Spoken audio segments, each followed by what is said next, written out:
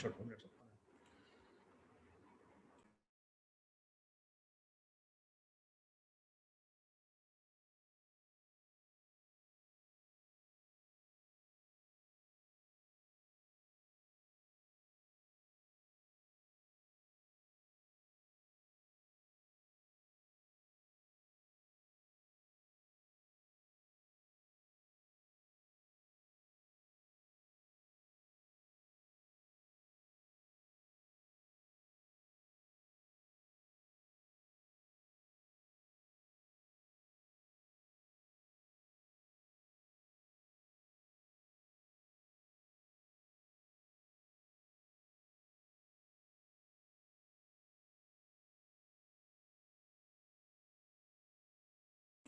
Senator, start.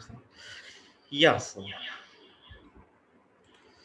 So, myself, Mr. Madhu Bhupati, representing Inovine Conferences, welcomes all distinguished guests, doctors, scientists, educators, colleagues, physiotherapists, friends, ladies and gentlemen. Today we are going to start day 2 of the conference. Yesterday we have successfully completed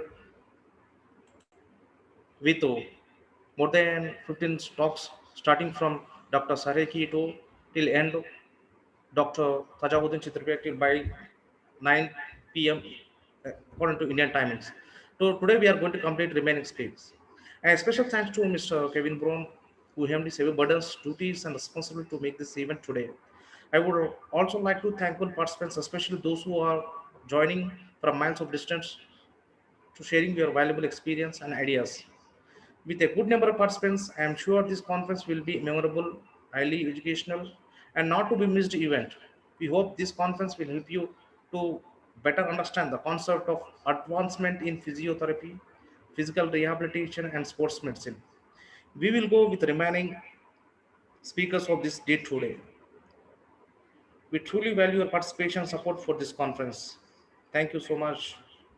Meanwhile, we ask all the participants to keep mute of your audio while speakers are giving his or her talk. If you have any problem with uploading of your PowerPoint presentation, you can send us mention mail ID or WhatsApp number. We can play behalf of you. Now, I would like to request Dr. Vinita Manchanda from Sir Ganga Ram Hospital from India to start with the opening speech. Yes, madam, you can start your presentation. Yeah, hello everyone. Can you hear me?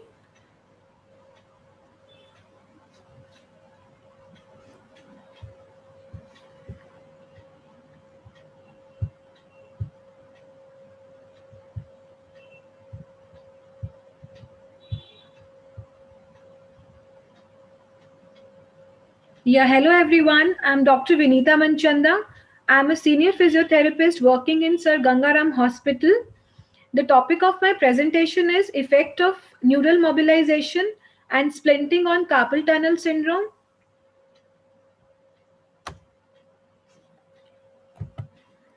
Before going into the methodology of my research, let me brief you about carpal tunnel syndrome and little about neuromobilization. So, the carpal tunnel syndrome is a compression of median nerve at the wrist is considered to be the most common entrapment neuropathy. It is more typically develops when daily activities subjects the wrist to long periods of repeated flexion or abnormal positions. Carpal tunnel syndrome often occurs in butchers, hairdressers, truck drivers, and typists. It is the most common form of RTD, repetitive trauma disorder, which affects mainly middle aged women.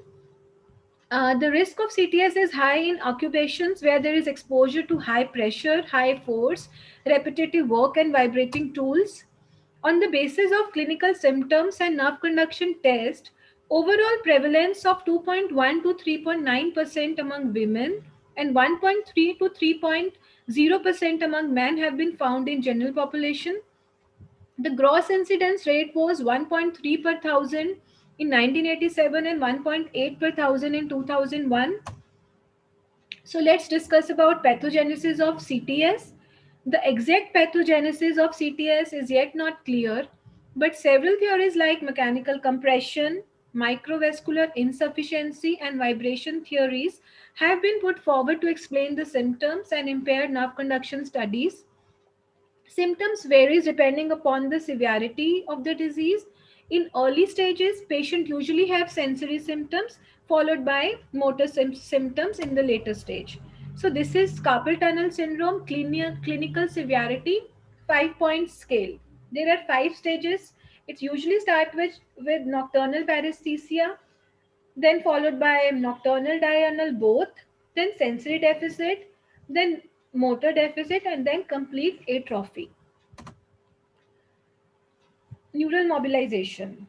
The benefits we get from neural mobilization is facilitation of nerve gliding, reduction of nerve adherence, dispersion of noxious fluid, increased neural vascularity, and ultimately there is an improvement of exoplasmic flow. The primary theoretical objective of the neural mobilization for the treatment of adverse neurodynamic is to attempt to restore the dynamic balance between the relative movement of neural tissue and the surrounding mechanical interfaces. So it allows reduction in intrinsic pressure and thus promoting optimum physiological function of the nerve.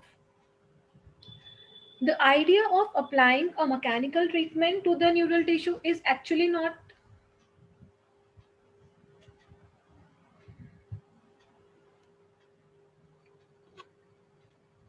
The idea of applying a mechanical treatment to neural tissue is actually not new.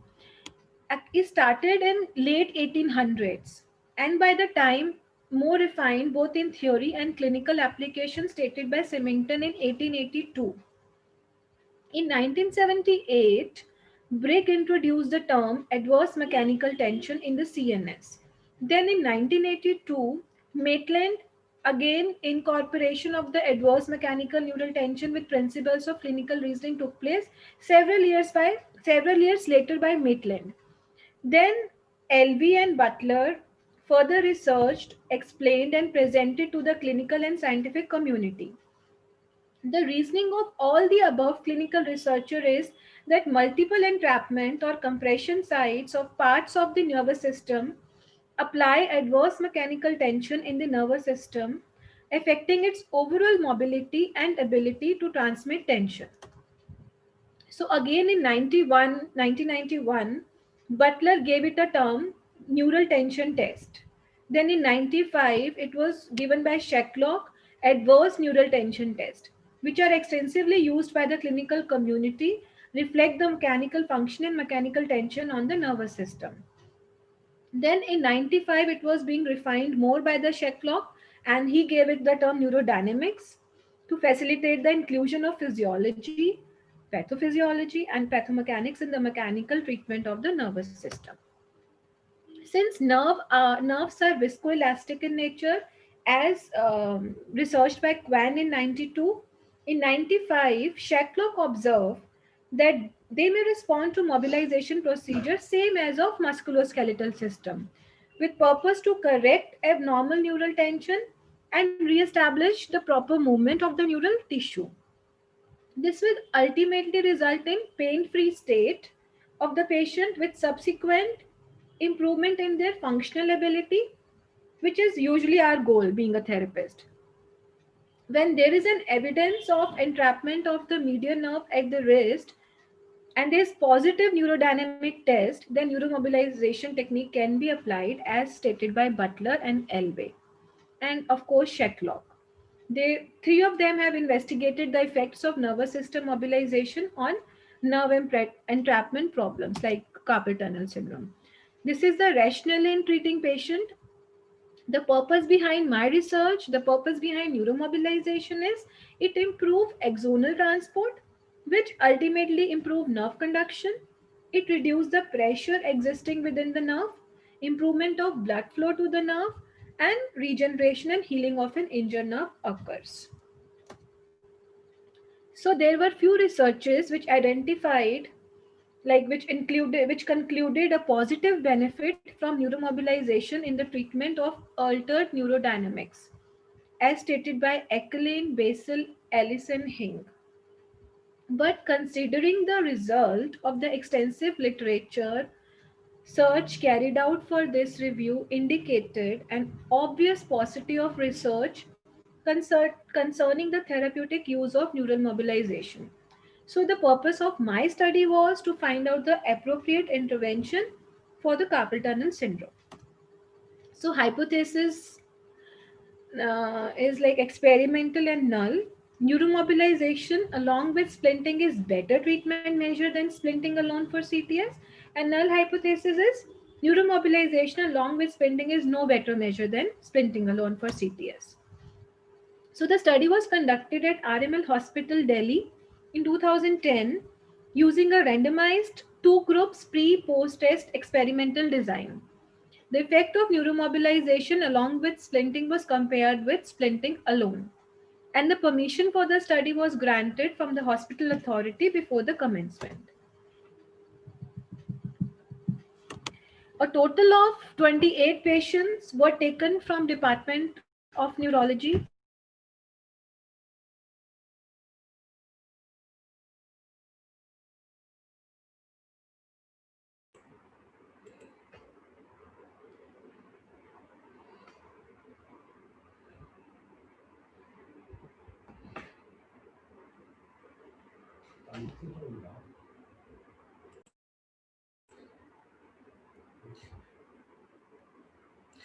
Excuse me, madam.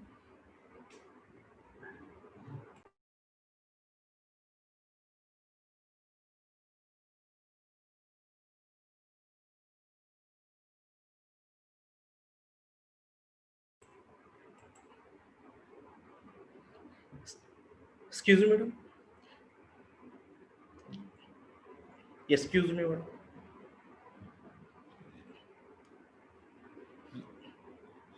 Excuse me, madam.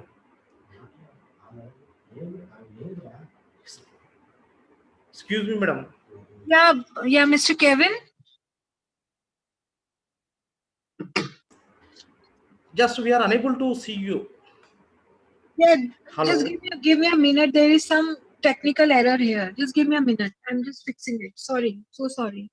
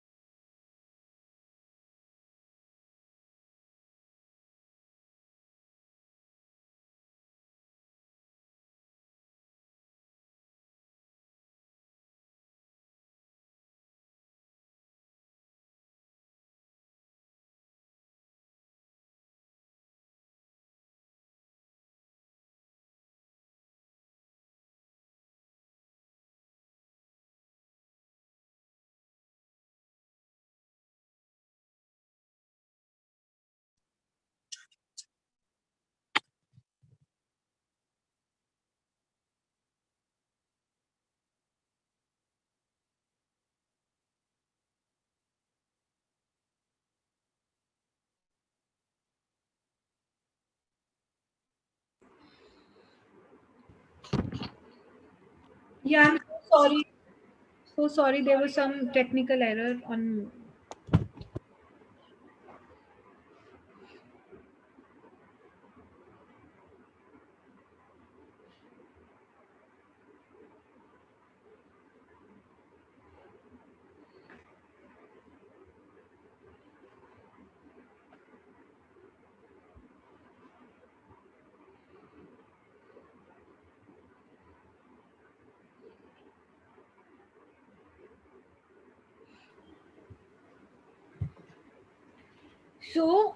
So sorry, everybody.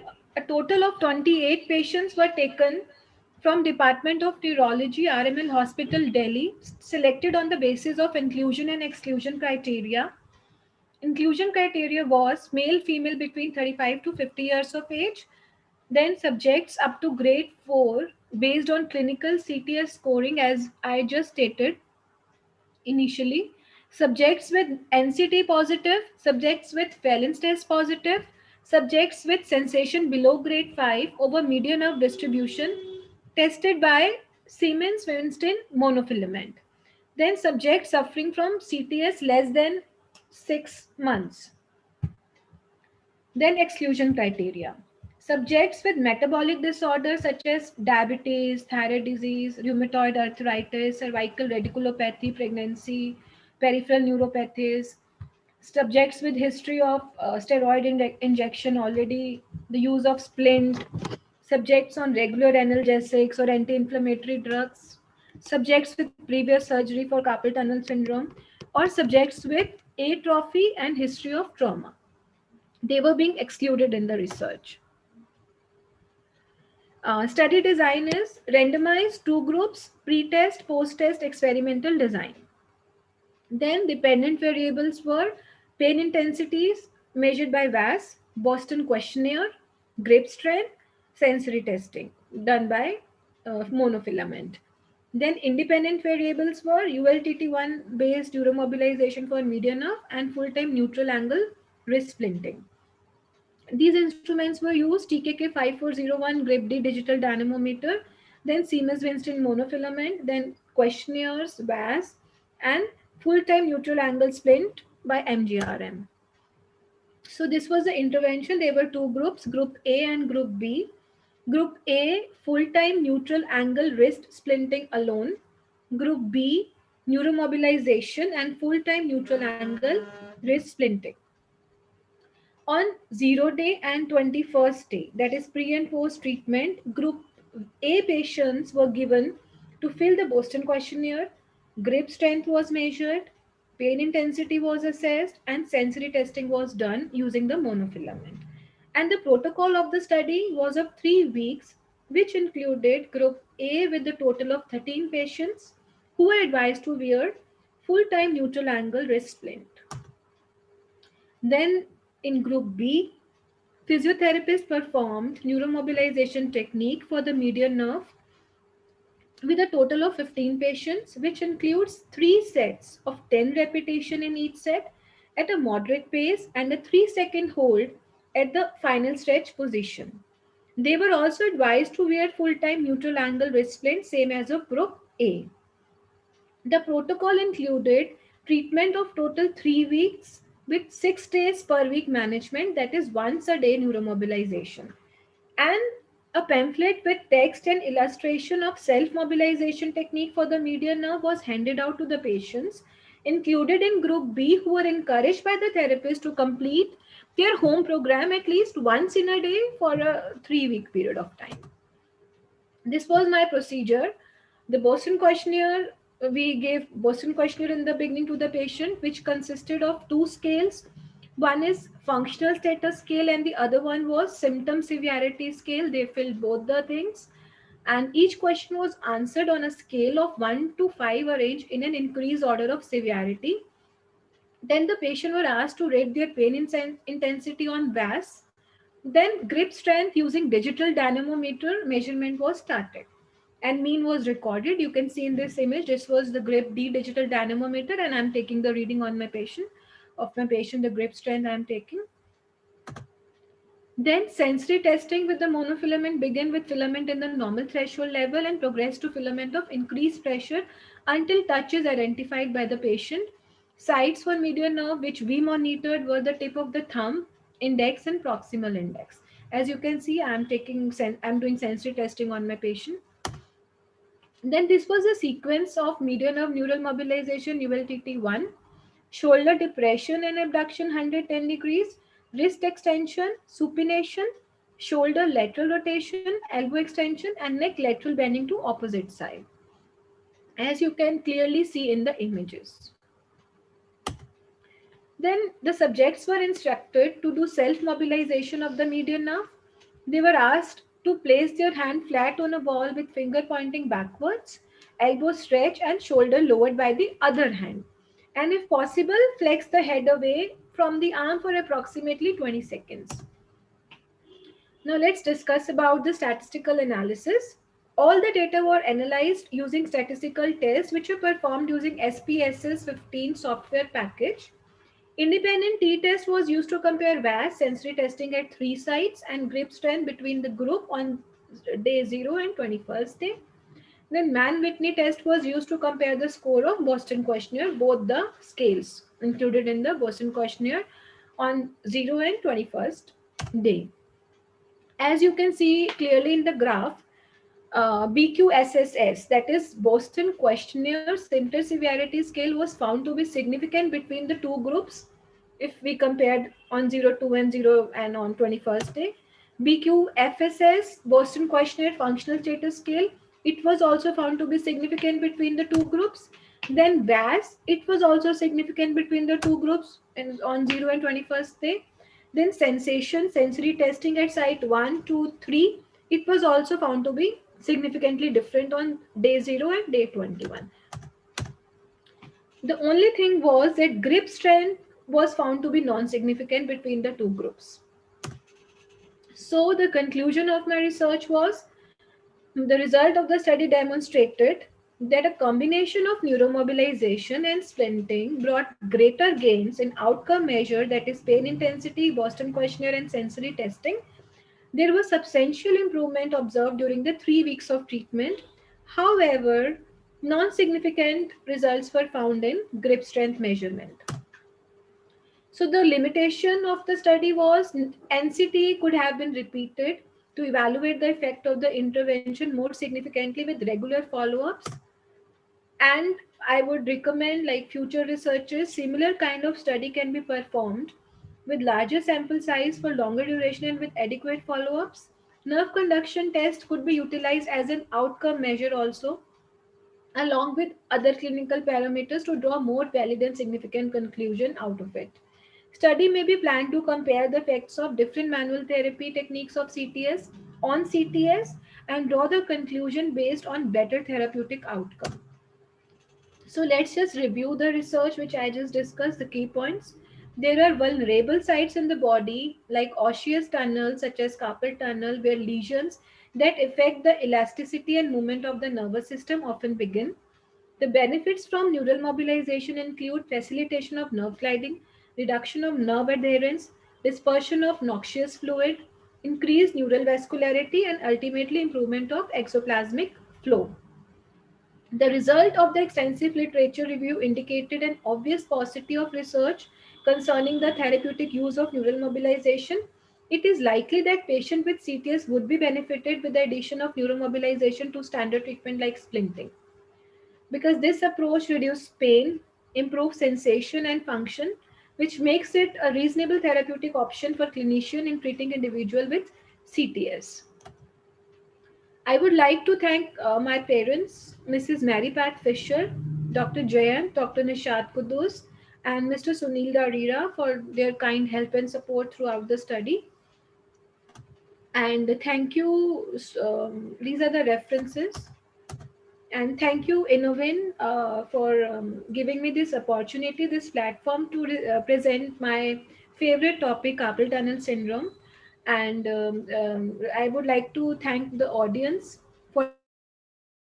And I would be very happy to answer any of your queries now, if you have. Yes. Any questions to Dr. Vinita Manchala?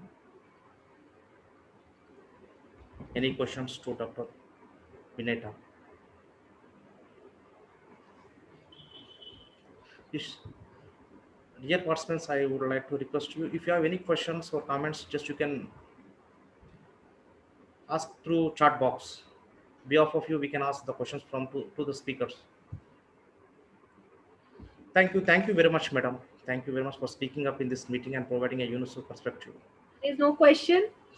Yes, no one is giving. It's okay. Thank you so much, Inovine. Yes, thank you. Yes, with nice presentation. A Thank comment you from so Ramakrishna. Yes, yes, yes. Looking forward to meet you again next time, madam. Thank you very much. Now we ask Dr. Nombiko Mushkanyane from University of Pretoria from South Africa to join the event and start presentation.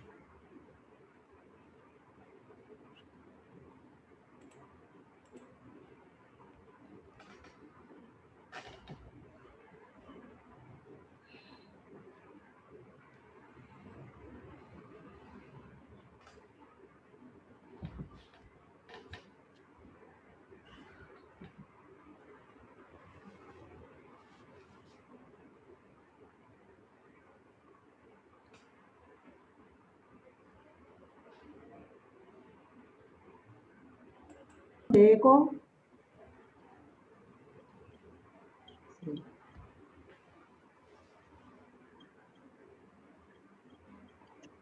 My name is Nombeko. I'm from the University of Pretoria in South Africa.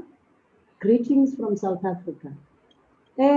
Before I start with the topic that you have already read, okay, I can just go back to it, which was looking at the reliability and criterion validity of a goniometer Pro App in comparison with a standard goniometer when measuring the angles of knee flexion.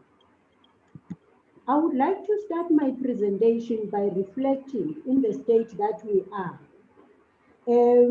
COVID-19 really interrupted all our activities, and it has enforced us to reflect and to think differently. And as that came, that is when the thought about sharing this topic with you came about, because it seemed as if COVID-19 has enforced the use of technology. The study was approved by the University of Pretoria Ethics Committee, and consent forms were obtained from all participants, and there is no conflict of interest from the researchers. To give a background to my study, measuring the range of movement is a very important outcome for all physiotherapists that are working with neuromusculoskeletal diseases.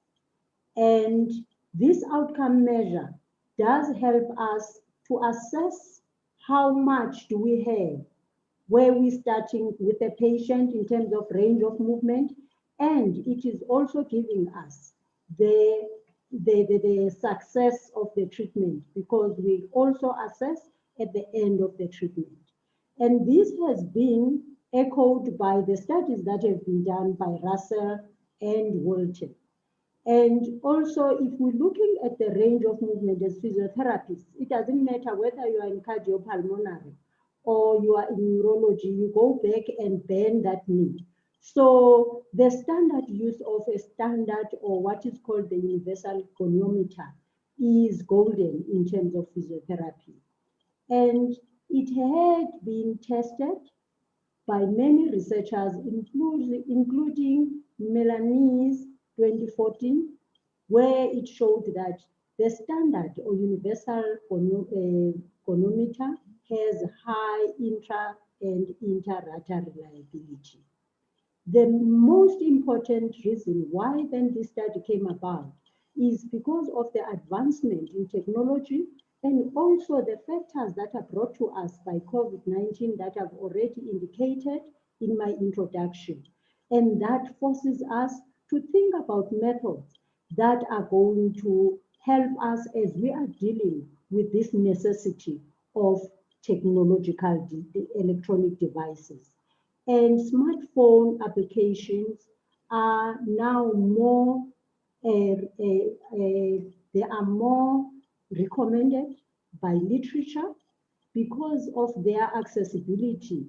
Even the cost is not much, because that's a choice of the owner.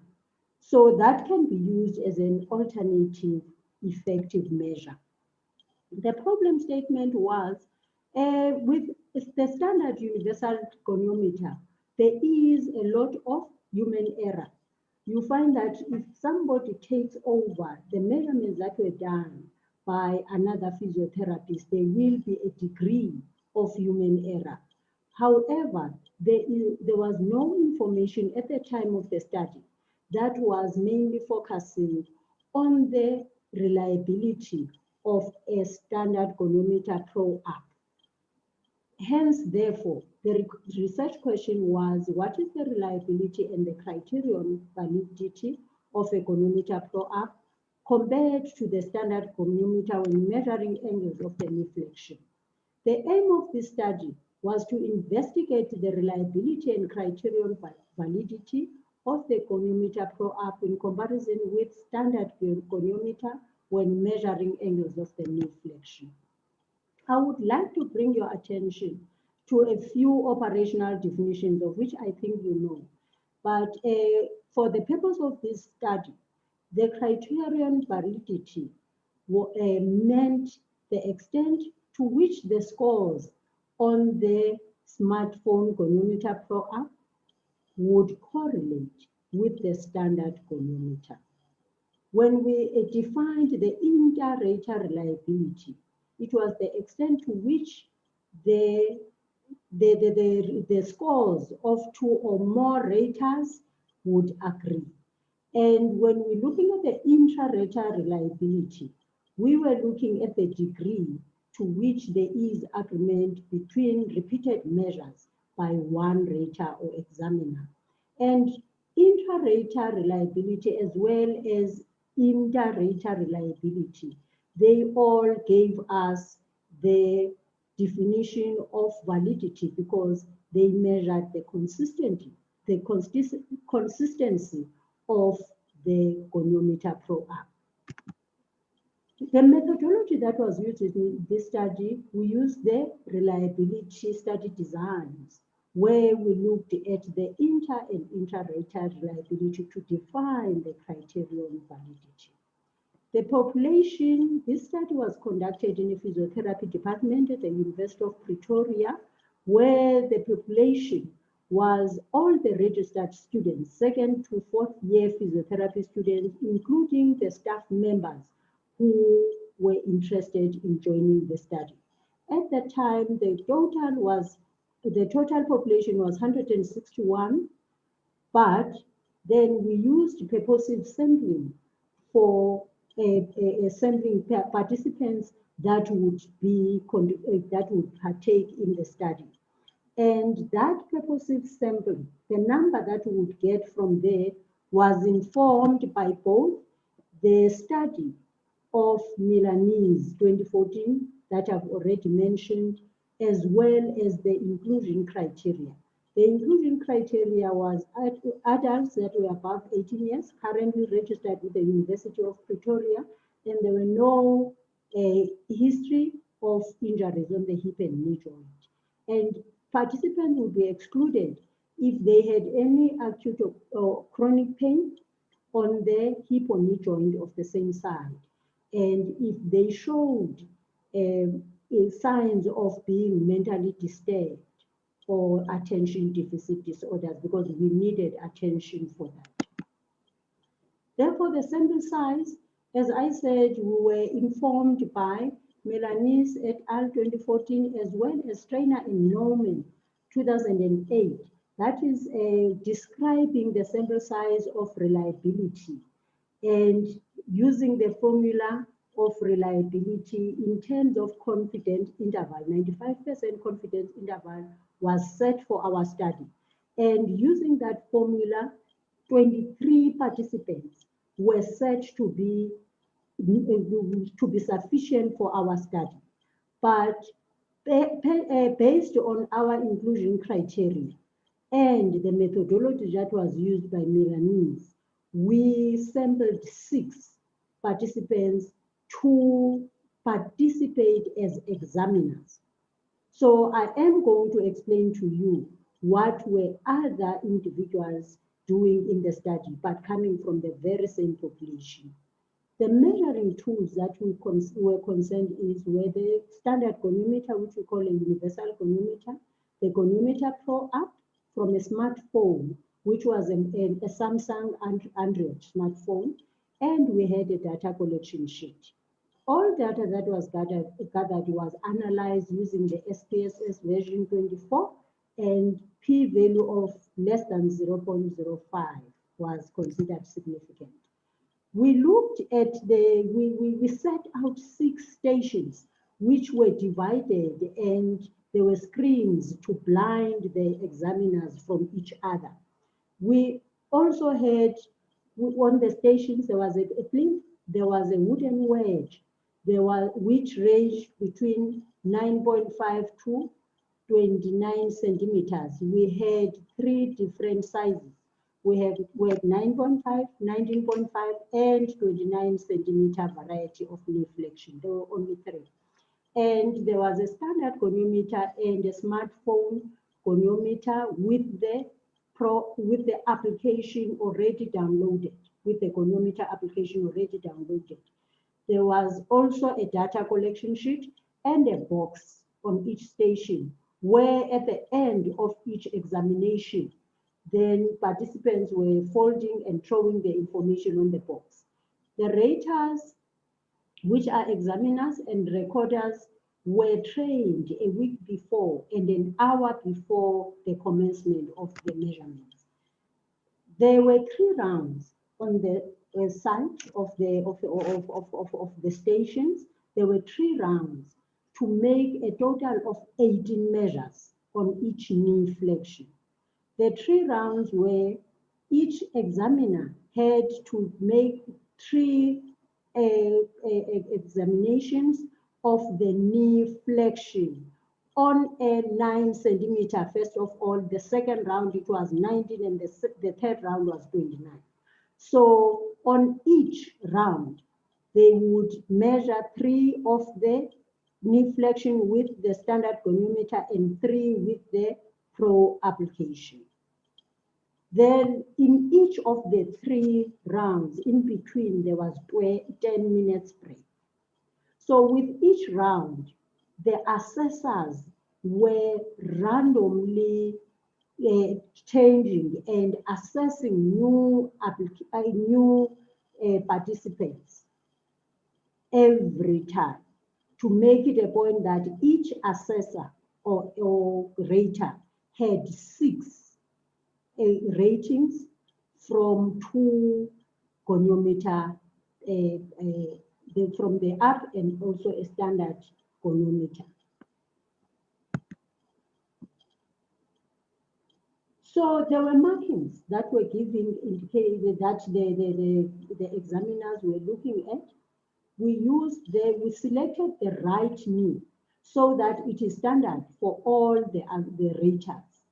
And the mark was made on the lateral joint line of the knee. And also for the smartphone Goniometer Pro App, there was a mark that was inferior to the tibial tuberosity, where the phone was, there were 2 marks for the phone to fit in. And then the rater would just take a measure from that measuring line. So this is the description of the landmarks. This is the normal way that we would assess when you are assessing a knee joint, because we've got only one range of movement in the knee, which is flexion. This is now the method that we used. All participants were in supine, and the measurements were starting from the flexion that was caused by the block, by the wooden block, which was on the plinth, and they were going towards extension. And their instruction was lift your foot up so as to get a full knee extension from the designed flexion range. This is how the Goniometer Pro App was held. The Goniometer Pro App was facing the recorder. In each station, we had an examiner and a recorder. So the recorder would take the measurements. The examiner was just taking the picture, not taking the recordings. So the recorder would take the recordings and write them down, put them in a box. The demographic of our raters, they were all coming from the physiotherapy students, and we did not get staff members. So we had a total of 6 raters. We had 2 raters from second year, 2 from third year, and 2 from fourth year. The results of the intra-rater reliability when we compared the 2. We had from 1 rater, as we can see, we had an average of above 90 with using the intra-class correlation coefficient, which shows high reliability levels. So for the standard goniometer app, as we can see, that is the highest with the first rater, and it all goes above 96% for all of them. And on the Goniometer Pro app, it is also at the same levels of 0.96 and 0.98, which is high correlation coefficient, meaning that these were, the reliability was high. And when we look at the inter-rater reliability for only the standard goniometer, we already know that the standard goniometer has a good inter-rater correlation. So the intra-class correlation coefficient levels were again above 0.90, of which in the intra-class, if it's above 75, that's high correlation. And the inter-rater reliability, we also got levels that were above 90, 98, that were above 90, that were above 99 as well. So that showed a very high correlation, a very high reliability. And when we're looking now at the correlation between the intra-class, between the standard goniometer and the smartphone Pro app, we then discovered that using the Pearson's correlation, we found that we have an R ratio of 0.98 with a p-value of 0.001, which shows that the two methods of testing were reliable in measuring the knee joint equally. So there was high correlation between the two. And in conclusion, what we can say is the Goniometer Pro app has a high intra and inter-rater reliability, which then confirms the good criterion validity. The implications of the study. This study confirmed that the Goniometer Pro app has higher reliability than the universal goniometer. And that was showed by lower mean values when we looked at the standard error of means. All the smartphone Goniometer Pro app values were lower than those of the standard goniometer. And when we looked at the results, when we compared and we looked at the Pearson's coefficient correlation, we then picked up that the Goniometer Pro app correlated well with the standard goniometer. So that means, therefore, that the Goniometer Pro app can be used by physios in the clinical settings. The only thing that the physios need to take care of is that the Goniometer Pro app measures larger angles compared to the standard goniometer. And that means, therefore, you cannot use the two interchangeably. You start with the Goniometer Pro app and you continue with it because of the differences in the angles that it measures. And when we're looking at this, these results compare with the systematic review that was conducted last year in 2019, which found that the smartphone goniometer applications have a higher reliability, and they correlate well with the standard goniometer for measurements of the ranges. In that systematic review, they looked even at the spine, at the knee, at the hip. There was only one study. But all in all, they said the only thing that needs to be checked was the inclination, of which in this study, the inclination was taken into account because we looked at 9.5 at the 19 as well as 29. And in all the different levels of knee flexion, they gave similar correlation coefficients. These are the references that I used, and thank you. Yes.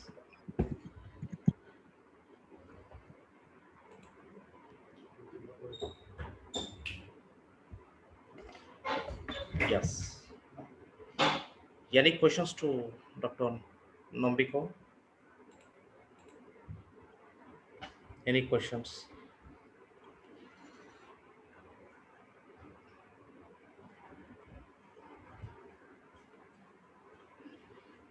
No questions. Yes, no questions, madam. Thank you very much, madam, for speaking up in this meeting and providing a unique perspective. Thanks you for sharing your tips with us. Looking forward to meet you again next time. Thank you. Yes. Now we ask Dr. Harmanpreet Kaur from Healing Hands Physiotherapy Clinic and Rehabilitation Center from Punjab, India to join the event and start presentation.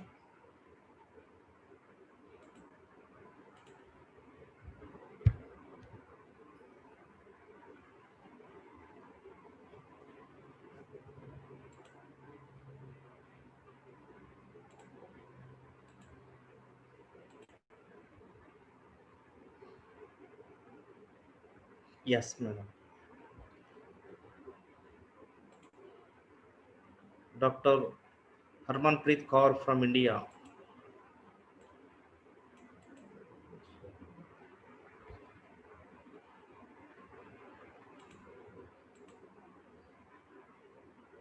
Dr. Harmanpreet Kaur.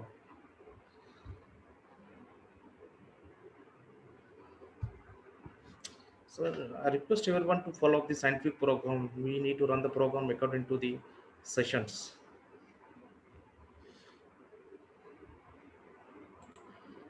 Next, we invite Dr. Hayman Nahez from Rifaf International University from Pakistan to join the event.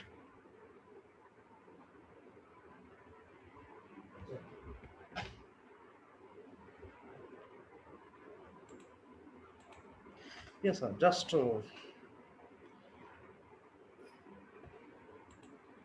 meanwhile, we'll take a short break around 5 minutes and we rejoin the meeting again.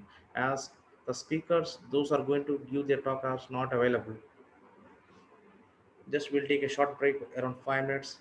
We'll join by 3 o'clock according to Indian Standard Time.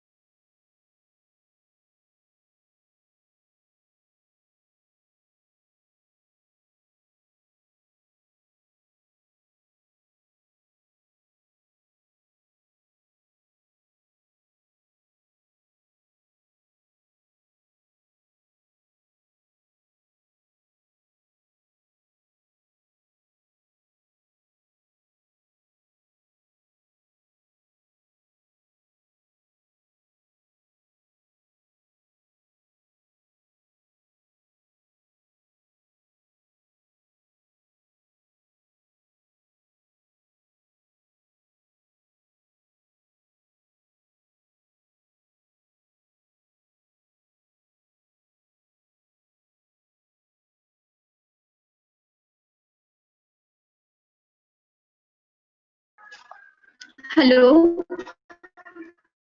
Hello, yes, madam. Yes, madam. So may I start? Just wait for 2 minutes. Okay, sure, sir.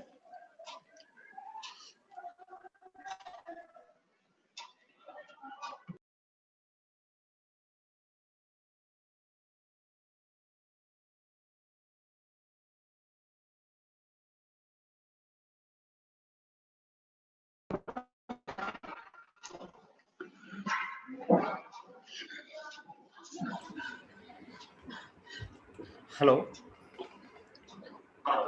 Hello. Yes, shall we start the program, madam?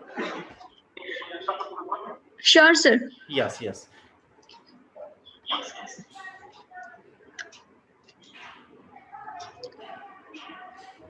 Yes, madam. You can continue your talk. Good afternoon, everyone. I'm Harman from Punjab, India.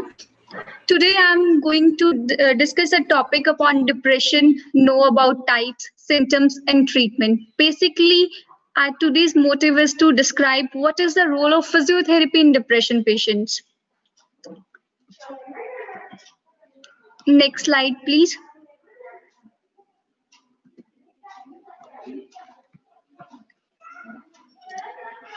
In this, our contents are introduction, risk factors, and first of all, we'll discuss introduction. What is depression? Depression is the principal cause of illness.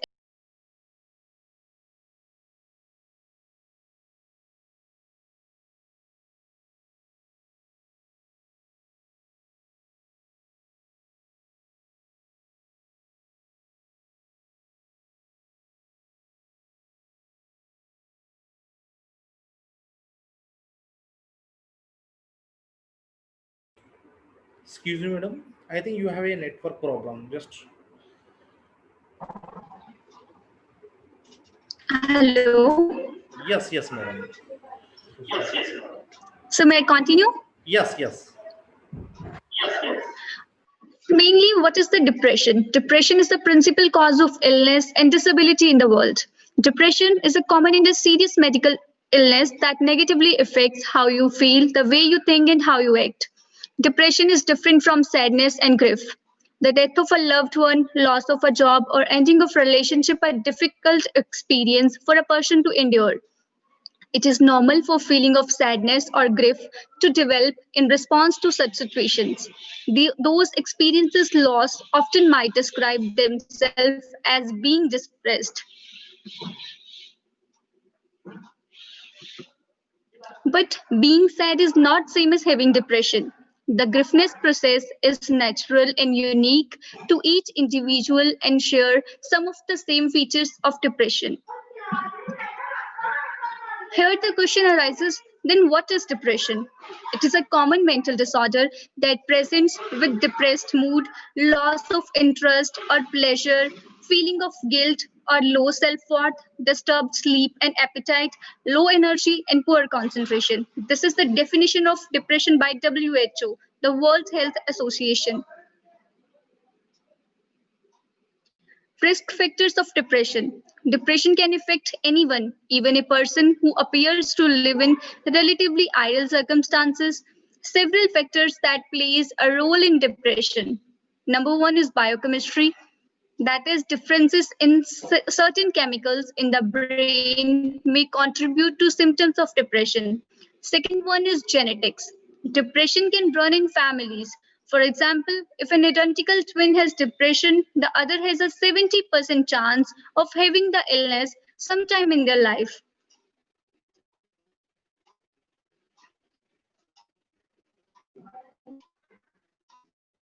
Now, the third one is personality. People with low self-esteem who are easily overwhelmed by stress or who are generally pessimistic appear to be more likely to experience depression. The fourth one is environmental factors. Continuous exposure to violence, neglect, abuse, or poverty make some people more vulnerable to depression.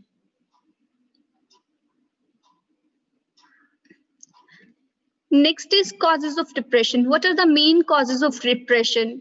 causes of depression are completely understood, but it is believed that there are several key factors, including genetic and environment, that make a person more likely to become depressed. Some common causes of depression are a family history of depression, as we learned previously, a identical twin experiencing a traumatic event or major life change such as loss of a job, death, or serious illness of a spouse or divorce.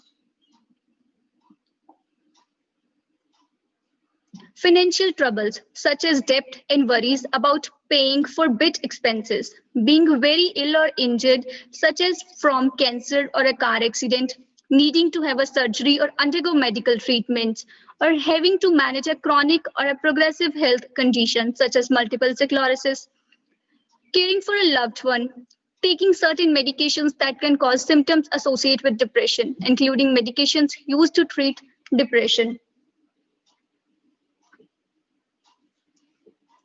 Using illegal drugs or misusing alcohol. If you have experienced a form of depression before, you may more likely to experience it again or develop another form in response to certain stressors or life change, such as having a baby. Symptoms of depression. What are the main symptoms of depression? Depression symptoms may vary from mild to severe, and they can include feeling sad or having a depressed mood. Number two, loss of interest or pleasure in activities once enjoyed. Number three, change in appetite, weight loss or gain unrelated to dieting. Number fourth, trouble sleeping or sleeping too much. Number fifth, loss of energy or increased fatigue. Number six, feeling worthless or guilty. Number seventh, difficult thinking, concentrating, or making decisions. Number eight, thought of death or suicide.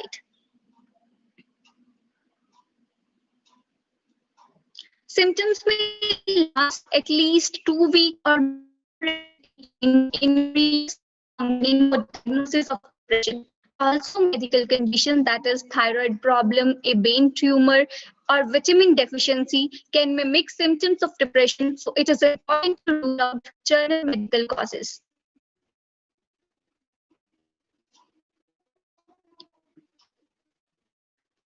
This diagram shows us mainly what are the main symptoms, important symptoms of depression, which include loss of interest, change in appetite, decreased ability to think or concentrate, loss of energy, increased fatiguability, change in psychometry activity, recurrent thought of death or suicide, almost constant sadness.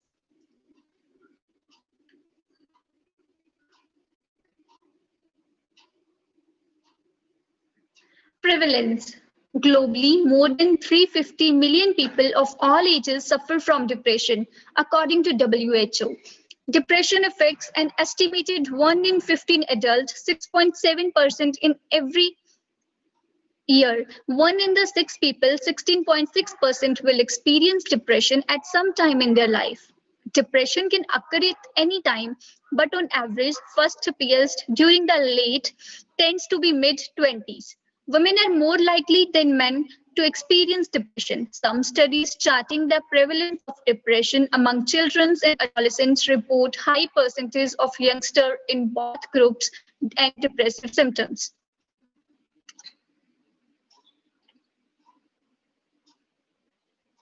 This diagram shows us the current depression prevalence, District of Columbia, Rousseau, US, Virgin Islands, and here is the percentage according to it, how many percent people are there of depressions.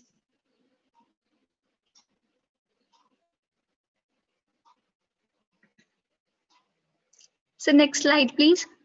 Yeah, types of depression. Along with major depression, there are several other types of depression which are characterized by symptoms or causes.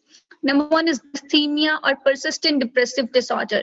Is a milder form of depression in which symptoms last for at least 2 years. Number two is postpartum depression, involves feeling of extreme sadness, fatigue, anxiety that starts after a woman gives birth.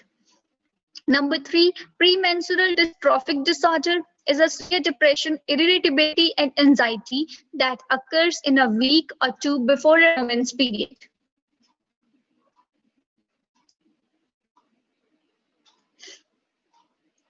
Seasonal affective disorder is a depression that occurs during the winter months and is relieved by the change of season. Number 5, bipolar disorder, formerly called mimic depression, is characterized by alternating episodes of extremely low mood depression and high mood mania. Psychotic depression include feature of both depression and psychosis, such as having false beliefs, delusions, seeing or hearing things that are not there, hallucinations.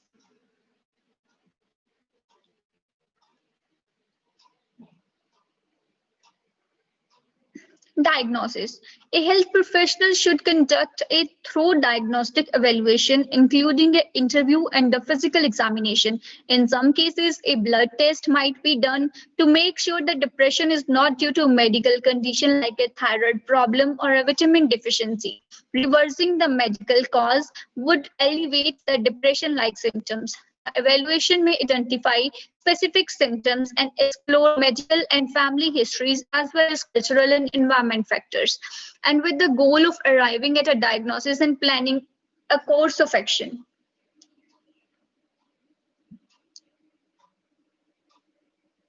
Investigation. Mainly, there are two types of investigation from depression. Number 1 is rating scale, which includes Beck Depression Inventory and Hilton Depression Rating Scale. And number 2 is dexamethasone suppression test.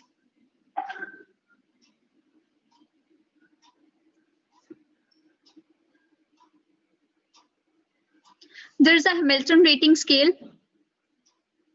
Maybe it is visible to everyone.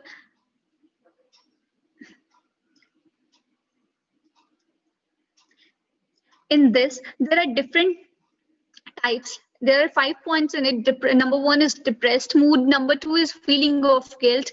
Number 3, suicide. Number 4, insomnia early. And number 5 is insomnia middle. And in these all, there are 4 points, 0 to 4. People, according to their problem, will be given a number, and at last they are total to know about the total score of depression. Mainly, this scale is used in the diagnosis of depression. So here is a diagram of it, which clearly describes what it is and how it is done.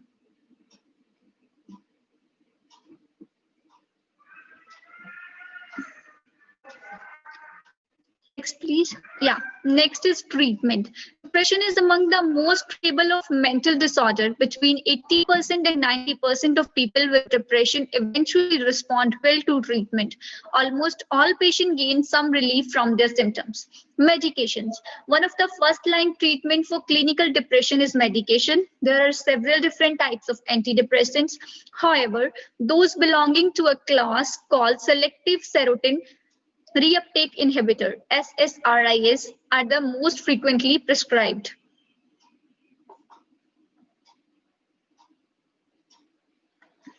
Psychotherapy. Psychotherapy is often used along with antidepressant medicines. Cognitive behavior therapy has been found to be effective in treating depression, that is talk therapy. CBT is a form of therapy focused on problem solving in present. CBT helps a person to recognize distorted and negative thinking with the goal of changing thoughts and behaviors to respond to challenge in a more positive manner.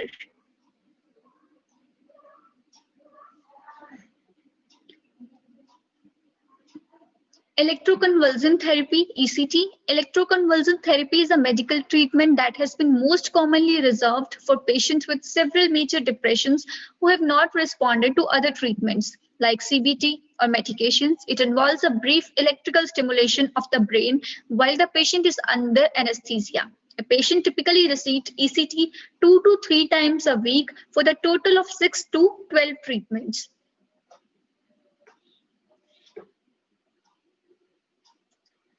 Physiotherapy of depression. Now the main motive is what is the role of physiotherapy in depression patients. Regular exercise help create positive feelings and improve moods.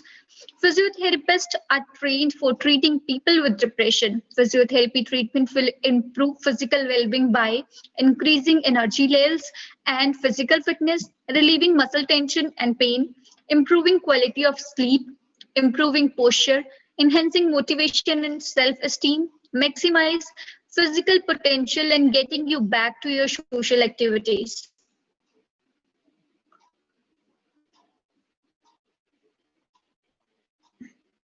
Physiotherapist will initially assess your symptoms in order to develop a rehabilitation program that is right for you.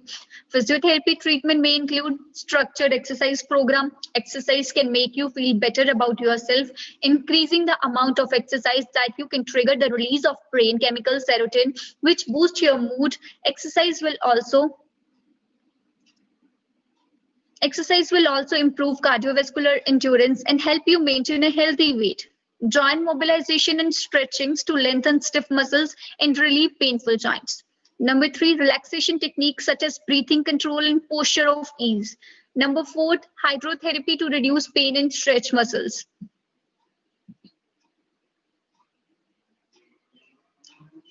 There is an exercise and depression shows 100% of people suffer from depression every year. Running is equally as good as psychologically therapy in treating depressive symptoms. 30 minutes of walking each day is enough to improve the symptoms of depression. Exercise can decrease depression as equally as 10 days, but usually take 10 weeks to see its full effects. At 10 months, exercise has been shown to improve depression more than medication. And this is proved also.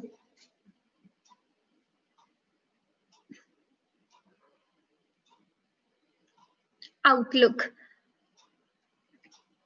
Depression is highly treatment. Up to 90% of people will eventually improve with medication, therapy, and a combination of two or another treatment. However, it can take some trial or errors to find the therapy that works best for you.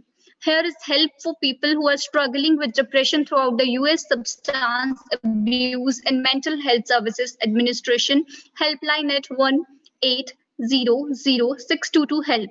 Suicidal thoughts and actions can occur in people who are severely depressed. If you are thinking about hurting yourself, call a trusted health care provider right away. Reach out to supportive friends or family members or call the National Suicide Prevention Lifeline at 1-800-273-TALK. If you are immediate risk for self-harm, dial 191 or local emergency services. So here question arises, why physiotherapy is this much important in depression patient? Like I took a research on this topic. I treated 2 depression patients in my clinic. They came to there are few patients who rely only on medicines, but I took a survey which shows that only the patients who rely on medicines will treat much better if they took physiotherapy sessions with it.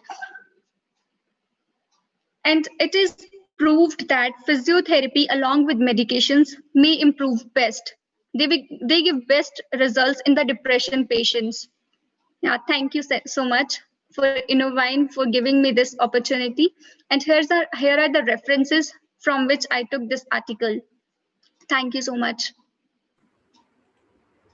Yes, you have got a question from Dr. Mahesh Javari. What is the training needed for physical therapists to deal with depressive patients? There are many kind of patients we see in our daily life. We are not manual therapist, we are physiotherapist. But why we do that? We are not chirotherapist, but we can do that. There are many kind of patient. If patient come to you, you can't say that, "Na, I can't deal with you." We have to be mentally prepared to deal with them. It's a very important thing. Many patients who came to you in their need, you can't say no. No doubt they have to go to psychologist or the doctor to take his medicine, but physiotherapy helps them to heal early. So what's wrong in it? It's important for every physiotherapist to learn everything.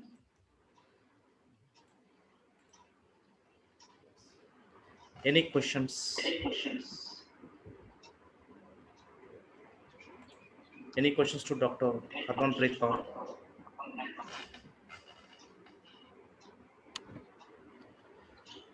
Thank you very much, madam, for speaking in this meeting and providing a unique perspective. Thanks again for sharing your tips. Looking forward to meet again next time. Thank you so much. Now we ask Dr. Imanshu Tiwari from Sports Physiotherapist, founder of 69 Fitness Street from India, to join the event and start presentation.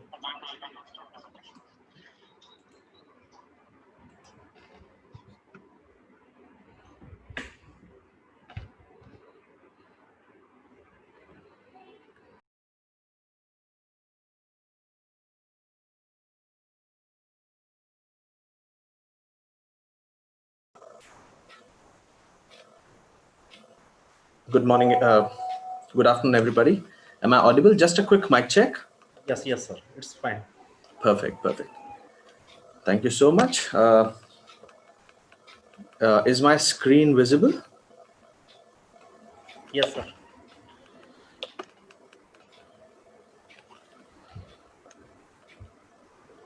It's fine, sir. Okay, perfect. So, good evening, good afternoon, everybody, and I welcome you for a session on plyometrics, a performance catalyst. Before we proceed, I'd like to thank Inovine, especially Mr. Madhu and Kevin, for inviting me and giving me an opportunity to share my part of knowledge on plyometrics. So plyometrics is definitely a great tool and a new part of training and rehab. So before we proceed, a quick introduction about myself. I'm Dr. Himanshu Tiwari. I'm a sports physio and a fitness coach. I'm an American Council certified, NASM certified professional. I work with pro athletes and professional teams and clubs. So these are few of our collaborations and associates with whom me as a firm by the name of 69 Fitness Street we work. So it's been really long working, and I've worked with somewhat close to 2,000 professional athletes and people around. And I've figured out a couple of things which we lack on that the protocol, the pattern, the training scheme actually is good, but we sometimes lose a kind of grip, a control on what we call as the training, which can help us scale up the skill set, right? So plyometrics is one of the tools, one of the processes through which we can try and increase the performance, scale up the skill set, scale up the performance of a player or an individual, not specifically an athlete. It could be anybody, right? So proceeding ahead, the workshop or the seminar will give you a takeaway of these particular points. First is plyometrics and mechanics and physiology. You'll be able to understand what exactly the mechanics of plyometrics is and how the physiology works. Second, how to design and understand a plyometric program. Third, plyometrics and other forms of exercises. So I'll be giving you a couple of exercises or drills through which you can understand how plyometrics can be incorporated or practically applied. Next is safety considerations. So every protocol, every design, every drill actually is responsible for your scalability, but it also comes with hazards. So we have to be really safe, and we should understand what exactly are the considerations for our safety. And I'll be sharing further a couple of advanced researches on the same, right? So let's proceed. Okay, so plyometrics. What exactly is plyometrics? Plyometrics is a non-traditional type of resistance exercises. So this means that we are actually working on strength. Okay, so if we are able to understand this pattern of training, we would be able to adjust, adapt, and use the strength to scale up any kind of skill set. Yes, I repeat, any kind of skill set, right? So benefit is we increase the range of preventive injury management. We increase the power development. We increase the performance as in sprinting capacities, agility, body balance, control, etc. Right? There is one more way through which we can use plyometrics, and that is we are able to create a neuro-linguistic program, a default protocol, which can automatically trigger on pertaining to the situation and help us manage with the load and stress. Okay, so this is basically the benefit of plyometrics. Now let's talk about the key benefits of plyometrics. First, it develops explosiveness. So when plyometrics help us to develop speed, agility, and balance, it will definitely help us to create a next level of launch or a next level of takeoff when we are actually sprinting. So for athletes who are actually into sports like basketball, football, cricket, and all kinds of athletic activities, as in sprinting, which is involved, okay, they are the best athletes to get benefit out of it, and trust me, they scale like anything. The second benefit is increase leg length and muscular endurance. So for athletes who are into marathons, who are uh, into kind of jump or javelin throw or other athletic activities, they get benefited. And muscular endurance is one of my favorite, because not just athletes but dancers also get benefit out of it. So I've worked with a couple of ballet dancers, and I've worked with a couple of professional dancers, and I was able to help them manage with their body balance and their scalability pertaining to the awkward body balancing positions while they are performing the activity. So muscular endurance really helps. The third is burning calories. So we are actually working on explosiveness. We are actually working on strength. So calories, definitely they keep burning. So you do not acquire the unnecessary or unwanted fat within your body. As we are actually working on injury preventive management, it reduces the risk of injuries and helps you to rehab in case of return to sport as well. So these were a few of the key benefits. Now, how exactly it works, how exactly it comes into play? The stretch reflex of the body helps us to gain all these key benefits. Okay, so what do you mean by stretch reflex? In the movement, when we have to contract, what should be the time period of contraction? When we have to expand, how long we have to hold on with the contraction or expansion? This thing actually helps us to understand and use the scalability pertaining to this kind of training pattern.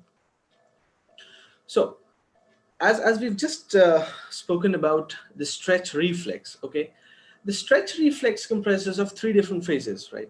And these three different phases basically is the grassroots or the groundwork of plyometrics. We actually exploit, yes, we actually exploit the stretch reflex of the muscle in order to get the maximum capability or a maximum development for our goals, right?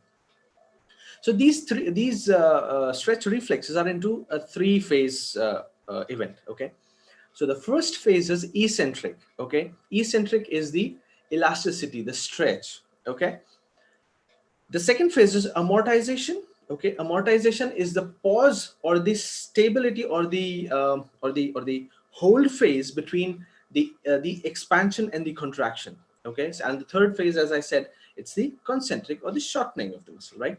So these three phases actually act on to what we call it as the exact science of plyometrics. Let's get onto it. Let's understand what exactly these three phases are. So let's talk about the first phase. The first phase is the eccentric phase. Okay, so eccentric phase, the stretch of an agonist muscle. Okay, eccentric phase is the word itself says expansion. Okay, stretch. The stretch is been happening. Okay, when we are actually expanding, when we are actually stretching, the first phase comes into play, right? So when we are actually expanding, what happens is the muscles, okay, the muscle or the muscle fiber, they tend to get stimulated. Okay, so they are actually developing the potential. Okay, they're actually creating the elasticity within. So they're using the stored potential within it. Okay, then the second phase comes in to play, that is called as amortization. Okay, so now imagine, okay, we are expanding. Now we are holding on to the expansion to make sure that let the best time come, and then we'll give in for the explosiveness, right? Or the contraction. Okay, so we've developed the potential, we're waiting for the correct time, and then it comes on with the shortening of the muscle, or or the execution part, or the explosion part. Okay, just to make these phases understand, I'm using these terms, I'm using these phrases. Okay, I'll definitely explain these phases separately as well, so that it will be more clear. So just hang on with it. So the amortization, or the second phase, is actually very important, because it gives you the range, it gives you the opportunity to exactly incorporate the efficiency of what we are looking forward to. Let me give you an example. A basketball player is waiting for the alley oop. Okay, and he's waiting for that, and he's waiting for the trigger for the ball to come. Okay, he is just developing the potential while squeezing him down, while the spring goes down. So he's just squeezing his knees, he's just bending it down and bending it down and just waiting for the time when exactly he's ready to grab the ball and go for his dunk, right? So the moment he sees that yes, the ball is coming in, the amortization phase is over, and he immediately goes on for the next activity, right? So this is a very clear or a classic example for the plyometric execution. Okay, to develop this kind of skill set, we use a couple of drills, we use a couple of exercises to make sure that the timing of the jump is perfect, the landing goes perfect, the stay with the muscle goes perfect, he's able to manage himself while in the air. So these all things help us to develop the potential using the plyometric exercises or drill set. Okay, now the stretch shortening cycle combines the mechanical and neurophysiological mechanism and is the basis of plyometric exercises. What do we understand that? This line is actually very important for us. Okay, the cycle, okay, is exactly responsible for how the body will be responding to it first. Second, how the brain and the muscle would be communicating, how the coordination would be done, how they are able to manage with the load and the stress of the exercise. Okay, how quickly it has to contract and expand, or how quickly he has to expand or contract. Okay, it depends on the type of exercise, it depends on the activity, it depends on the goal, it depends on the action which we are about to perform, right? Now let's get back to the earlier slide again. We are talking about the eccentric amortization and the concentric phase. Okay, the shortening of the muscle fibers, okay, is responsible for the activity. The expansion of the muscle fiber is responsible for the activity. What is the amortization phase doing over here? Now, as we just saw the SSC cycle, okay, stretch shortening cycle, what happens is the amortization phase actually helps you to get the exact execution of the phase of the activity. Let me give you an example. A football player or a striker is actually running. Okay, he has the trigger in his mind that he has to score a goal. He's waiting for the ball to come in. What he does is he is into a motion. Okay, his brain is actually getting activated because we have already trained him with certain drills, with certain exercises, and we make sure that his timing or the contraction and the expansion should be just perfect. So at that time, the amortization phase goes really, really, really short. Okay, and there's a sudden contraction and expansion. Okay, so the cadence increases, he is able to understand the timing of the ball, the contraction comes in, and then there's a first connect and he's able to score the goal. Okay, this kind of decision making, this kind of skill set, or this kind of activity is mastered with the help of plyometrics. Okay, so what we understand by this, the first thing what we understand by this is the skill set is being developed. Okay, the precision is being developed, and the control on the muscle group is being developed by plyometrics. Right, now again, one more example. When the moment he comes into first contact with the ball, okay, when the ball is being passed to him and the striker or the player, he contacts the ball for the first time, there has to be an understanding that he has to take the first touch or he has to go for the first connect for the shot. Okay, so either he'll go for a punch or the first touch. This thing again is being developed by plyometrics. How? Let me give you an example. When the ball comes in, the decision of the distance is being taken care by our higher centers. Okay, the moment the decision is being taken and there is an hindrance in this final activity, what happens is the amortization phase expands. There's an increase of amortization phase, and then all of a sudden the eccentric and the concentric phase comes in. So there is no sequence as in like first phase, second phase, or third phase. Okay, probably amortization can come before or after, or eccentric can come first, or concentric can come first. So there's no sequence. These phases, they actually occur during the activity. All right. Now, we need to understand which phase has to be used when and how. Right. Now, the phase has to be decided by us pertaining to the sport, pertaining to the activity, and pertaining to the goal which we are looking forward to. So let me give you one more example over here. The requirement of a striker in a football game or on a soccer game would be different than the center back or a center midfield player, right? The requirement of a batsman would be different and a bowler would be different, right? A requirement of a skipper would be different, and a requirement for a fielder, which is there on the boundary line, would be different. Okay. So the training pattern, or the plan, or the periodization, or the scheme on how we have to train depends on what is the sport or what is the activity, depends upon the requirement. So if the striker is good with understanding and the first touch, what we need to focus on the first punch or the first contact. Okay, so the requirement pertaining to that situation is different. Okay, now as I worked with dancers also, requirement with the dancers are absolutely different, because in their phase, the amortization phase plays a very major role. They have to hold on with the contraction, sometimes they have to hold on with the expansion, sometimes they are actually, if they're suspended, they have to work on more with the hold time during the activity and the performance, right? So these three phases are actually the basis of plyometrics, and there's no specific scheme which comes into play. Anything can come first or anything can come afterwards. Let's get back to the next slide. So the first point has been explained, that the mechanism or the neurophysiological scheme, the pattern, comes into play when we are actually working with these three phases. Okay.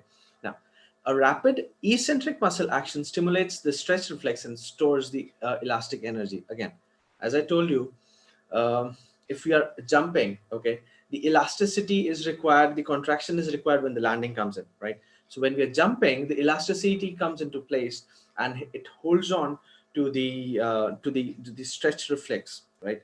So they are able to produce, they are able to hold, they are able to subsequently manage with the thrust, with the contact, and the landing process while they come down after the jump.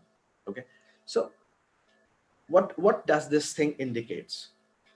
This clearly indicates that if we are able to understand the need of the situation, the need of the sport, the need of the skill, and the strength of the player or an individual, we can create a pre-plan for preventive management of injuries.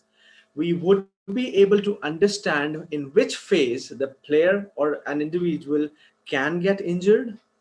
We would be able to scheme the pattern through which we would be able to give him a good explosive contact and first reaction.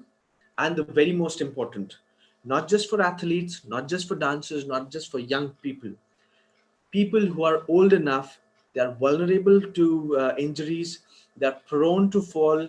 We would be able to give them a better control, a better understanding, and a better hold on their balance and body activities, right? So I've worked with one of the veteran players, and he's had a couple of head injuries in previous games. When he was young, he was really good.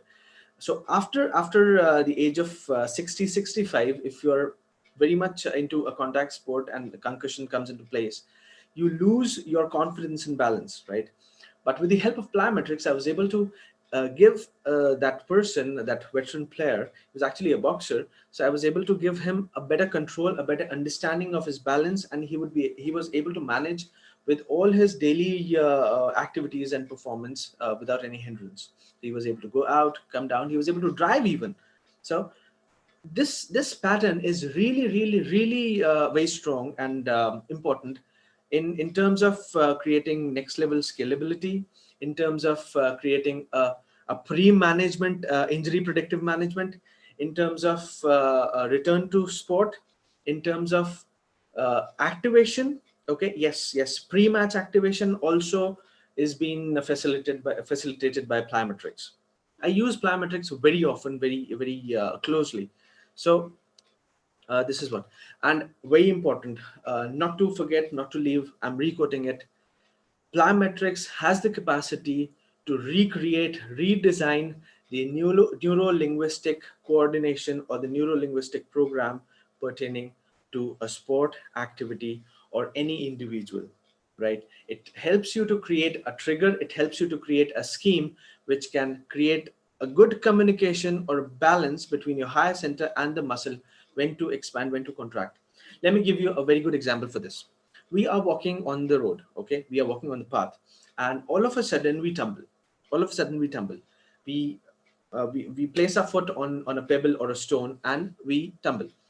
What happens is all of a sudden the brain gets a trigger that there is a problem, okay? There is a problem, and there might be, you know, a kind of fall, and there's sudden contraction and expansion happens, and the body is able to manage with balance. So you just, you know, run or jump a bit of steps and you're back to the stable position. What this is actually the contraction and expansion, so eccentric and concentric phases, which come into play and help you regain your balance. We can increase this in dynamicity with the help of plyometrics. Okay, so this is a kind of a very clear and a very stable example which can help you increase and enhance your balance activities and situations, right? So let's proceed further. As I mentioned earlier, that every activity, every training pattern comes out with risks. Okay, injuries happen. We are in the world wherein we tend to get injured. But what if we are able to create something which can reduce the extent of injury, which can reduce the chances of getting injured, and which can help you come back to your functional capacities as soon as possible? So plyometrics gives you an opportunity to actually reduce the risk of getting injured. It reduces the extent of injuries, it reduces the chances of you getting injured, okay? And it also helps you to regain the balance. But make sure you use the technique, you use the protocol, you use the process perfectly, with perfect precision, right? So let's discuss some of these safety considerations for the plyometric protocol. So the first safety consideration is risk of injury is due to the forces placed on the body. Now let me explain. Forces placed on the body means when you're landing down, okay? Even if the technique is good, even if the landing process is good, the first contact which comes into play with the ground or with the floor can give you a bit of injury or a bit of disbalance. Let me give you an example. How many times you've experienced that when you actually fall and when you actually land, when you come down on the floor, okay, you suddenly get a jerk on the head, or you sometimes get a blackout, okay? So this is again a type of thrust contact with the ground when you're landing, okay? This is again a risk. Proprioception. So proprioception is basically very important because when you're landing down, your awareness, your understanding should be really good. When you're moving ahead, or when you're performing any kind of multi-planar activities, your awareness should be very good. Your balance, your coordination, your conversation and communication with your body, mind, and muscle should be very clear. Okay, so this can create problems sometimes. Age definitely is a problem. A person who's of 16 years of age or 17 years of age would be able to perform the plyometric drills and activities much better and efficiently than a veteran who's actually at the age of 55, 60, or 65, right? So age is definitely a consideration. Technique, the way you land, how the knees should be used, how the upper body should be placed, how the shoulders would be placed, what should be the synergy between shoulder and your knee, how the ankle, hip, toe, and shoulder should coordinate. This is very important. Okay, so I'll be showing further in further slides how the upper body would be coordinating with the lower body in order to keep yourself safe while performing these plyometric drill activities, right? So these are few of the safety considerations we have to take care of.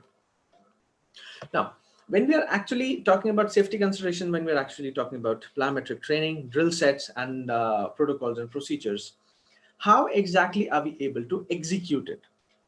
So plyometric trainings or plyometric protocols programs can be executed and implemented with athletes who need to be stronger, who need to be faster, who need strength pertaining to power, or who are into an awkward body control management or movements, as in like dancers or the air activity players. Okay, so all these players, these people, they need the plyometric training patterns. Okay, so let me give you an example of how exactly we deal with it. So I have a couple of small videos. Just let me just show it to you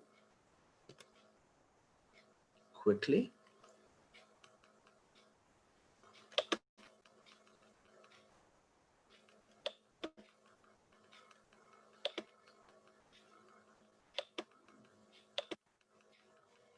So this is me actually working with one of my player before the match activity. So here I am actually explaining the technique, how exactly he has to execute, what should be the exact landing process, how he has to understand where he has to hold, what is the balance, etc. Okay. So he's just recovered with an ACL injury, and he's about to perform. Okay. Now, in next video, I have created a couple of ballistic type of a training with plyometric training. Okay. So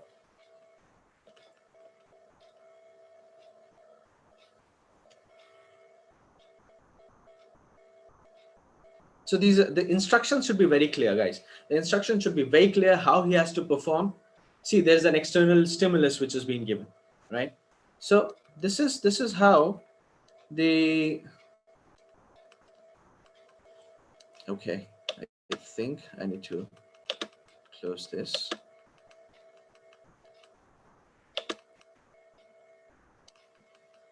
So this was me working with one of my players.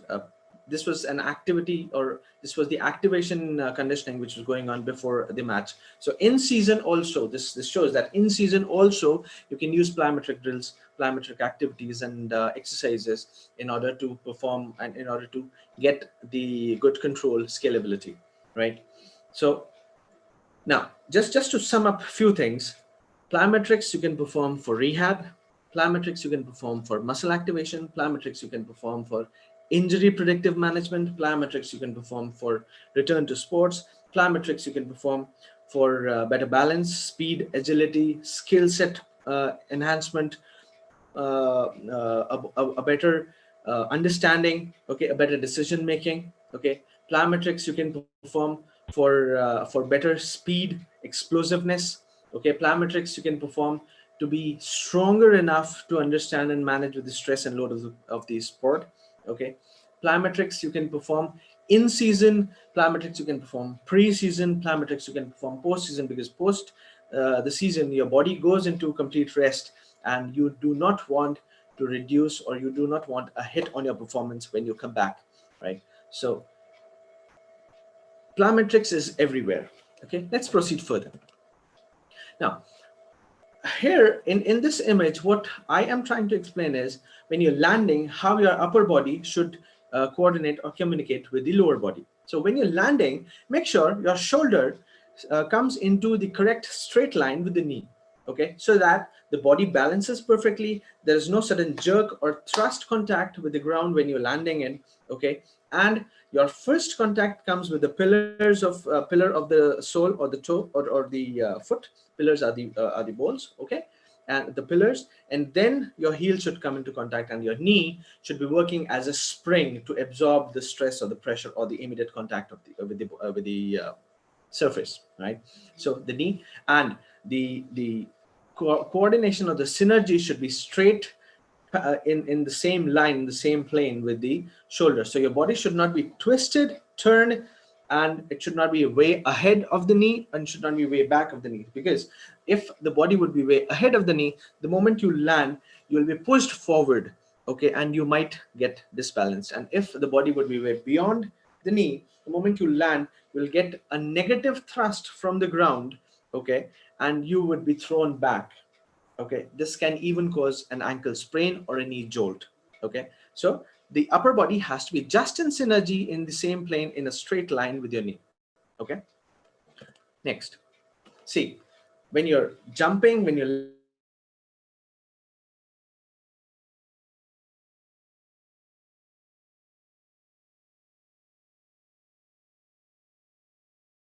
landing, so that the land and the jump is actually managing with the exact synergy with the ground and with the body. So you get the exact support. All right.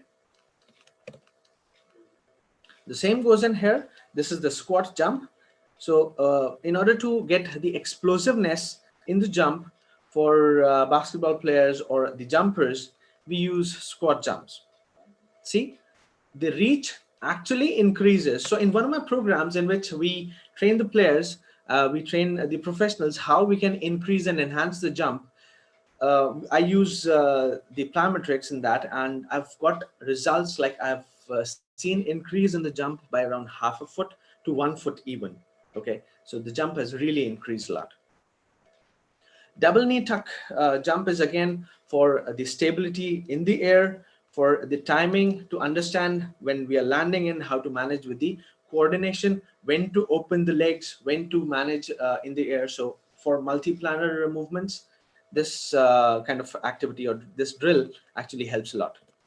For triple jump players, right? Split squats is again a kind of a very good classic activity which helps us to understand the jumping potential. It helps us to increase the length, the longevity of the jump, okay, for the high jumpers or the distant jumpers. Now see, split jumps will actually help you to understand when you're into a jump or a triple jump situation, when how to manage with the load, how to land when you come into contact with the floor or the ground, how you can manage with the negative thrust and not get injured. Again, at the single leg, this is the progression of the double leg. The pike jump, it actually helps you to activate your core, understand the body balance, and gives you a scalability. The double leg vertical jump again helps you to understand the same thing. This is again for increase the longevity. Okay, so this helps you to increase the longevity. This helps you to understand the change in direction. It also helps you to enhance the agility. It also helps you to enhance the explosiveness while deciding when you have to immediately take off, and acceleration and deacceleration part. Single leg vertical jump is also for this for a same progression. It's the progression of it. We keep coupling things. So these are the examples for creation of the jump scalability. Okay, and I wanted to mention that jump is something which can help you understand with the balance, which can help you understand with the landing and takeoff capacities, which can help you to understand when to accelerate and how to deaccelerate immediately. So this actually makes you aware of your proprioceptive changes as well. Single leg hop is again a progression of the double leg hop. Okay, so in plyometrics, when we are actually progressing, how we progress is we progress from bipedal to unipedal, from single planar to double planar and multi-planar. So this is how the progression has been created. Okay, so skip is the basic, this first step generally when we actually incorporate the plyometric protocol or the plyometric plan in the training. Again, this is the progression of the normal skip. The backward skip is again the next intermediate part of it. The single arm alternate leg bound is actually a training in which we help to create the agility, the balance in the multi-directional movement, and we make them understand how the upper body should coordinate and cooperate the lower body when they're actually into change of direction and instant burst acceleration. Okay. Now, the double arm alternate leg bound is again for the athletes, or especially for keepers who are actually into, activity wherein they have to perform small jump to a bigger jump. So they do the shuffle, they do the adjustments, and all of a sudden they jump on, right? So the basketball players, or the keepers, the goalkeepers, the wicket keepers, they actually get a huge benefit out of it. Single leg push off is again a kind of drill which actually helps you to understand the anti-gravity strength. Okay, when you're pushing yourself, you're opposing the gravity, which is actually helping you to create the potential to manage the stress or manage the load when you are performing in mid-air position. So the plyometrics actually help you to sustain in the air as well. Alternate leg push off is the progression of that. Lateral push off. Okay, this is one of my favorite exercise or the drill. This exercise you can perform in any sport, any situation, any activity. If you are into if you are into sport, if you are into dance, if you are into functional movements, if you are into martial arts, if you're into boxing, any contact sport, anything. Okay, so this actually helps you to activate your kinematic chains. It actually helps you to understand the body dynamics, the biomechanics, and the change in the anatomical trains. Okay, how the anatomical trains from one side to the ipsilateral side coordinates. So this actually drill is one of my favorite, and it gives you amazing results if you know how to perform, and if you know how to use, when to use, and in what extent. So you definitely have to modify these are the basic drill sets, and you definitely have to modify these as per your requirement and your need pertaining to the sport. Okay, so this is again side to side push off. Jump box.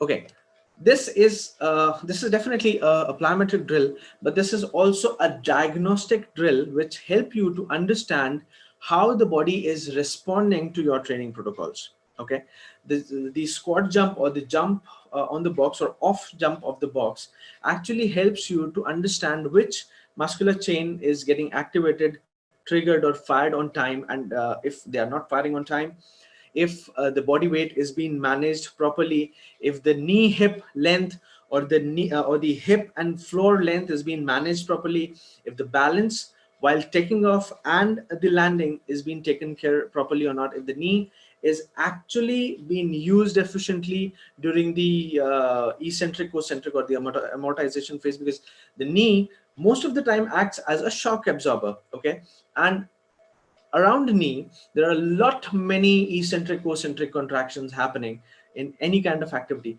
Even if you're walking all the 7 phases, the knee plays a very vital role in all the 7 phases while walking and running. Okay, so this is one of my favorite, and I do use this as the diagnostic as well, right? So squat jump, this is again the progression. Lateral, this is again the progression, the intermediate progression of box jump. Jump off the box is again a kind of a plyometric exercise which actually help you to understand when to land, the decision making, which side should take care of the first ground contact. It should be bi pedal or unipedal, how to proceed further, and also help you to understand the proprioceptive activity of the body. The depth jump is the progression of that. This is again the advanced progression of the drop off jump. Okay, this is the squat depth jump is again the same thing. The lateral movement. So this is the advanced progression of the drill set. This actually gives you to understand, gives you an opportunity to understand how the brain is actually coordinating while you are into movement. Okay, if you remember the second video which I played at that time was the moment he's jumping, I was giving him a thrust and then he was taking off, right? So this is actually an activity which is the second progression of the depth jump or lateral movement. Okay, this is again the intermediate progression of that. Then this is the switch from one podder to the second podder. So one leg to the second leg. Okay. Now this is the basic for the isolated muscle training pertaining to the plyometrics. So what we are doing right now over here is we are training the pectorals and the deltoids to understand the thrust, the force of push and the contraction. Okay, so we are expanding and contracting. Okay, we are doing that. The same goes with overhead throw as well. The side throw, the single arm throw, and the drop off. So the drop off is basically is again. So in drop off, there is, yes, you might be thinking that it's not just a plyometrics. Yes, it's not just only the plyometrics. We do couple in with ballistic training patterns when we are actually doing a power drop off, or when we are actually managing with the instant responsive activities. So this is again a kind of so these are few of the examples. Okay, so proceeding forward, what do we conclude with this? Plyometrics have a huge range of benefit if you are an athlete, if you are not an athlete, if you're into any kind of strength training, if you're any kind of high intensive activity training, if you're into a training wherein you need an instant control of muscle movement, if you're into an activity which is more of strenuous but you need not have to burn yourself down. So plyometrics is the base, and plyometrics gives you the best opportunity to scale up. The training actually helps you to reduce the risk of injuries, which is the most important and the need of every individual in this world, not just athletes, every individual, because we all are performing any kind of any and every activity while moving, while sitting. So every movement comprises of wear and tear, and we are scared of getting injured. So this actually helps you to reduce the risk of injury. So these are few of the resources which I used to create the content, the photo resources. And by this, I conclude my talk. I thank you very much. In case of further details, these are my links. You can always refer to them.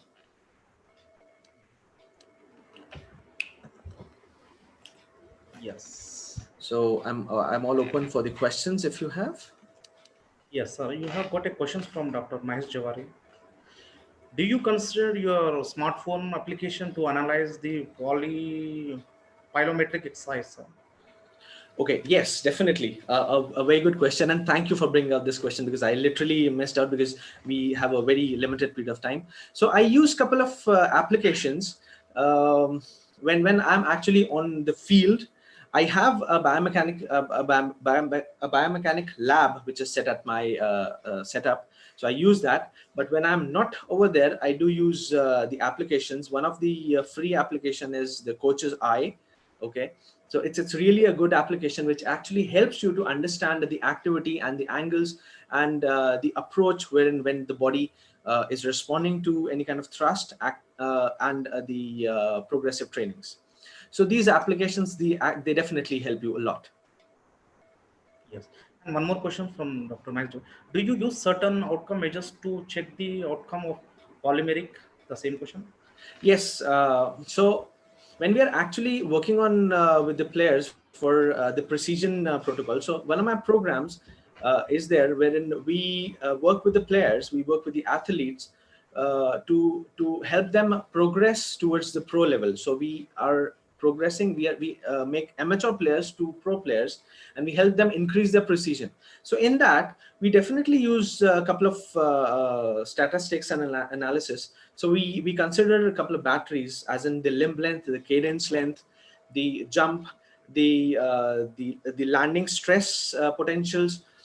We do take care of the landing part. So when we are actually into sprinting, which part and how much the ground comes into contact with the sole, what is the angle of hip, knee, and toe coordination when we are actually taking off, when we are deaccelerating and reaccelerating, when we are actually into the first ground contact and accelerating, and the length of jump. So these are a couple of batteries pertaining to the sport and pertaining to requirement we consider, and we take the data and we analyze the data as per that. Any questions? Any questions to Dr. Iman Shutiwari.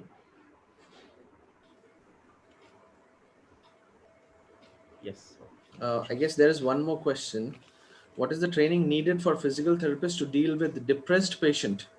Okay, okay. This is again a different aspect of the training, but yes, plyometrics helps you to elevate your mood as well, because when you do plyometrics, the body comes into a very exhaustive phase, but you do not burn out. So the fatigue comes in, but you do not end up burning yourself out. So you do not drain out, but there is a fatigue. And when the fatigue comes in, there is a lot exchange of enzymes and amino acids, right?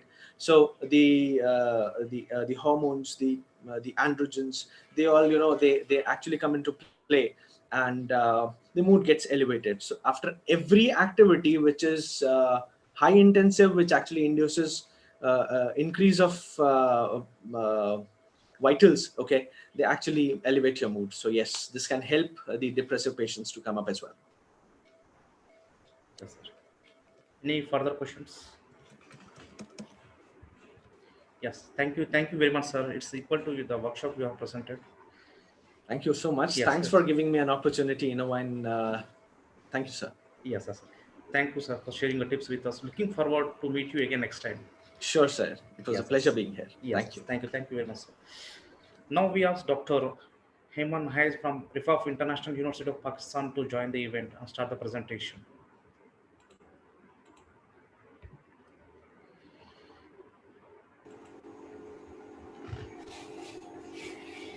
Greetings, everyone. Am I audible? Yes, yes, madam. You can continue. Okay. Firstly, I want to thank Inovine for inviting me on this conference. And thank you, Dr. Himanshu. It was a very informative session. We actually need such concepts in physical therapy. Thank you so much, ma'am. It was really a pleasure. Thank you so much.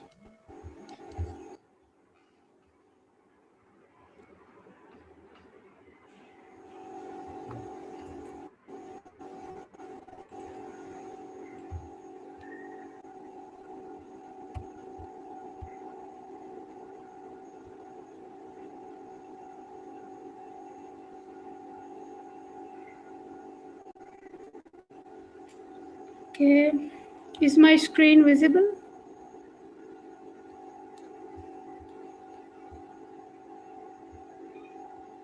Yes, madam. Okay. Thank you. So here is my short intro. I'm Dr. Iman Niaz. I am a musculoskeletal physical therapist. I am a CEO of Golden Gateway. I have been working as a clinical head at the Physio Networks Pakistan. I'm a certified clinical Pilates practitioner, and I am author of 2 books as well, Essentials of Physical Therapy, Clinical Practice, and the Fitness Encyclopedia. Today, topic of my presentation is Pilates exercise benefits for corporate employees and its impact on economy. Here is my book, The Fitness Encyclopedia, in which I described it in details.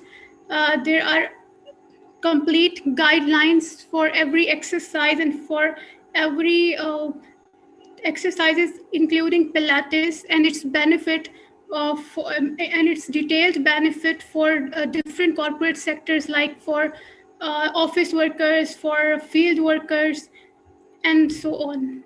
So I have tried to put key points in this presentation to convey the concept. The outline of my presentation will be exercise and economic growth, exercise and corporate benefits, what is Pilates, Pilates benefits, and how to perform Pilates at workplace. So first thing comes in mind that how exercise can help grow economy.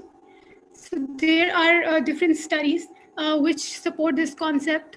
The study conducted in 2019 reports in terms of economic benefits that if all adults aged 18 to 64 walked just 15 minutes a day, the world economy could grow by an average of $100 billion a year until 2050.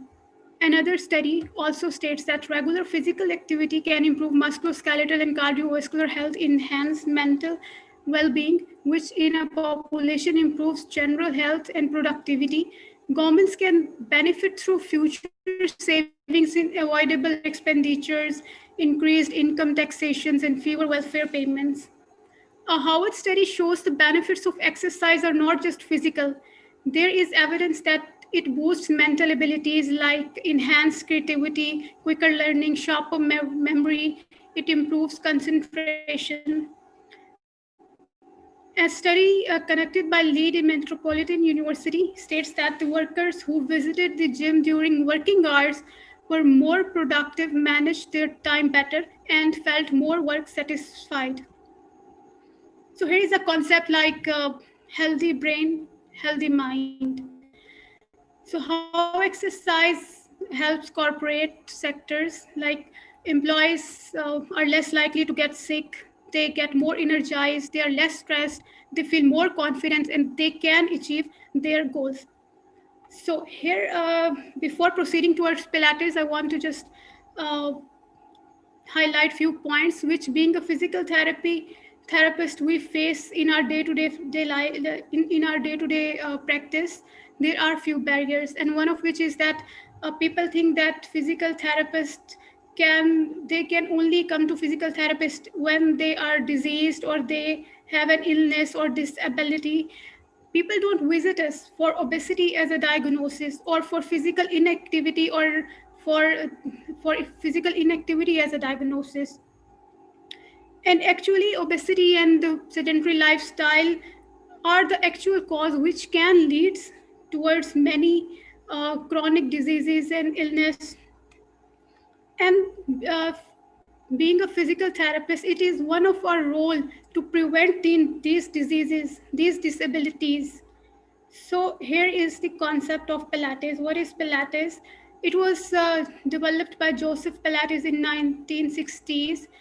Uh, yeah, it was initially practiced by dancers and athletes for strength training, but now it has incorporated in physical therapy practice as clinical Pilates to for strengthening and for core stability and for uh, correct posture and for correct balance. Pilates is originally called contrology. It encourages mind to control body. It encourages mind to actually control body muscles. It focused attention on core body muscles, which provide support and balance. It teaches awareness of breath, alignment of spine, and strengthen deep torso and abdominal muscles. So here you can see, I have put it this animation to clear this concept. Now, breathing combined with exercises increases circulation, which ultimately increases recovery and provides strength. Okay, Pilates works mainly on 5 muscle sling system: uh, anterior longitudinal sling, deep longitudinal sling, lateral sling, primary sling, and uh, deep longitudinal sling. So there are 5 sling system. I'm not going to go in depth of it. You can see it in animation. What this sling system actually work, they actually provide posture stability and connects your extremities with the core muscles and provide the muscular balance. Pilates has many health benefits like it provides support, provide good posture, increases memory, increases concentration, provide balance, provides mental well-being, relaxation. It has many health benefits for all type of people, no matter what size, shape, gender, and age is.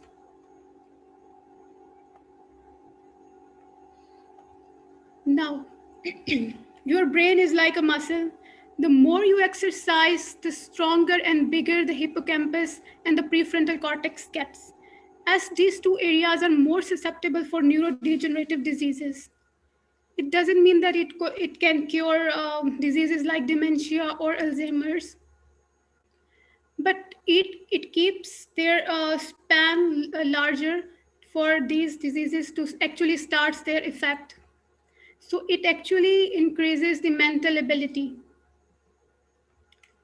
So what are the corporate benefits of Pilates? The beauty of Pilates is it can be performed anywhere, at any time, in any position, while sitting, standing, lying. So Pilates is ideal for the workplace because it can be practiced almost anyone by anyone and can be done almost anywhere. It increased productivity. Healthy employees have increased energy and improved focus and are motivated to consistently meet goals and quotas. It provides positive work environment. Employees have higher morale due to the increased level of serotonin produced from regular and consistent exercises, leading to increased productivity. It retains an experienced team, satisfied and loyal. So it can provide them a higher job tenure. It produces more experienced professionals motivated to create cohesive unit focused on successful business practice. Here is one of the example you can see in picture. It is because of bad sitting posture at their workplace. What it can cause hip flexor tightness, which can lead towards anterior pelvic tilt and causes sway back, which then stretches hamstring muscle, which then causes upper back and neck muscle tension, which ultimately leads towards lower back pain, neck pain, and headache. It is one of the example because poor posture always leads towards muscular imbalance, and but it's better to say which ultimately leads towards chronic diseases or chronic pains. So how we can avoid? We can avoid by adopting a correct posture, but we cannot all the time.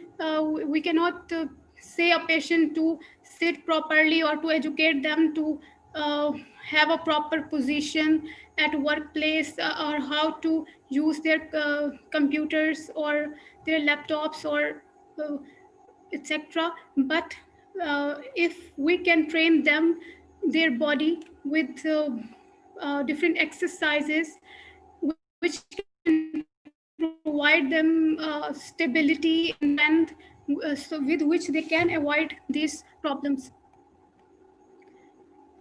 So now Pilates, I will describe it in a very in few points that Pilates can be performed anywhere, as I told earlier, while in sitting, standing, in any position and anywhere at any time of the day. What researchers says that it should be performed 3 to 5 uh, 3 to 5 days in a week, and 10 to 30 minutes in a day.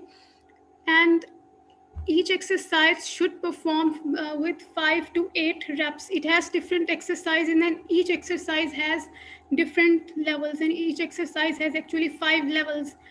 So a patient or a client can proceed towards a basic level to an advanced level. So it can also be divided into morning Pilates, lunchtime Pilates, evening Pilates. It all depends on the physical therapist how it can guide its client after assessment, that how what is his body needs, what is its working position or a working time, whether it's a office work employee or it's a field worker or it's or it's doing any kind of other activities. So it could be morning for for better implementation for in a corporate sectors where the job timing is 5 to 8. You can divide these exercises into 3 parts: morning Pilates, lunchtime Pilates, and evening Pilates. And it could take 5 to 10 minutes, and it can be easily performed at any workplace, in even in break time, at lunchtime. So in morning Pilates, by performing Pilates in morning, you will gain better control over your posture, which makes sitting and standing much easier, resulting in increased productivity. Lunchtime Pilates helps your employees avoid that midday slump with 10 minutes of focused, calming exercises that will provide them with a renewed approach to the rest of the day. Evening Pilates, employees need to switch off, relax, and re energize their minds and bodies. This evening exercise will provide the perfect environment for the employees for renewal, allowing them to return to the following morning ready for action. Now, modified Pilates, as we have seen Pilates performing on mat work with different equipments, but it can be performed, as I emphasized earlier, anywhere while sitting, standing, or lying. What we need to do, we have to incorporate 5 Pilates principle in every exercise. Like we can ask patients to perform active ROMs, and we incorporate those 5 principles of Pilates with these exercises, or with their strengthening exercises. That is called modified Pilates. Each exercise has 5 levels. It connects brain, breath, and body. Like every exercise has benefits on the productivity of employee and the economy. But why Pilates is important? Because it connects your body with your brain, and asks you to concentrate. So it also increases your mental capacity. It is easy to practice. So I have demonstrated this animation.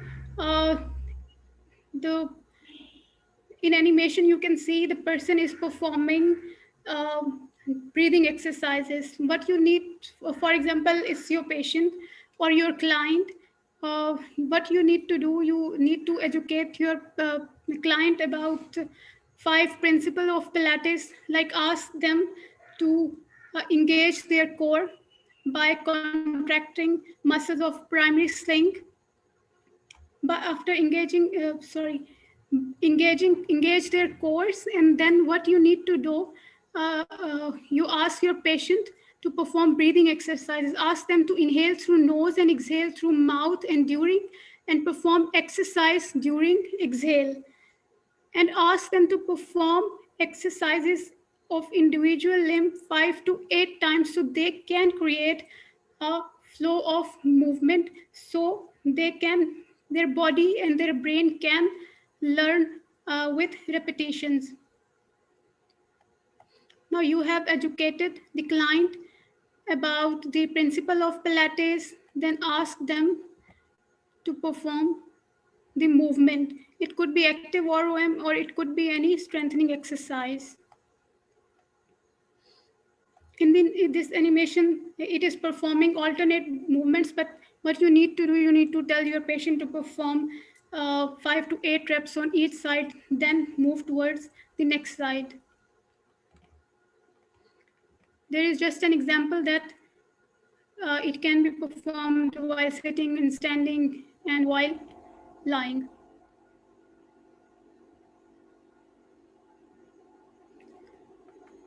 Now, why why it's needed to incorporate Pilates in modified Pilates in your clinical practice, and then to educate uh, different people and different corporate sectors that I have written in my book about the details of Pilates for different persons, like for pregnant women, for antenatal, for postnatal programs, and then for corporate sector, and for housewives, and for students, and each and every sector. Then mainly in this PPT, I am trying to emphasize for the corporate sectors, so it can and it will ultimately leads towards a better and strong economy, and better and healthy working environment, and a healthy employee. And what we need to do, we need to break barriers in physical therapy, that we only treat a patient with disease and disability. We can also prevent this population from getting disabled or from getting diseases by giving them a healthy environment. And we need to consult corporate sectors to make it mandatory to incorporate Pilates exercises to their employees and assign a very short, even a very short time for 10 minutes or 15 minutes for these exercises for a better economy. So it's a conclusion of my PPT. It was a very a short intro of how it can lead towards the better economy. But there is still a research needed with the help of corporate sectors. So thank you. If you have any questions, you can ask. So yes, madam, you have questions from Dr. Mesh Jawari. You can read out Yes. from the chat box. You can read from the chat box.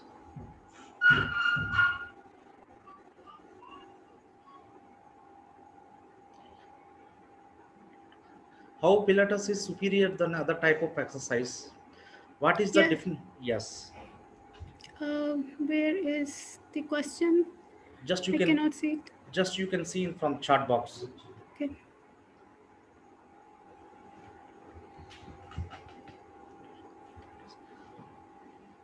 How Pilates is superior Highly than, reversing.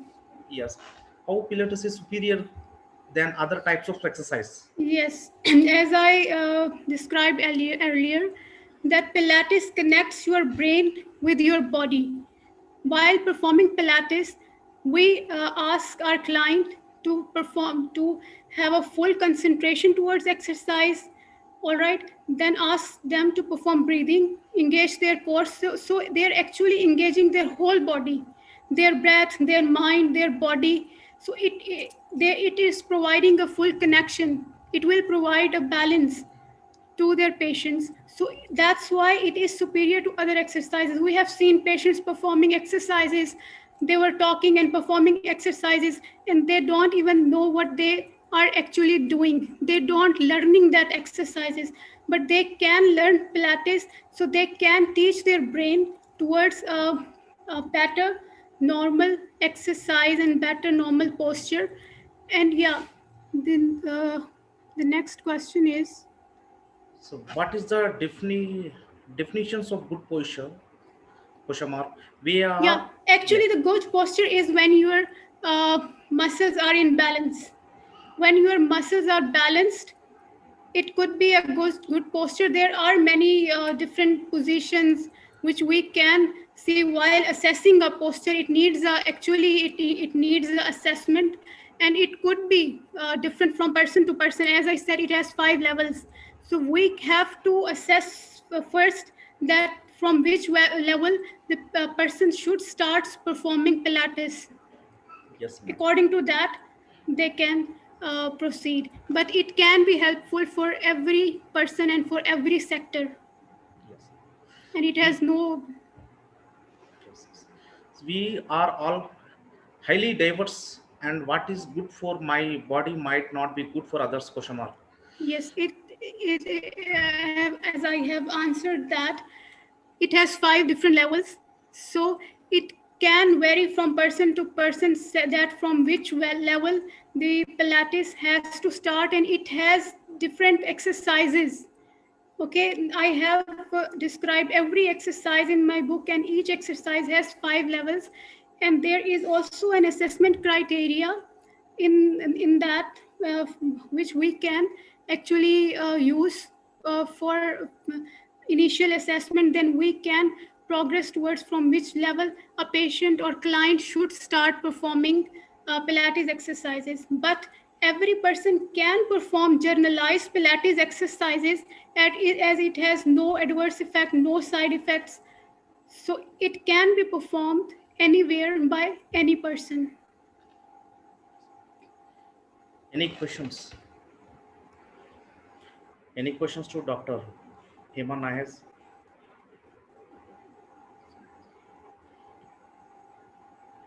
And thank you very much, madam. Thank you very much for speaking up in Thank this you. meeting and providing a unique perspective. Thanks Thank again. you. Looking forward to meet you again next time. Thank you. Thank you. Yes. Now we ask Dr. Saharaki from Saraki Global Private Limited from Australia to join the event on short presentation.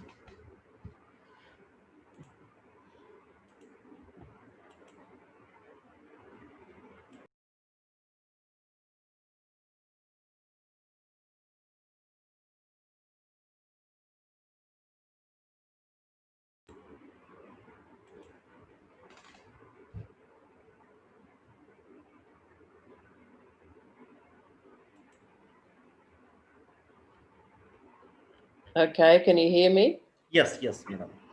We ready to start? Yes, you can start. Okay, so yesterday we talked about the 5 stages of spinal breakdown, and I talked about the stiff spinal segment being the first stage and how 90% of cases of low back pain we think fall into this category, because I think that a stiff spinal segment is indeed non-specific back pain or back pain of unknown etiology. So it makes sense, as far as I can see, to treat backs when they are in this first stage so that none of those 4 stages evolve, because stage 1 is very common, non-specific back pain, as we know, very common. The subsequent stages are much less common. Stages 2, facet arthropathy; 3, acute lock back; 4, prolapsed intervertebral disc; 5, instability. Instability is very, very uncommon, very rare. Well, same thing, also much harder to treat. So, as I said, there's this sort of funnel of at the top and then it goes down. So it makes sense to me to actually go through how you would treat a stiff spinal segment so that none of this stuff plays out. None of this, you're not presented with a more and more difficult back. So let's go through it now. And again, what can be done? I think 2 things need to be done: spinal mobilization, hands-on treatment, treating the spine manually, spinal mobilization, Maitland mobilization, it used to be called, and then spinal decompression using self-treatment. I talk about using a back block, which I'll take you through, but self-treatment is very important because, as you know, the metabolic rate of an intervertebral disc is very slow, so nothing happens quickly.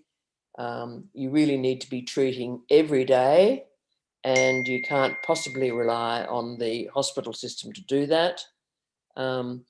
So patients have to be inculcated in the whole idea of looking after themselves. And as we saw previously with the talk about Pilates, it's so much better for patients' sense of self-worth, their sense of happiness, all those things, if they're doing something for themselves, if they feel they have some control over it. So remember, we talked, Professor Mark Adams, who's one of my scientific advisors, the fabulous book, The Biomechanics of Back Pain. He's the most cited spinal researcher. So meaning that he's more often quoted, his work is more cited than any other spinal researcher, which is a fairly big accolade. So he says in this paper, Clinical Biomechanics, physical therapy should aim to promote healing of the disc periphery. Remember, we talked yesterday about how the outer annulus, it works like a ligament. It's the only part of the disc that has a nerve supply and blood supply. It has a nerve supply, so it feels pain. I believe that's where the non-specific back pain comes from. But having a blood supply, it's treatable, it's healable, which is so very important.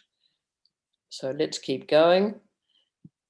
We said a similar thing in our back care research at Bristol University. We got £10,000. It was a few years ago. We want to promote healing of the peripheral annulus. So what we're looking for is to mobilize, and there are all these different degrees of freedom. There are PAs, there is rotation, and there is tipping of a lumbar-spinal segment. And any one of those elements of freedom can be blocked, and a good spinal therapist will be able to feel that. patient lying prone over a pillow, and we do this in my master classes, palpating first of all the PAs. They're easy to palpate. Then we palpate mainly the transverse pressures, so the rotatory pressures of a segment. I believe they show more than a PA does. But all of those elements, all of those degrees of freedom have to be fully open, fully free, fully patent. And if they're not in any one direction, then that's what you chase.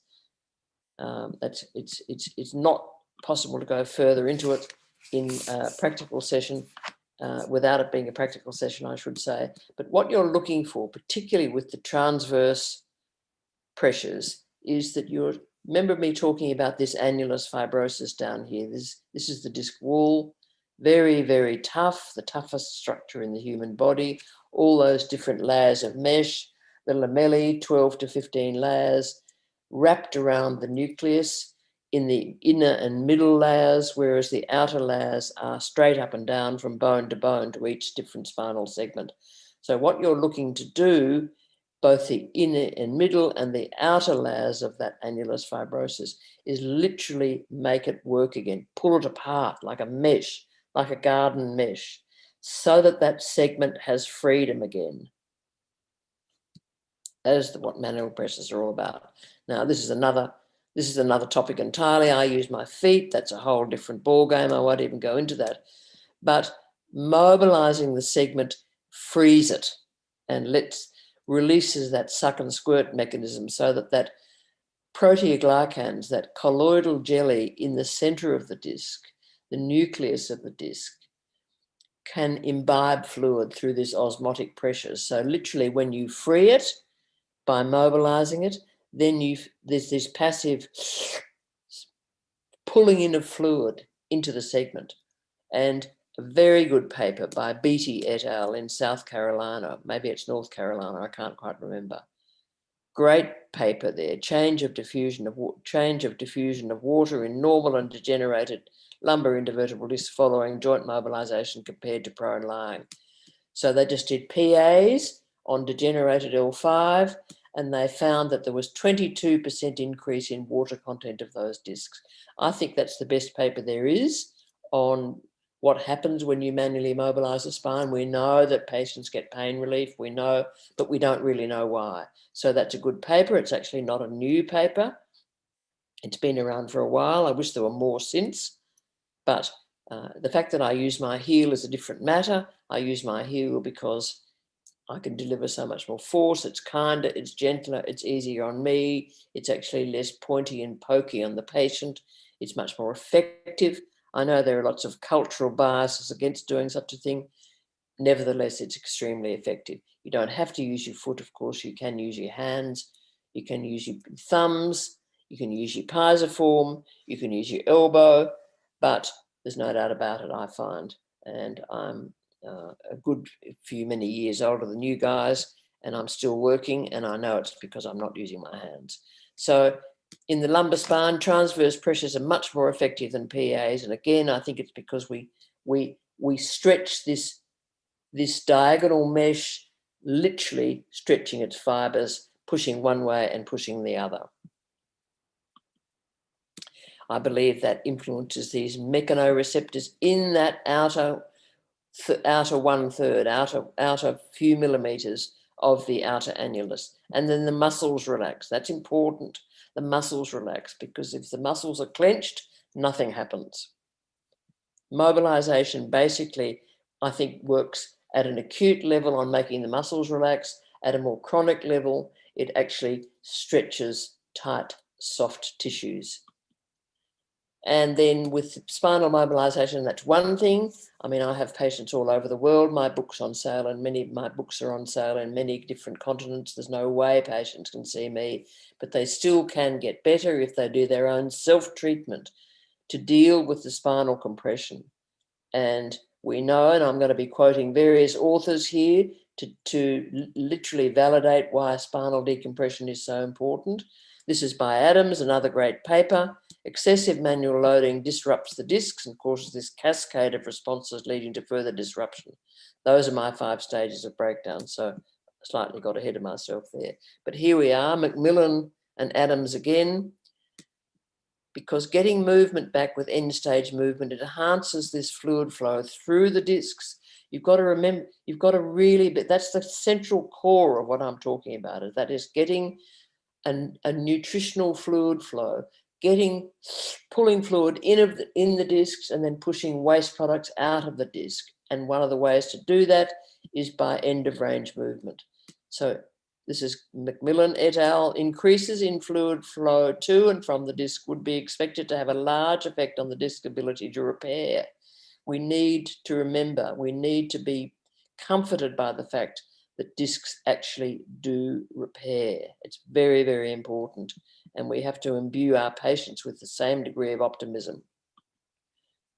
Again, another great team, the Goering team, the German team, talks about decompression, allowing the discs to breathe again, because when you sit on them all the time, that what we call sustained loading, sitting all day, being too heavy, bending over a bench all day, you literally smother the discs and you literally suffocate them. So this opening out, this decompression, gives you the opposite effect, which is so stimulatory. Not only does it pull fluid in, but at a molecular level, it's stimulatory, which is vitally important when you're talking about repair. So keeping going here. Again, Jeff Lott's a friend of Mike Adams. He talks about maintaining tension on the annulus, because he said they've done great studies on rats' tails. If you actually do a lot of stretching of the rats' tails, then they cope much better with compression. And the same principles I like to apply to my patients using their back block every day. If they use their back block every evening, pulling the spine apart, and this is how you do it, this is what it looks like, under your sacrum, passively draped backwards. If you do a lot of tension, that's that stretching that outer disc wall, the ligamentous part. If you stretch it, then it's kept healthier, basically. So it can withstand compression, but it can also withstand other insult, other incidental shards of movement coming in unexpectedly from different angles and different directions, different things you do. There's so many different things people do, even sneezing while they're turning over in bed, just zaps that out of all of the disc and create this micro trauma.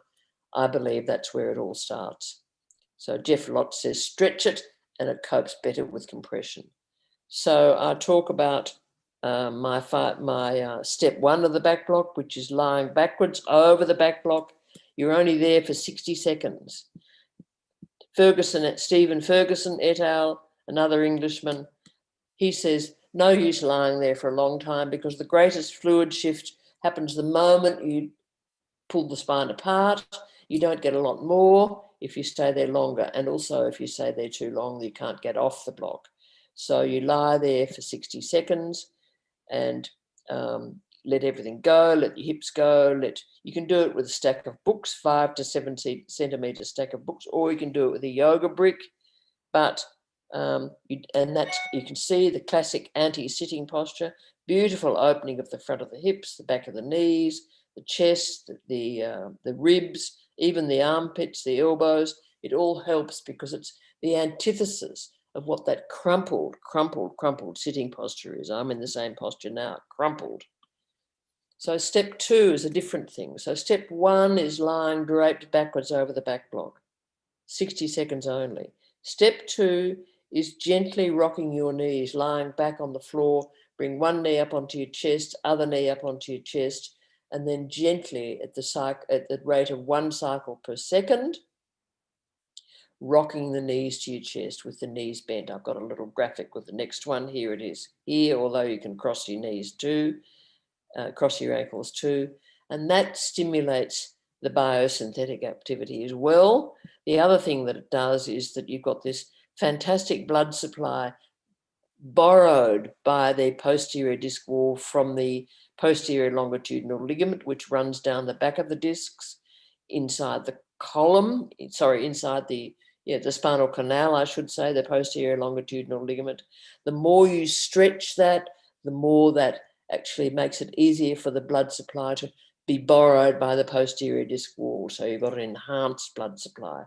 But Chinese researcher He et al.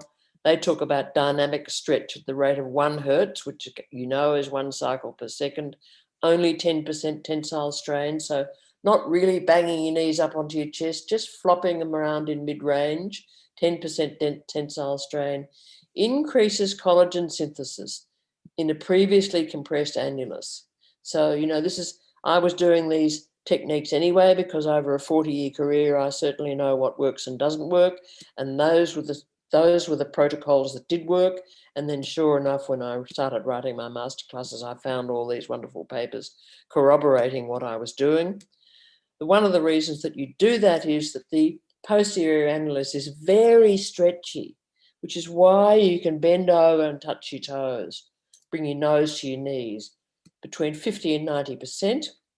There's beautiful blood supply borrowed by the disc wall from the posterior longitudinal ligament, and all that happens much more when you're bending, with bending everyday activity, I should say. Another great paper by Tony Lemaitre, another Englishman. They found, I was listening at a lecture at Salford University a few years ago, and they were talking about doing research on interleukins, and I was sort of getting a bit glazed over about interleukins. I wasn't really interested. But what they did say is that they had a cadaveric lumbar spine resected. They had it sitting in a dish of normal saline.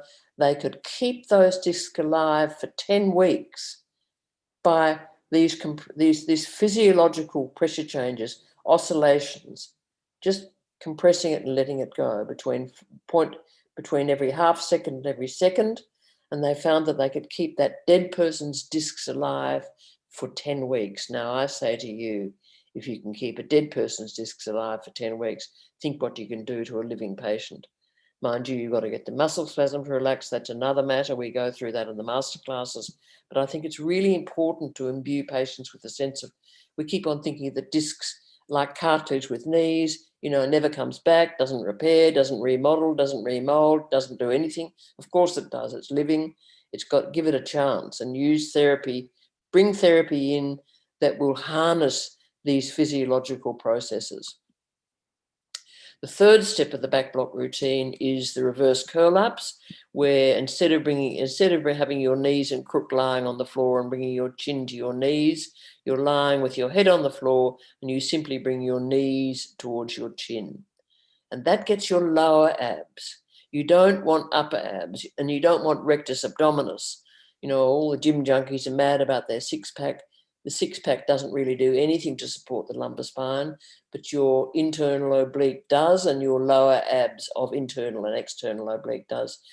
Nobody should be doing sit-ups for a lumbar spine problem. They should always be reverse sit-ups, and 15 for every 60 seconds on the block.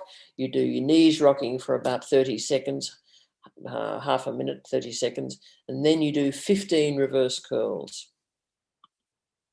So all my patients get a back block. I call it pressure change therapy. They do it once a day in the evening. They do these 3 steps, 60 seconds on the block, rocking the knees, and then reverse curl-ups. They do those 3 steps 3 times each evening for life. Again, the metabolic rate of disc is slow. There's torpid, there's sleepy discs. They need to be helped along literally every night. And they particularly, the level that's stuck, the stiff segment that's stuck, always benefits if there's preliminary mobilization, as I said before, but then not many people can get that. They can obviously just have to do this on their own at home. So I just want to give you just a summary, just the second last slide here, a summary of the various authors and what they're saying. Chinaman, Mr. Lay, traction has the potential to slow degeneration. These are just the pearls from these papers.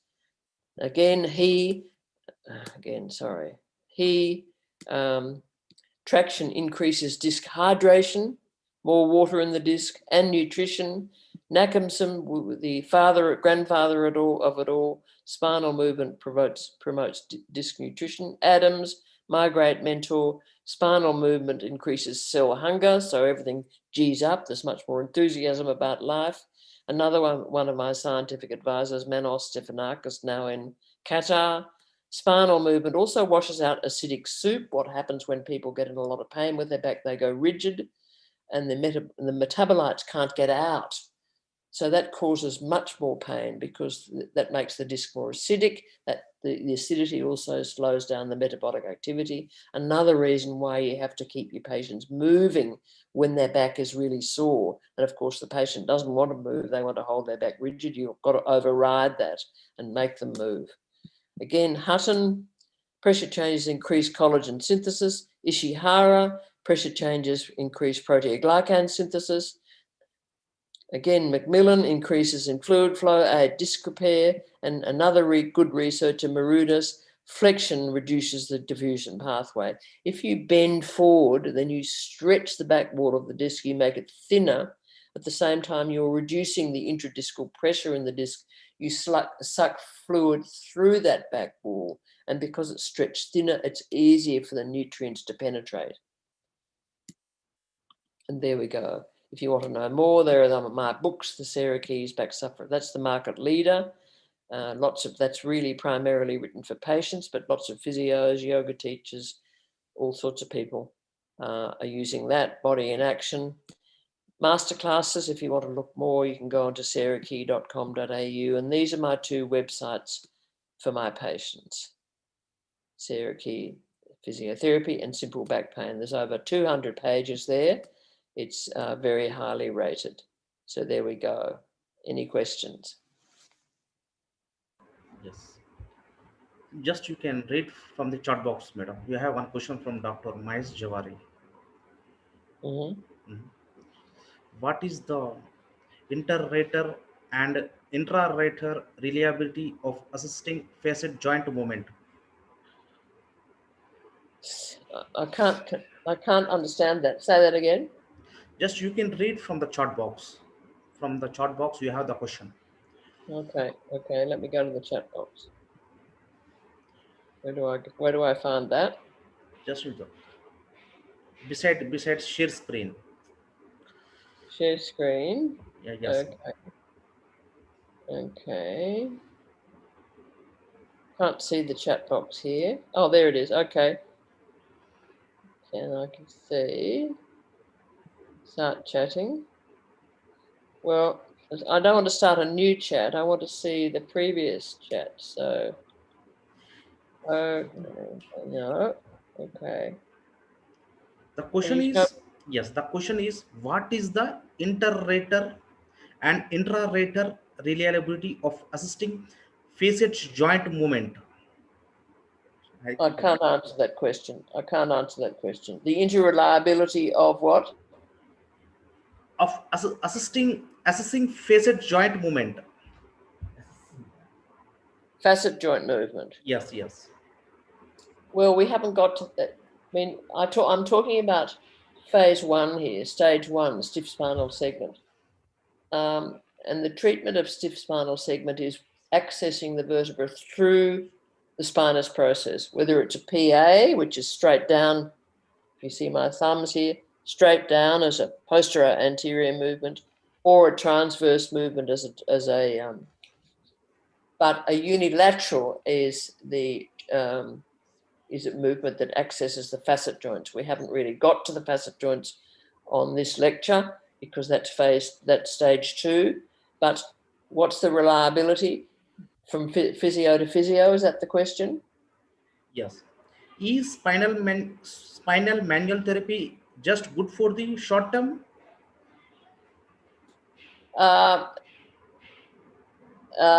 think it is very short term unless you can get paid. I say to my patients, it's really important that they do their own decompression, because what I'm doing in working on the spinal segment with this manual mobilization, the Maitland's mobilization, if you like, I'm creating new movement.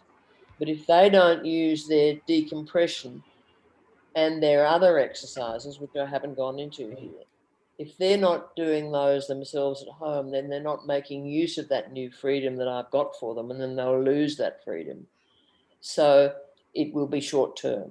if you could get patients doing their own exercises in the evening, particularly the decompression, then they will keep that freedom that I've gained for them at a segmental level, and that it will be more long term.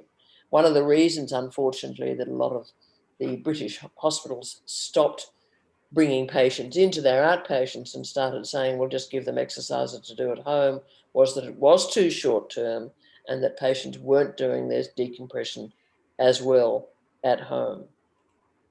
Yes. Any questions to Dr. Zahraki?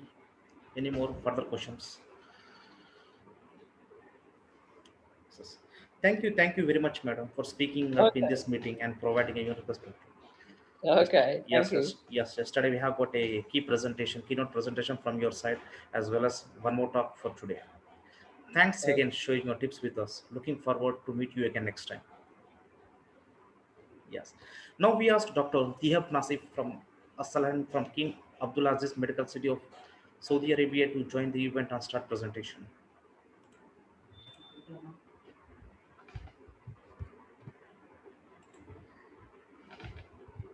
Yes, sir. You can start your presentation. Yeah. Can you hear me now? Yes, sir. Okay, let me approach my presentation. So my name is Deepak Salim. I'm talking to you from Saudi Arabia, capital city Riyadh. And I'm about to share with you one of my study I did back in 2016. It's about prevention and movement. Just to make it bigger.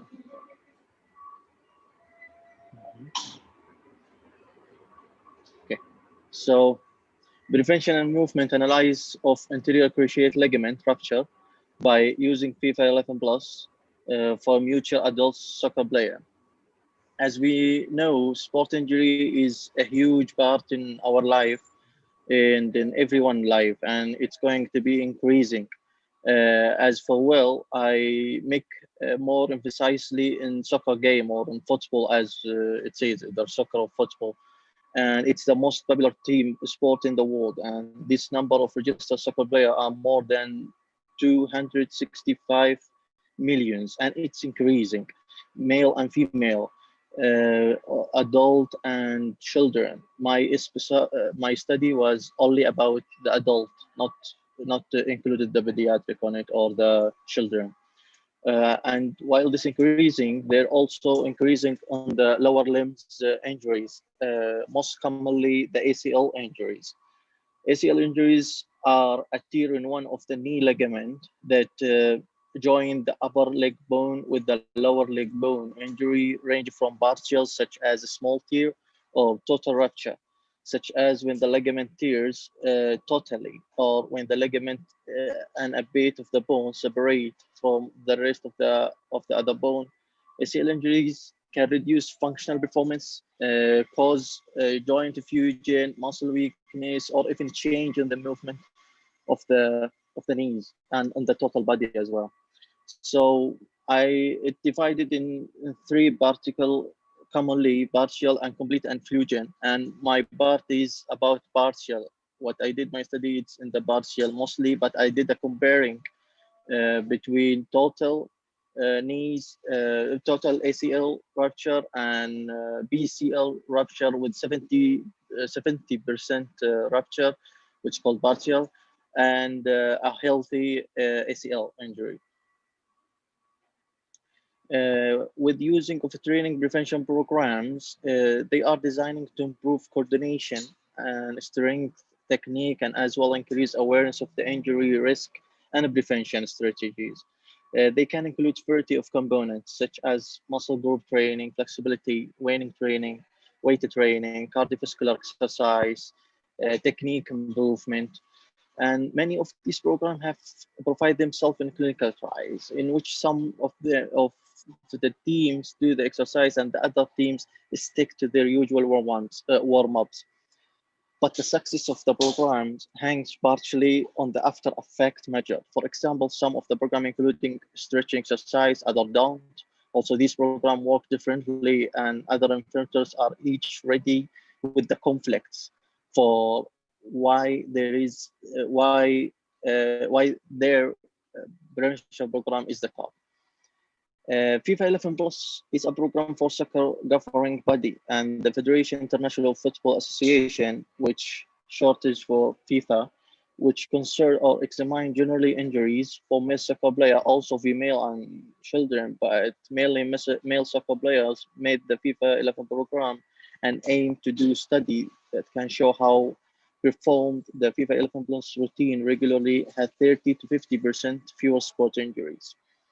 This kind of program also implemented before each game, and also some teams do it after each game as well. The FIFA 11 Plus program offer running exercise before and after a 3 level of strengthening and volumetric and balance exercise so that athletes can challenge themselves to improve, and also widely available, which made me to choose FIFA 11 Plus. The FIFA 11 Plus program present 10 weeks in a row, 3 times per week for 20 minutes on my project. This is what I'm going to talk about it. It's like I applied FIFA 11 program in ACL partial patient with ACL partial injury, and this is how I made it in 10 weeks in 3 times. We make it 3 times every week for about 20 minutes each time. My aim was to reach a stable pulse knee through proprioception stimulation by applying FIFA 11 Plus and by using the validation and reliability for gait and stance analysis performing on three amateur adult soccer player, which help by force distribution measurement system. This force distribution measurement system, it was in the university, this kind of a treadmill. It come in a treadmill, it come in a platform as well. And there is many company made it, but one of the most famous companies called Zebrich. It's a German company, and there was a lab. It's called like a gait analysis lab in the university where I graduated from. It's called Semmelweis University in Budapest, Hungary. There was like a lab for biomedical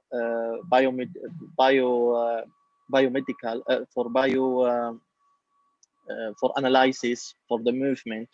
It's like a systemically provide many device. As you know, the technology start to be in every one part of life, and also in our physical therapy part of life, with many machine for assessment and many machine for treatment. And so one of them I use is force distribution measurement system. After applying this FIFA 11 program, which I presented in 10 weeks in a row, I use this program, force distribution measurement, and also I use the visual analog scale, which also used for the pain, but I use it also to apply a test in how patients feel in his stability on the knee after FIFA training, FIFA 11 Plus.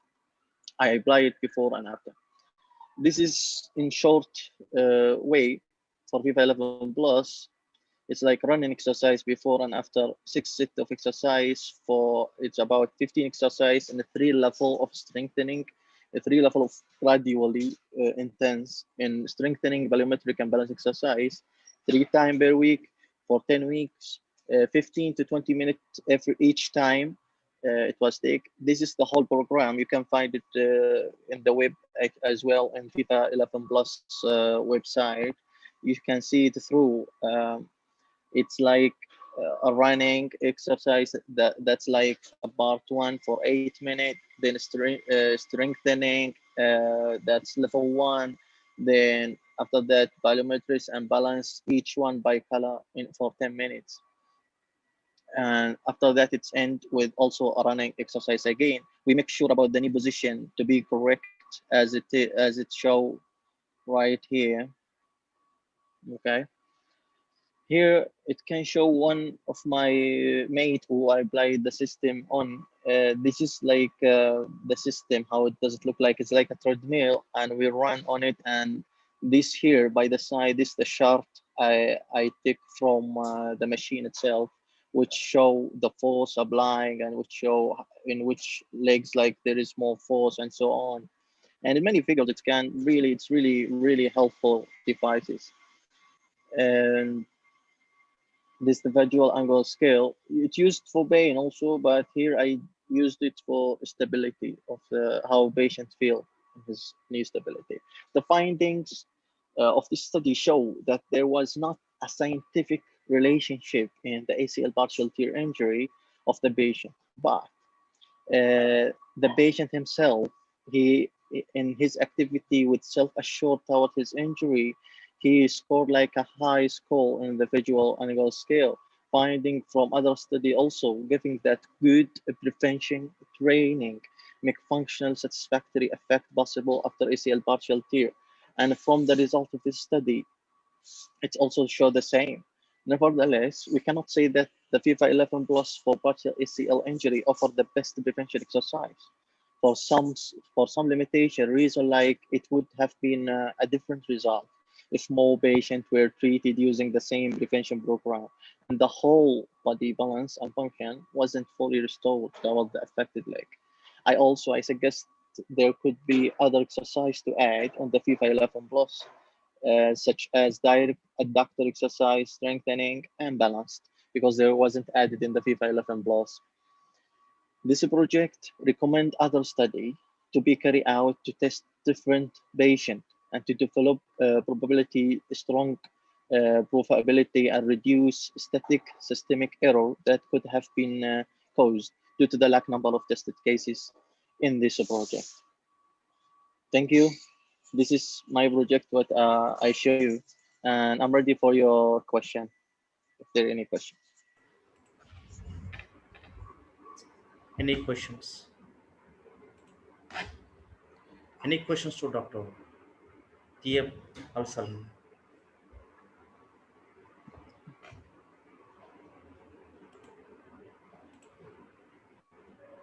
Any questions? Yes. Thank you very much, sir, for speaking up. You're welcome. Thank yes, you. Yes, in this meeting and providing with this. Thank you for having me. Yes. Thank you for having me. Yes, looking forward to meet you again next time. Now we will ask Dr. Helen Wilson, sports physiotherapist from South Africa, to join the event and start presentation. Hello. Yeah. I'll just get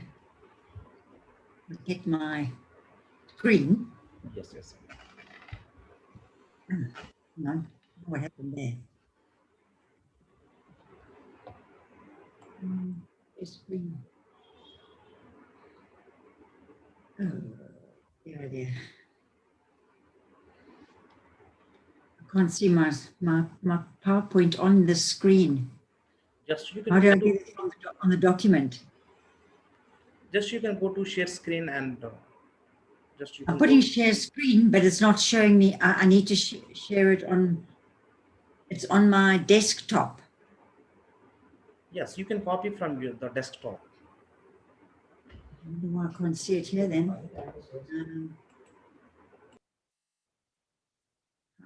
Oh dear, I can't see it on there. Show all windows. Let's have a look. Yes, ma'am. Please open the file and select screen, share screen button.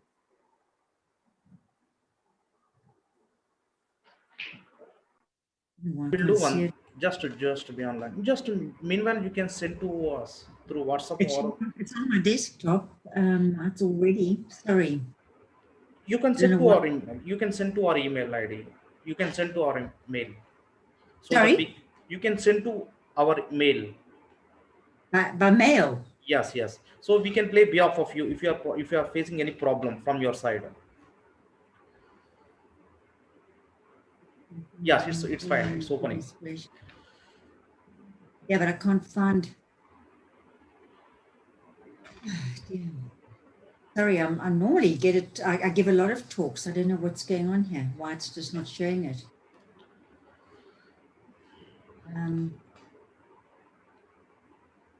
I can try and send it to you, but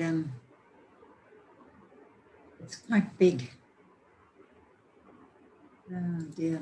Sorry, was completely ready for this.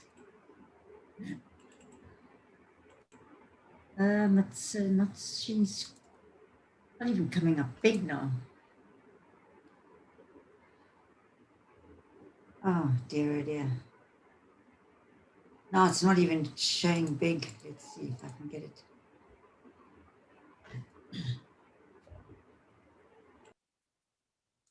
I wonder why it won't show it.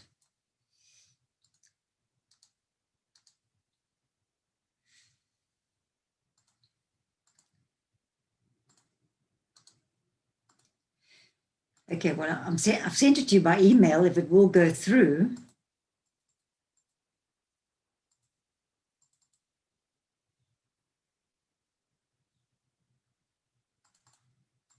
Is it coming through? Hello? No, we have not received your mail.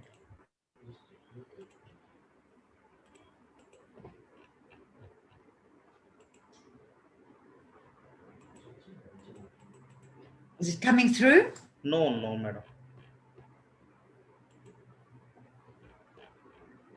I give a lot of talks. I don't know why it's just not working.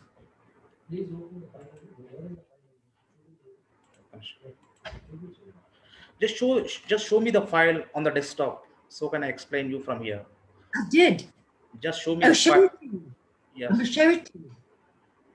Okay, well, I don't know if you can see it. Here's my desktop. But now it won't even let me share anything. Now it won't even let me share anything. I don't know why. Madam, where is your file? Can you not do it virtually for me? Yeah, visible your screen only. So, there it is. I don't know if you can see it. Yes, I've got yes. it. Please click the file and open. Can you see India Physio Conference? Can you see that? Yes, open, madam. Just to click on the file, madam. Sorry? Just click on the file. Double click.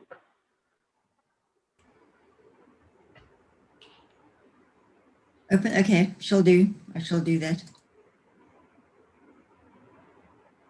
Yes. Okay. Start. Yes. Can you see that? Yes.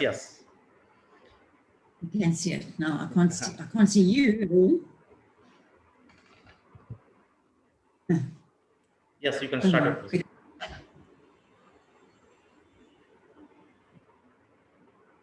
Can you see that? Yes. But now it's just not showing me anything at the bottom how I can put it onto my thing. It's Yes, not showing. we are visible to your PPT. You can start your presentation. Why? Let me just see here. Because I can't see anything now. Just we can see your presentation on the desktop, on the screen. Yes. Is it this presentation or just the slide? Yes. You can start your presentation. Okay. Well, I can't see anything. So basically, I'm going to be talking about hip and groin quandaries, and it's mostly in the sports medicine because that's what I actually do. And let's do that here. Yeah, so that's actually what I'm going to talk about, the hip and groin quandaries. And you can see there in the Premier League, I work with the Premier League, the different permutations of what's happening to the groin. Basically, I've just finished my PhD on groins and hips after the last 5 years through Kent University. And it's been a big learning curve for me. So although 20 minutes is short, I'd like to share it with you. Groin pain caused time loss for 1 in 5 players each season. And it's quite a big problem. And it was the Premier League doctors who talked me into doing my PhD, actually. Basically, there's a coexistence of multiple pathologies, a lack of agreement of diagnostic criteria, non-specific nature of the signs and symptoms, lack of specific clinical tests, And essentially, there's minimal evidence of the efficacy of conservative treatment. So it's a huge problem from Premier League, from elite sport, all the way down to every level. And I don't think enough has been done to sort this out. Only in the last couple of years has there been many, many more studies and people are taking note of it. So I'm going to be talking about this very briefly, and essentially I'm going to rush through the others, but anatomy and functional anatomy is the absolute foundation for management of groins and hips.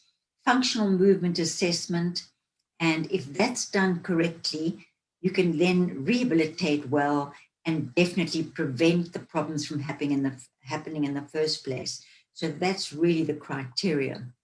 So just briefly on differential diagnosis, although I wrote a handbook and there were 81 differential diagnoses around the groin, absolutely quite something. Here, Professor Damien Griffin has done this, which just gives you some idea of the overlapping pathologies, which makes it extremely difficult to diagnose specifically. What was good was the Doha Agreement in 2015, which most of you, I'm sure, know. But if you don't know, this is the really, really good turning point for groins and hips, where they put adductor-related groin pain, iliopsoas-related, inguinal-related, pubic-related groin pain, and then the hip joint, critically because some of the studies in the early days didn't even mention the hip joint. And that's I could have done a whole thesis just on the hip joint, and of course, other causes. So basically, there's lots more to say, but the take-home message about differential diagnosis is that findings of multiple abnormal clinical entities tempt one to speculate that one clinical entity likely precedes other developing entities. So it's just not straightforward, but I definitely have reached a conclusion and an answer, and I'm so happy now. I know so much more than I knew 10 years ago. There's no consensus on diagnostic definitions, and there's no gold standard. So what do you do if you can't diagnose something, even get a provisional diagnosis? So what do you actually do? Conservative management, what is the best practice? To me, the bottom line is a thorough understanding of the structural and functional anatomy. One's got to look at that carefully. It's not just about anatomy, as I will show you just now. Know the risk factors. And although Roald Dahl was against screening, screening has been a great factor if you know the risk factors. Understand the role the hip and groin plays in a combination of movement patterns and dysfunctions. That's the biomechanics. It's absolutely important to know the biomechanics in order to form some form of management. And you have to identify and correct all the abnormalities and the maladaptations, which is actually, it's like a puzzle, and it's actually quite fun. The tests, functional tests as well as specific. Everybody wants an answer, just do their specific tests, but I've got some very good books which show you that it's not feasible just to do one particular test for one particular outcome. Functional tests are very important as well as specific tests. And if you do all those four things, you will definitely be able to rehabilitate, and you definitely can prevent problems from happening. That's the basis of the management. So what's the best practice? And if you look at this slide, just look where his leg is. Just think about the groin. Think about iliopsoas, how hard that's working in that place. But we'll get to that just now.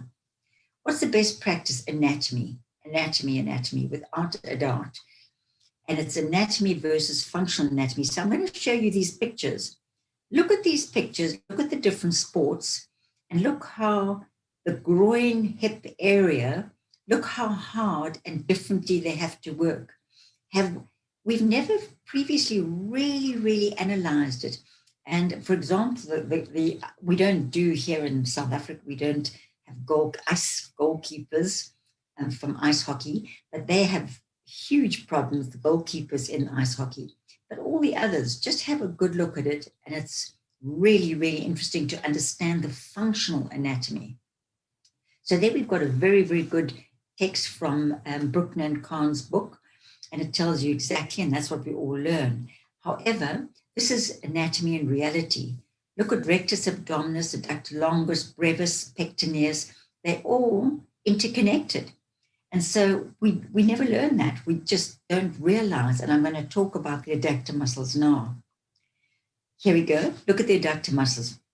How often do we strengthen in that range? They all have adductor problems because we don't strengthen in all those different range. So the adductor muscles are stabilizers and prime movers, and you have to treat them accordingly.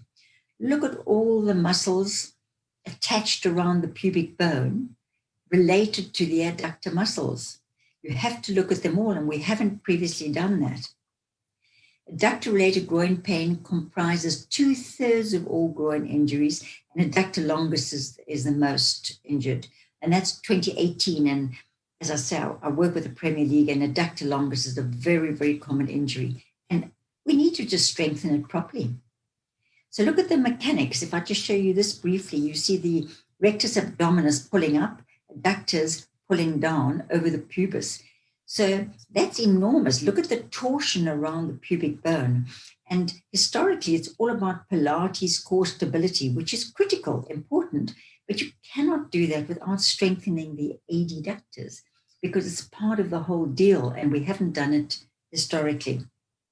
The other thing is when I was with the Super 14 rugby, the Stormers rugby here for 5 years, one of my musculoskeletal evaluations was a PNF pattern to show adductors, and they were really weak.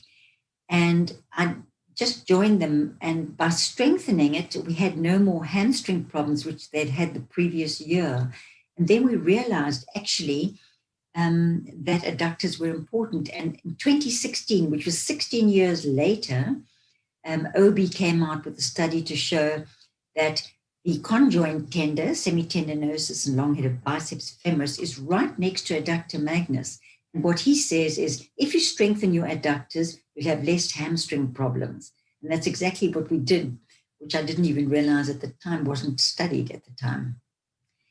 Gluteus medius is the other thing that we've underestimated. I'm not going to go into detail here, but it's got 3 sections, and each section has a different function.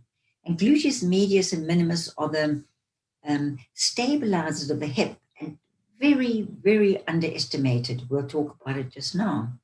Look, if they're not working, the hip stabilizers, which is in so many people, then you will definitely have problems in the knees. You can have problems in the feet, but particularly the knees. And a lot of ACL people are very weak in their hip stabilizers.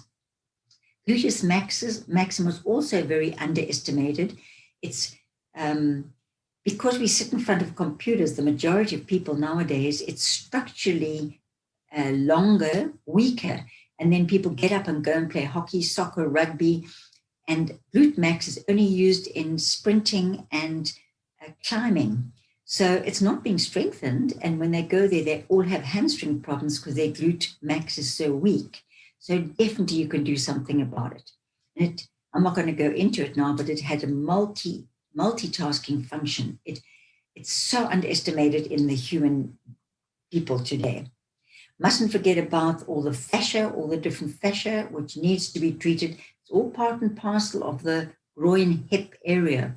In fact, you can see it all goes across that area. Other areas, don't forget iliopsoas. And as you saw the guy kicking, a cricketer with his front leg when he's bowling is right up. And I've treated iliopsoas flexor problems because they're not strong enough in that inner range. And we've totally underestimated the symphysis pubis. It's a joint like any other joint. And it's a long story, which I haven't got time to tell you, the amount of bone marrow edema, which is asymptomatic, which is very, very common in elite sports. And then it becomes symptomatic. So we need to look at this and, as I said before, strengthen everything around it. Another thing we didn't take notice of, there's the biomechanics and the posture. We talk about pelvic tilt and the effect it has on the lumbar spine. But have we thought about the effect it has on the hip joint? I know we didn't learn that, but it's critically important because we bipedal. We're now up on two limbs.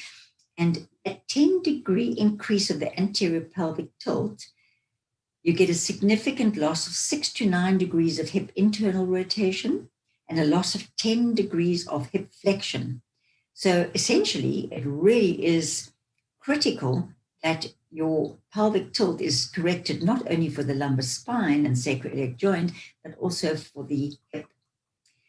And in terms of the hips, as I say, there's so many things to say about it, but I just want to talk about the femoroacetabular impingement.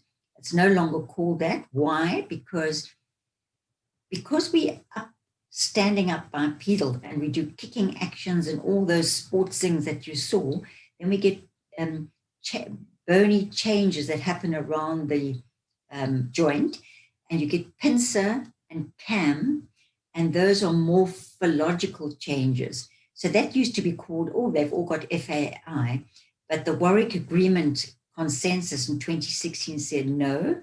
If it's asymptomatic, that's called a hip morphology. It only becomes FAIS, that's a syndrome, if it's symptomatic. So I'm just putting that there because it's a very, very important modern way of looking at it. Is it symptomatic or asymptomatic? FAI, as it used to be called, that's the morphology, is prevalent in the general population, 15%. In male athletes, it can be as high as 75%. And I've seen that with my work with the Premier League and elite sport. So what can we do? The most important thing is prevention. And that's by adjusting the type, duration, or frequency of loads that are applied in the hip, especially in a young person during skeletal growth. And the reason that you have to do that, because they're still trying to work out what impact those morphological changes, be it symptomatic or asymptomatic, has on OA in future life. They're still trying to work that out. So anatomy, the take-home message there, always look at structural anatomy versus functional anatomy. And then know the risk factors, biomechanics and load being the two main ones. And then assessment, basically I'm not going to go in detail, but functional tests, just remember, there's the wicket keeper, the pressure on his hip is phenomenal. I know quite a few wicket keepers who've had total hip replacements, same as squash. I know quite a few who've had hip replacements.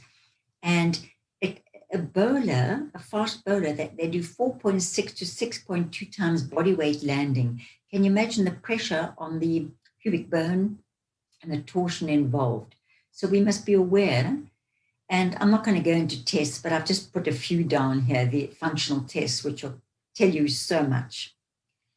And you've got to look at the entire kinetic chain, not forgetting proprioception. And there's so many studies to prove that these two tests are extremely good. Specific tests, well, that's where the conundrum comes. I find these to be very good. Those, they're meant to say if they're both negative that the hip's not involved, but that's definitely not a given. And then you've got lots of others. So yes, you should be doing them, but you have to be very, very careful not to make a definitive diagnosis from a specific test. Squeeze test is the most popular, although it's not very precise for a particular muscle. It's used in all the clubs. It is popular. I just gave a talk at Bournemouth Football Club, and they have a groin bar. And their studies now, it's now becoming far more objective rather than subjective, and that a lot of clubs now have the groin bar. This Copenhagen 5-second squeeze test I use a lot. It's excellent. The problem is that it's subjective, not objective, but it's still worthwhile if you're looking after sports people. So the solution is a battery of tests. Do your functional, do your specific, but a battery of tests gives you a pretty clear idea of where you're heading. Just want to caution you, I had to add this in, I'm sorry, because I'm just going to put this down. You can read it. You can read all those different things. All those different things, those are all studies. That's why I've put them there, and I've got the studies. But all the studies to show that there's adaptive changes in the hip joint with all these different sports. So we always taught to maintain, improve hip range of motion. What exactly is that? It's the total hip range of motion. It's not in one set pattern of internal or external rotation. So be very careful of that. So in tests, functional anatomy, functional tests, individualized for exactly what they require. And always, I'm saying it again, understand all the movement patterns, any dysfunctions. So when a hip person comes in, I spend a good hour with them actually, because it takes a long time to assess. I won't talk about radiology, there's no time. Surgical management, there's excellent surgeons, but there's lots of problems in that there's no consensus as to the ideal operating technique. And you have to have a specific diagnosis to go to a specific surgeon to do that specific surgery. So there's quite a lot of problems involved there. Rehabilitation, I won't go into detail, but very good in Bruckner and Kahn's sports medicine. What I like about his principles of rehab in his latest book, or their latest book, is it's about function, which is what I've been doing for many years and which my whole PhD has shown me. It's all about function. If you've got that book, have a good look at it. And the key steps, don't forget also education and activities of daily living. So don't always assume that it's the sport they're playing, because it can be their daily living as well. I just want to mention quickly the specific muscles that are important. The hip hike for glute medius and minimus is the exercise. It's absolutely excellent. Gluteus maximus, and these are all validated, not only verbally by the top people, but also there are many, many studies. Glute max, the bridge is very good. And this is one of the best ones for glute max, which is the barbell thrust going forward. Adductors, the Copenhagen hip adduction exercise is extremely important. And Heroi said 41% reduction in risk of groin problems for players performing the adductor strengthening program. And don't forget neuromotor control. Return to play, return to reduced practice, then full practice, then partial competition, then full. It's not just return to play. Please remember that, particularly with groins and hips. Well, with everything actually. And don't forget the psychology. Explain to them everything that you're thinking, doing, otherwise you're going to scare them. Monitor the progress right through the season. Don't just say, now you're fine, go back. You have to continue monitoring, because there could be all kinds of things happening around the pelvis. So in summary, differential diagnosis is very complex. So what do? It's fine. Understand the anatomy and the functional anatomy. Look for movement dysfunction patterns and compensatory muscle patterning. Offload the pubic joint, particularly with young people. That's critical. They're very worried about the effect all the load has on the young people. Rehabilitation is not difficult if you correct everything and strengthen accordingly. Carry on monitoring. That's really, really important. And there's a time frame to consider surgery. Very often surgery is the first call because they want a quick fix, but there is a time frame to consider surgery. So what's the solution about these hip and groin quandaries? I find now, after all my studying, I find it very, very simple. The solution is actually prevention. So if you've got a patient who's going to be playing sports, do specific prehabilitation, bearing in mind the entire kinetic chain. Thank you. That's all that I've got on that one. I'm not sure if you've got any questions now. Hello? Yes. Any questions? So you have got a question from Dr. Mais Javari. What is the best management for trochanteric bursitis?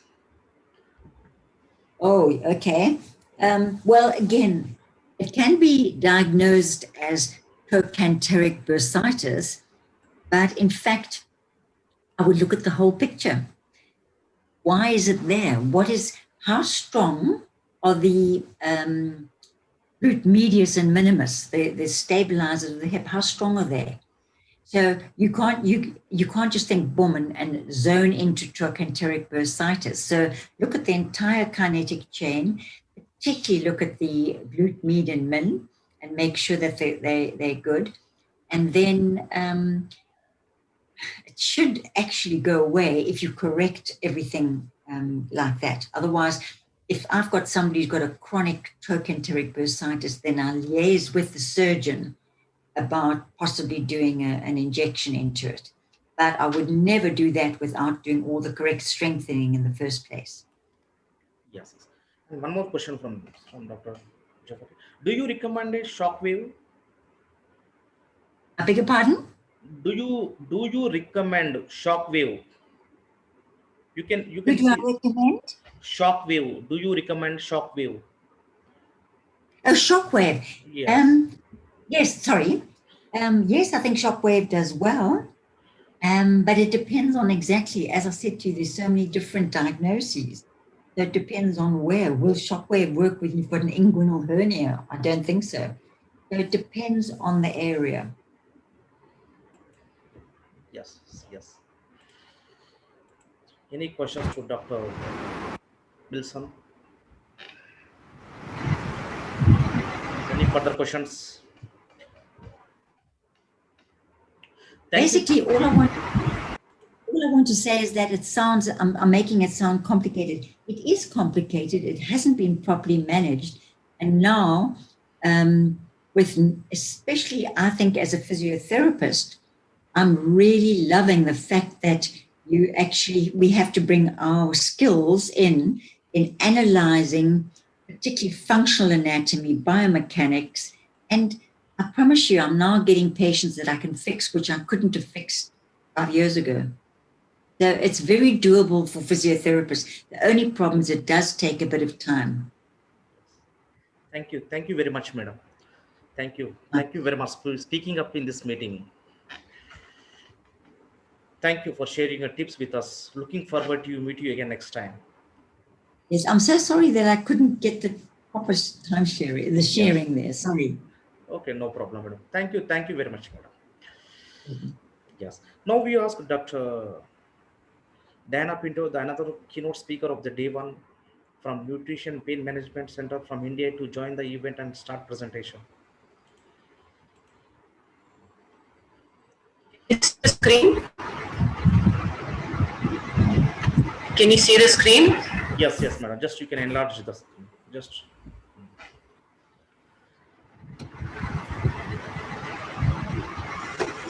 Yeah, it's fine. All right, so before I move on, I just wanted to ask a few physiotherapists about what they thought was their idea of arthritis at the knee. And most of them had to say that it was a deformation of periarticular structures, the cause of pain was not established, or that arthritis was irreversible. It was a frequently occurring pathology which caused a lot of disability. One of the more interesting terminologies that I heard was that anatomical alterations took place at the knee joint in arthritis at the knee.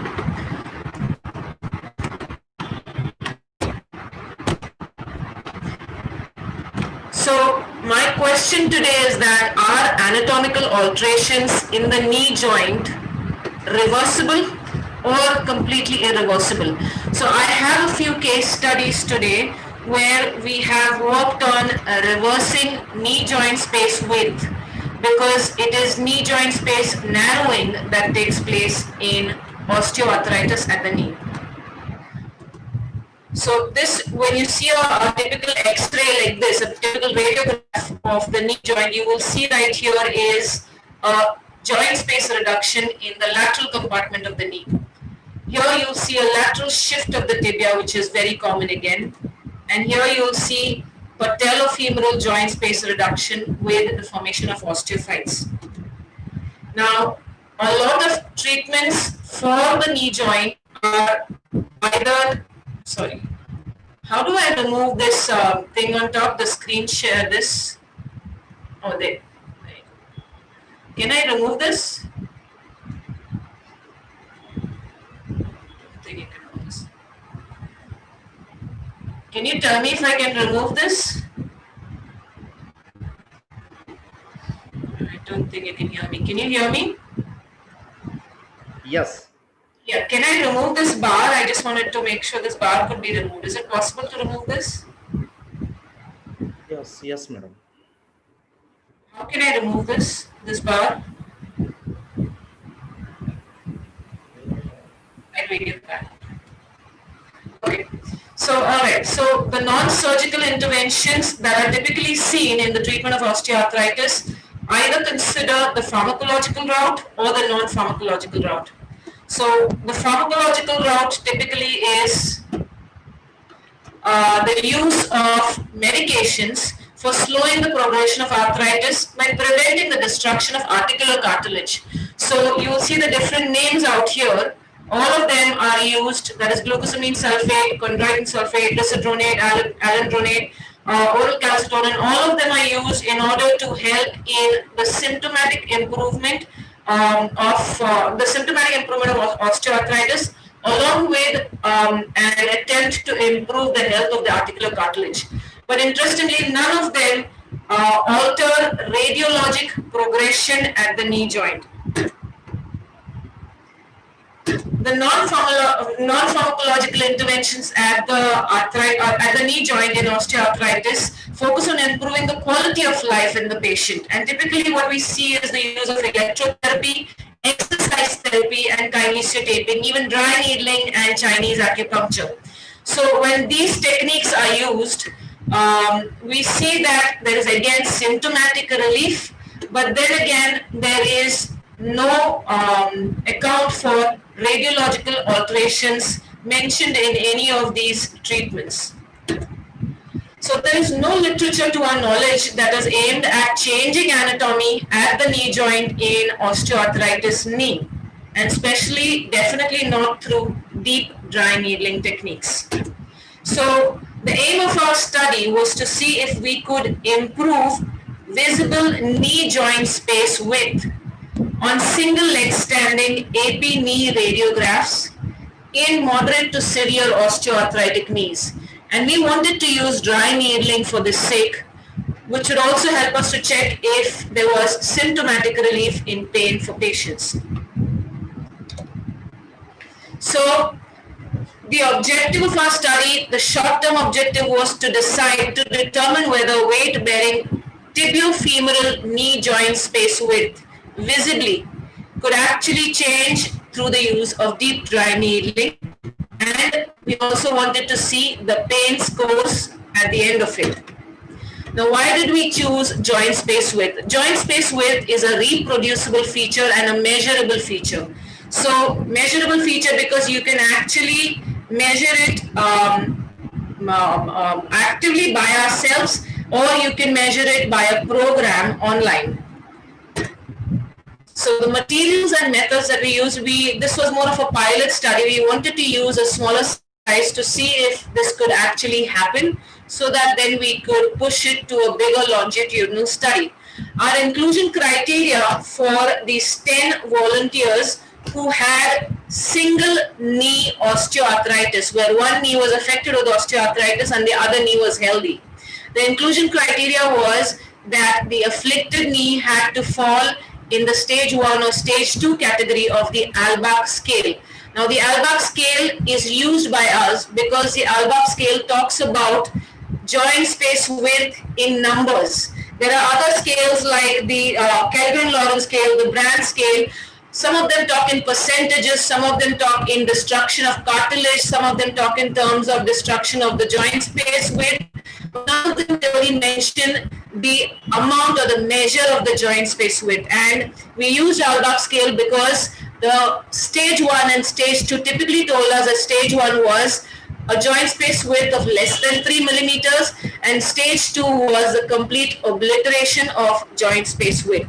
So we wanted candidates who had or who were falling in the stage 1 or stage 2 category of the Albach scale on an AP view radiograph in single leg weight bearing. We also wanted candidates who had pain scores that were above 30 and higher on a 100 scale. So the exclusion criteria was they did not have the candidates could not have bowing, they could not have fixed flexion deformities, they could not have any other systemic disorders or any kind of surgeries done to them. So majorly in a particular way I could say is that they had to have excellent health, and all that they had going for them was osteoarthritis at the knee. So that was the exclusion criteria that we had there. And what we did in the materials and method is we took a true size AP and lateral view in unilateral standing of the affected knee. The measures, the parameters used for the radiograph are given right there. The study went on for 4 weeks, where we saw all of the patients thrice per week for 4 weeks. So that's around 12 sessions in 4 weeks. And what we did then was we did dry needling, mentioned there. So this is typically all of the muscles on the lower extremity on the affected side. We did all of the muscles from the pelvic girdle all the way down to the leg. And the results that we found were that the pain scores dramatically decreased in all of the patients. In all of the 10 clients, in all of the 10 candidates, the pain scores decreased quite a lot.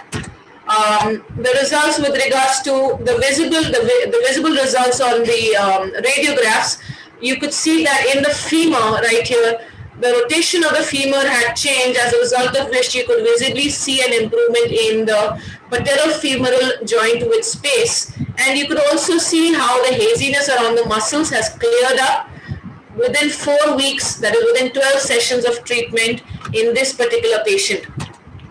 In another patient who had complete obliteration of joint space width, you could see that there was a slight opening at the joint space width in the medial compartment. So this is a big improvement for somebody who has absolutely no joint space width.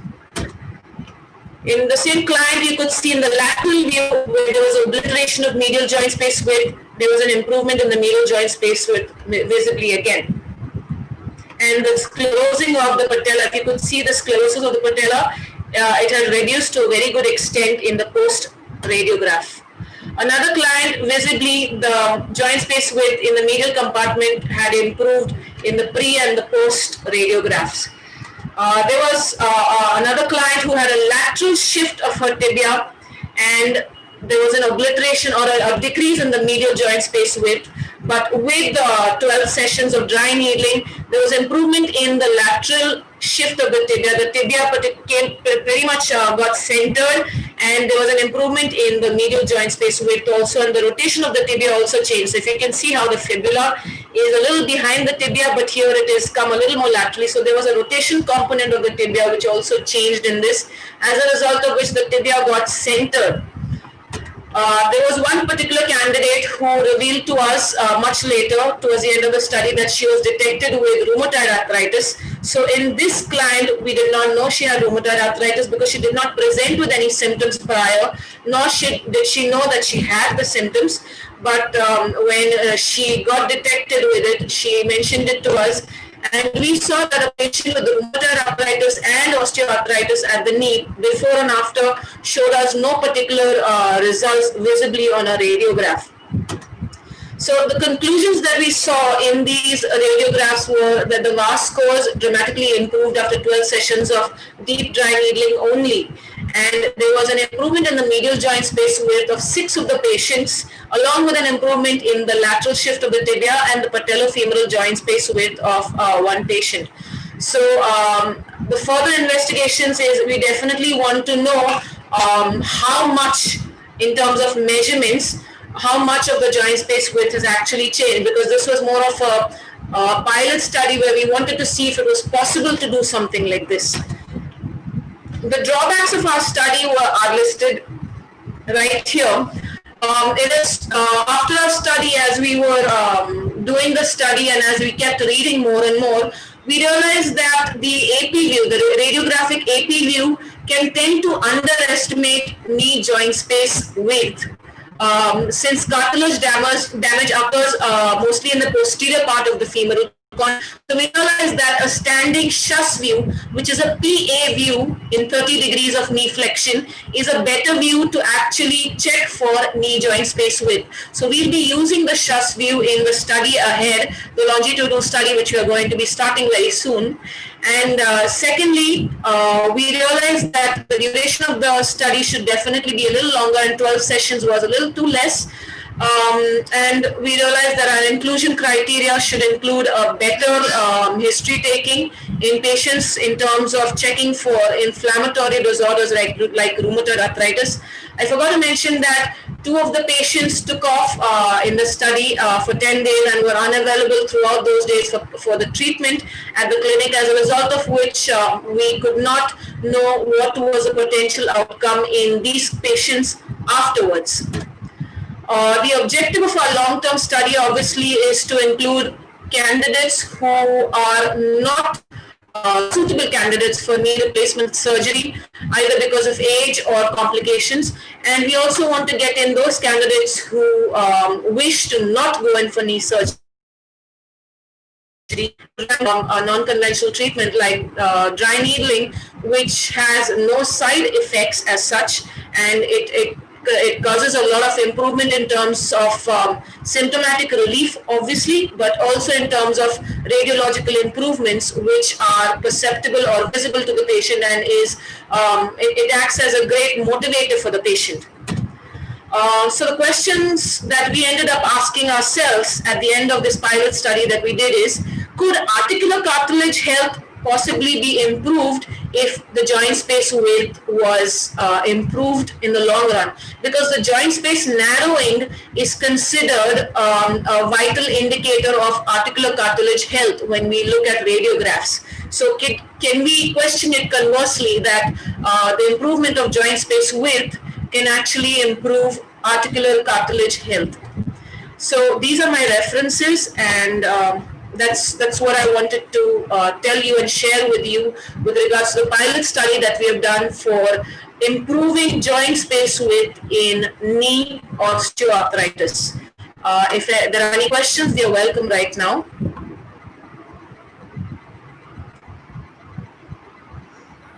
Any questions? Yes, madam, you can find the questions from the chat box.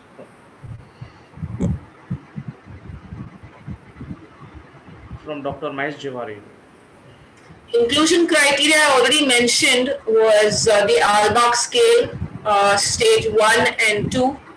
And I mentioned also that particularly pretty much everybody, I mean, we included all ages, we included both sexes. So there was no strict inclusion criteria as such, except that they did not have to have inflammatory diseases, any kind of systemic diseases, no surgeries, no fractures, and they needed to have osteoarthritis on only one knee. So that was the idea there. The techniques used in dry needling was a technique that was used. So I am not understanding that question. What is the technique used inside of dry needling? It was deep dry needling of the muscles. So it was dry needling that was used. Do you think that excluding patients with systematic issues narrows the population as is considered a weakness in the study? Well, we wanted to decrease systematic issues in this because we were not using any other technique with regards to dry needling. We are not using exercises, we are not using anything else in order to improve the outcome of the study. We only wanted to see if dry needling improves how joint space width changes.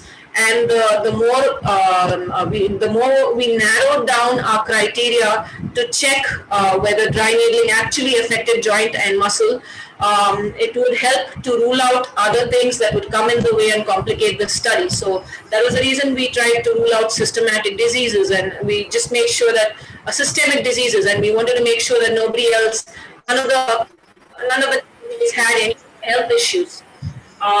Do you consider to have a longer time frame for follow-up? Of course, we have followed up with these patients after 1 year, and their joint space width still remains as good. But these clients have come to us after this pilot study also, and we have put them on an exercise program. So it is difficult to say if it's the joint space width that has continued to remain is purely because of dry needling, or if it is because of dry needling and the exercise program that was given to them. So this is a pilot study. It's not been published yet, so I cannot share the study with you. But of course, once we have the longitudinal study, the longer study we'll be working on, we'll be publishing the papers on that. So yeah, you're welcome to read the papers then. I think those are the questions there. Any questions further? Yes, that's fine. We would like to inform you that Dr. Diana Pinto was the last year participant, one who attended 2019 event, which was held in Dubai, Physiotherapy Conference as a plenary speaker. Thank you very much, madam. Thank you for sharing your tips with us. Looking forward to meet you again next time. Yes. Now we ask Dr. Another keynote speaker of day one, Dr. Julio Ramal, from founder of GS Sport, George Washington University from USA, to join the event and start presentation.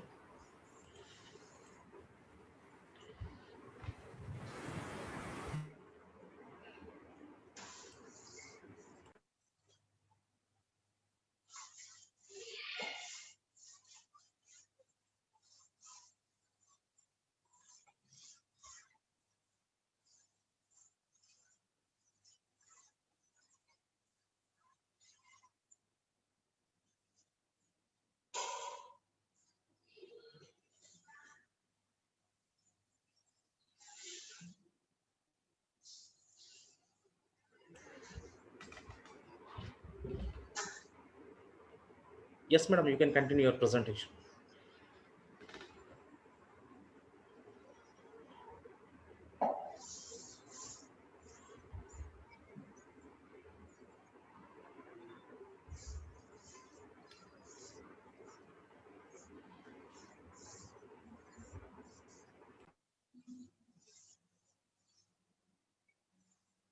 Hello.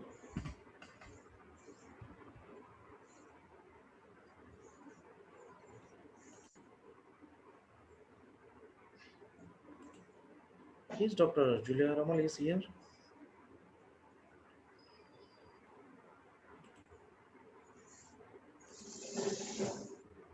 Yes, madam, you can proceed with your presentation.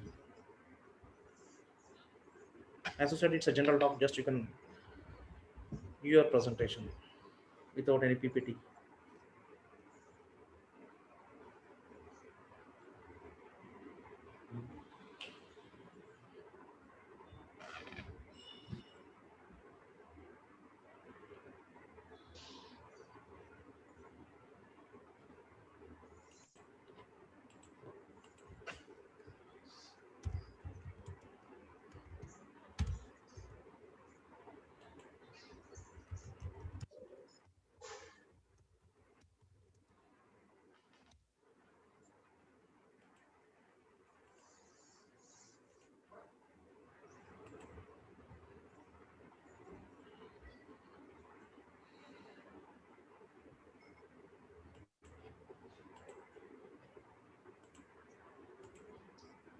Hello.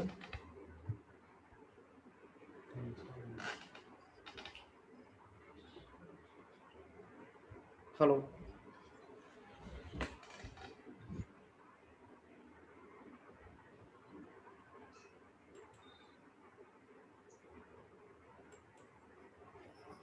Hello.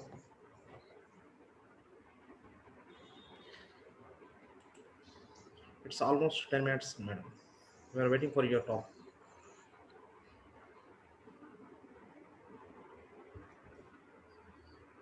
Yes.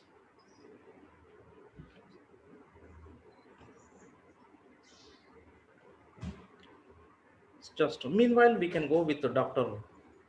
Sahar Bazouri from Tarbite Moderate University from Iran to join the event start presentation. Yes, ma'am. Right. Just you can just you can share your. Yes, it's fine. Right. Can you see my slides now?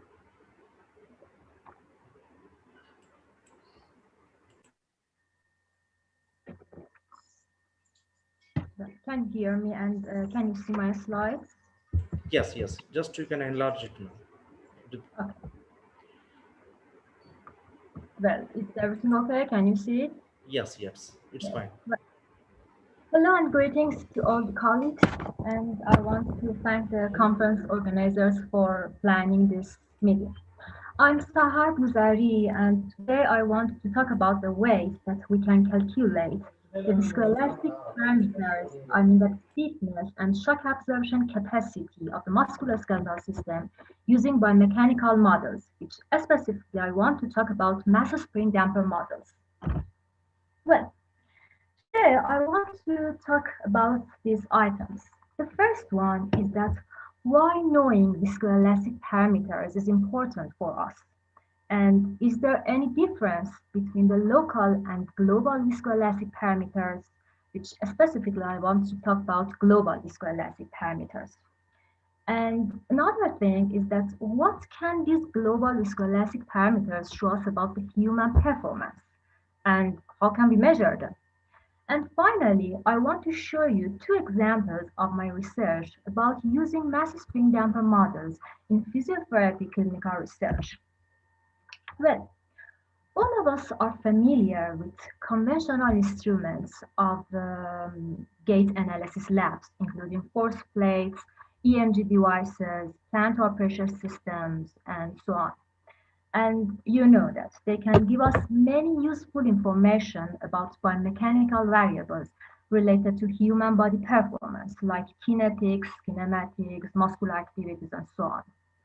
But there is a very important question that can we measure all these variables using this conventional lab equipment? What about the other variables? In fact, there are some variables that we cannot measure them just with the lab equipment, and we need something more than them. These variables like muscular force, or stiffness, or shock absorption capacity. To measure these kind of variables, we need biomechanical models. We are almost familiar with link segment models or musculoskeletal models, which can calculate many variables for us, like muscular force, torques, and something like this, for example, joint power. But usually we are somehow unfamiliar with mass spring damper models, which I will talk about it more today. Therefore, we have some models called mass spring damper models can calculate some variables for us, which we call it viscoelastic parameters. But I have a question. What is these viscoelastic parameters? The way that the musculoskeletal system, the human body, our body, can react to the applied force can be studied through viscoelastic parameters, including both elasticity and viscosity. For example, when we are walking, jumping, or running, we exerted a force to the ground. And according to the third law of Newton, the ground exerted an opposite force to us too, which we call it vertical ground reaction force, and all of us are familiar with it, it's important in the field of sports physiotherapy, and injury prevention. The way that our body reacts to this force, moves, damps, all of it, it depends to its elasticity and viscosity. And to quantitatively measure this elasticity, we have to calculate stiffness. And to quantitatively measure this viscosity, we have to calculate shock absorption capacity or damping ratio. Well, what is stiffness? I want to talk about it more. Stiffness refers to the resistance against the displacement. A very important thing that I want to mention in this slide is that we have two kinds of stiffness, local stiffness and global stiffness. If we want to measure one single element stiffness, for example, tendon stiffness, muscle stiffness, ligament stiffness, joint stiffness, we can use a stress-strain curve or torque angle curves obtained with ultrasonography, isokinetic, or musculoskeletal models, which is not related to my topic now. But If we want to measure, if we want to know the whole body stiffness, the lower limb stiffness, which means that we want to know the stiffness of all elements in that part. I mean, that's all tendons, ligaments, muscles, joints, hard and soft tissues. At that time, then we need mass spring damper models. A very important thing is that I don't want to say that which of them is important or not. I want to say that what is our aim. For example, if I use a treatment on the athlete's knee, and I want to know that what is the effect of this treatment on the whole body stiffness, or on the lower stiffness, on the lower limb stiffness during his performance. It's very important. During his functional tasks, for example, running or jumping, at that time, I need to use mass spring damper models. To sum up this slide, mass spring damper models give us information about the stiffness of the whole body, or one segment, or more than one segment. Different segments of the body. And a very important thing is that they can calculate for us the stiffness during functional multi-joint tasks, for example, running or jumping. We can say all these things about damping too. As I mentioned, mass spring damper models can calculate stiffness and shock absorption, which we call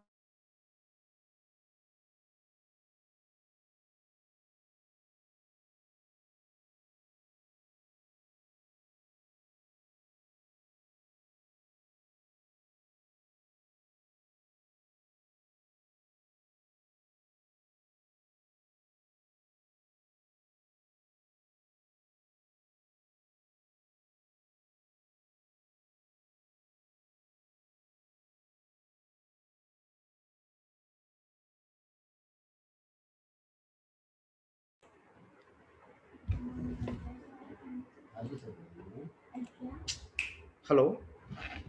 So we are unable to hear. There's a problem from your side, man.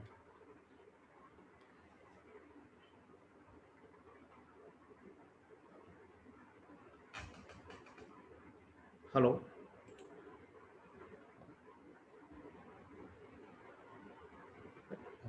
Yeah, doctor. Sahar Bazuri.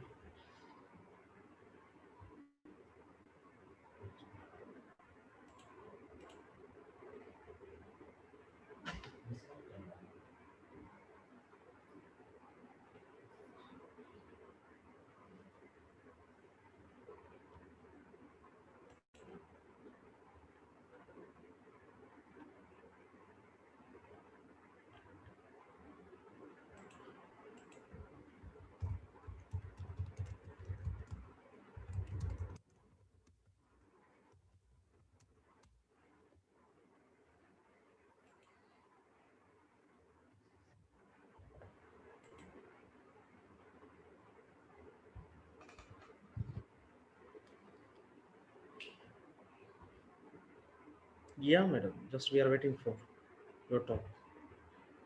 I think this was for yes. You can continue.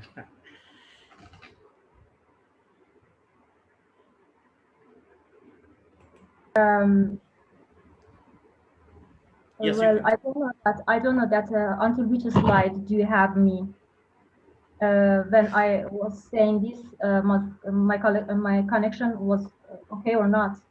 Okay. So shall we share screen from our side? No, let me. Yes. Yes. Okay. Yes. You have me. You have my slides now, Yes. Yes. and I don't know that until which slide do you have me, because I lost my connection. I don't know that until which slide do you have my voice. Yes. Yes. Until which slide do you have my voice? We don't. Okay, I continue. Yes, you can continue. Okay, I continue from here. As I mentioned, mass spring damper models can calculate stiffness and damping, and both this stiffness and damping can be categorized into local and global. For calculating global stiffness and global shock absorption capacity, we have to use mass spring damper models. And the important thing is that these models can take us stiffness and shock, can give us stiffness and shock absorption capacity in functional multi-joint tests.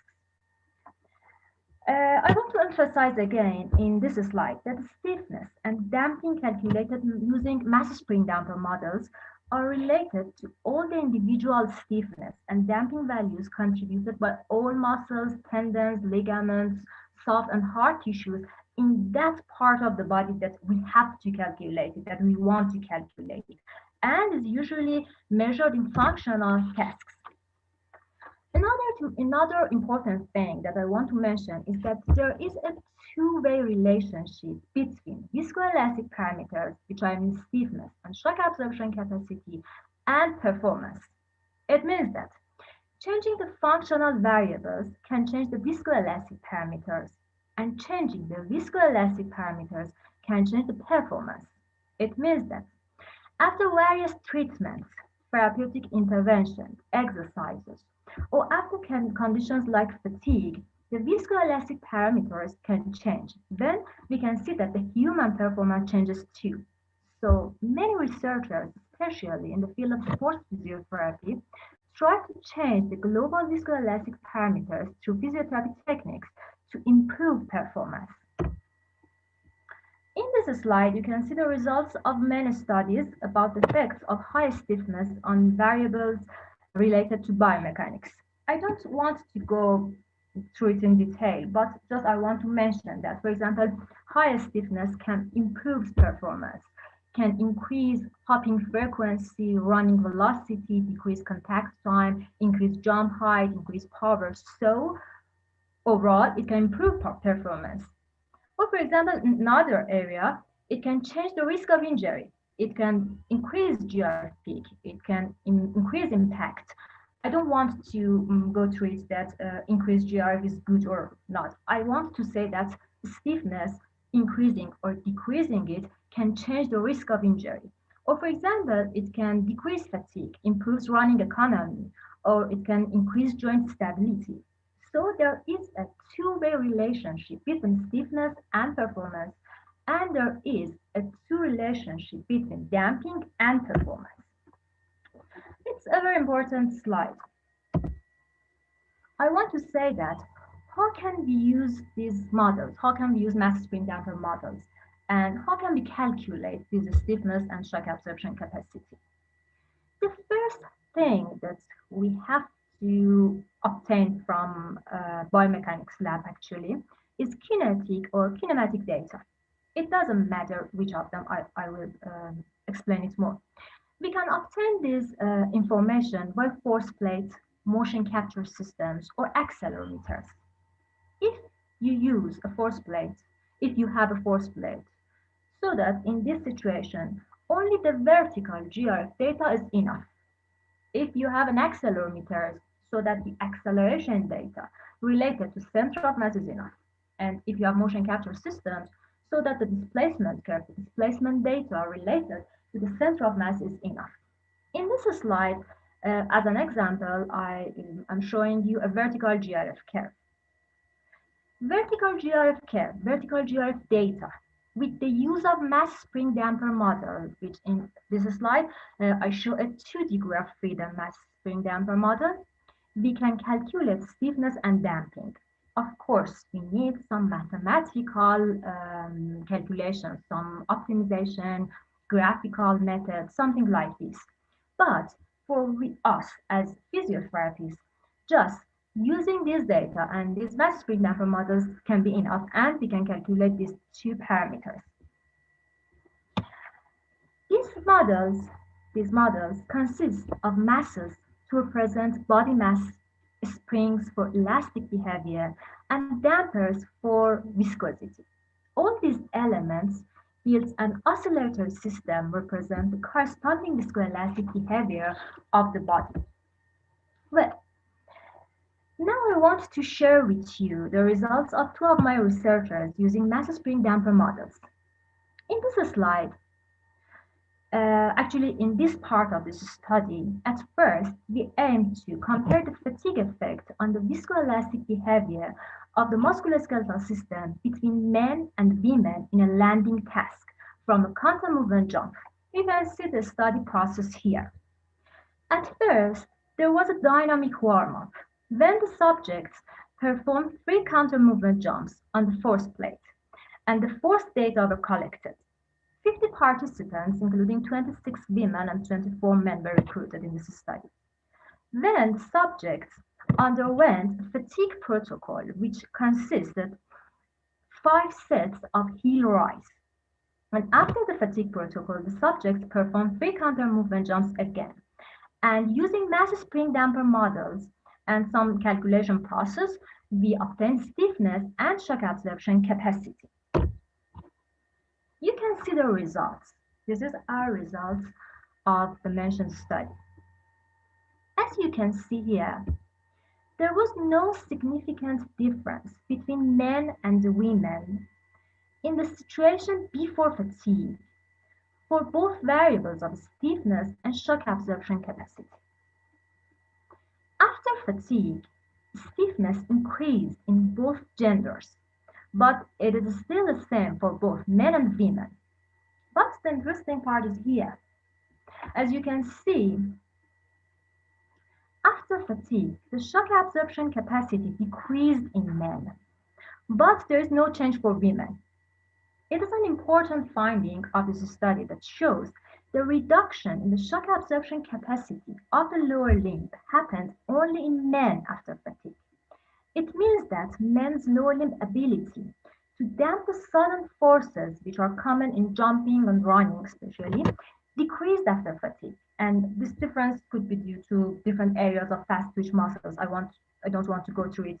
But it says that the body damping ability in men decreased and can make them more susceptible to injury and impact-related injuries. For further information, please see this article about its results, its interpretation, and some other mathematical methods and some other things about the mass spring damper models. In another part of this study, the mentioned study, we examined the effect of gastrocnemius kinesiotaping on the viscoelastic parameters. The study protocol is shown here. We have 2 conditions of pre and post fatigue, and in each of them there were 2 situations of without kinesiotape and with kinesiotape in a randomized order. And as you can see here, the kinesiotape was applied on the gastrocnemius muscle. The fatigue protocol again consists of heel rise to induce fatigue to plantar flexors, and kinesiotape was applied over the gastrocnemius as main plantar flexors.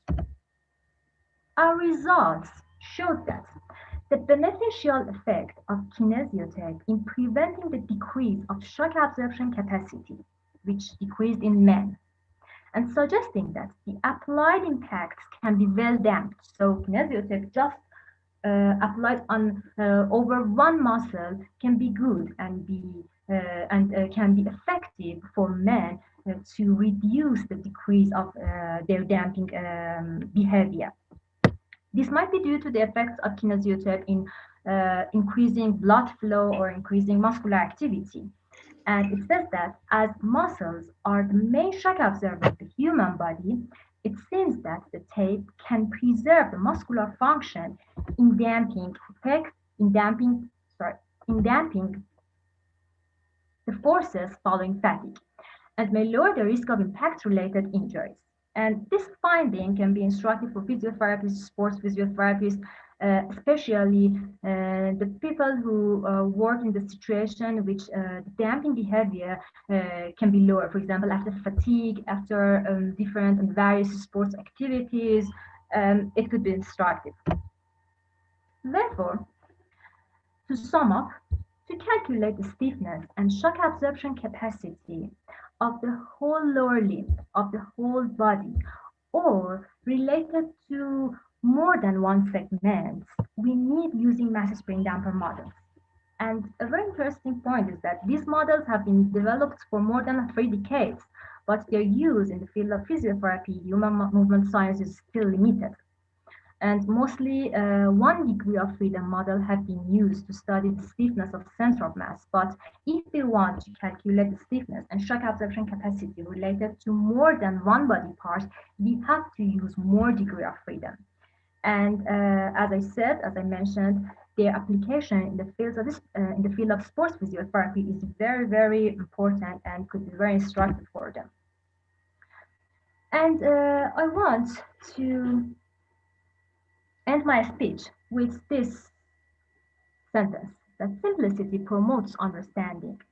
Although I think, and actually I know that you are asking yourselves that these models, these biomechanical models use a lot of simplifications, but I want to mention that although we have to use many simplifications when we are using biomechanical models, no matter what kind of them, musculoskeletal models, link segment models, mass spring damper models, but it's worth it. And because they give us many insights about the musculoskeletal system, which is not possible without them. We can just obtain them, we can just calculate them with these models, not the instruments in lab, not the conventional instruments in lab.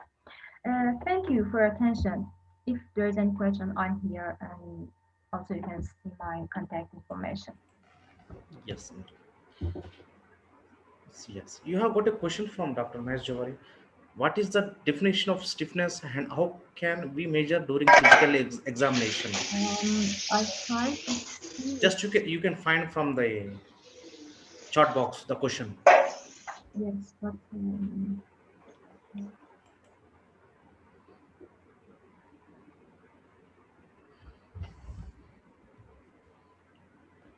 I can't see the chat box. Yes, yes. Question is nothing but what is the definition Okay. of what is the definition of stiffness and how can we measure during physical examination? Okay. Thank you for your question.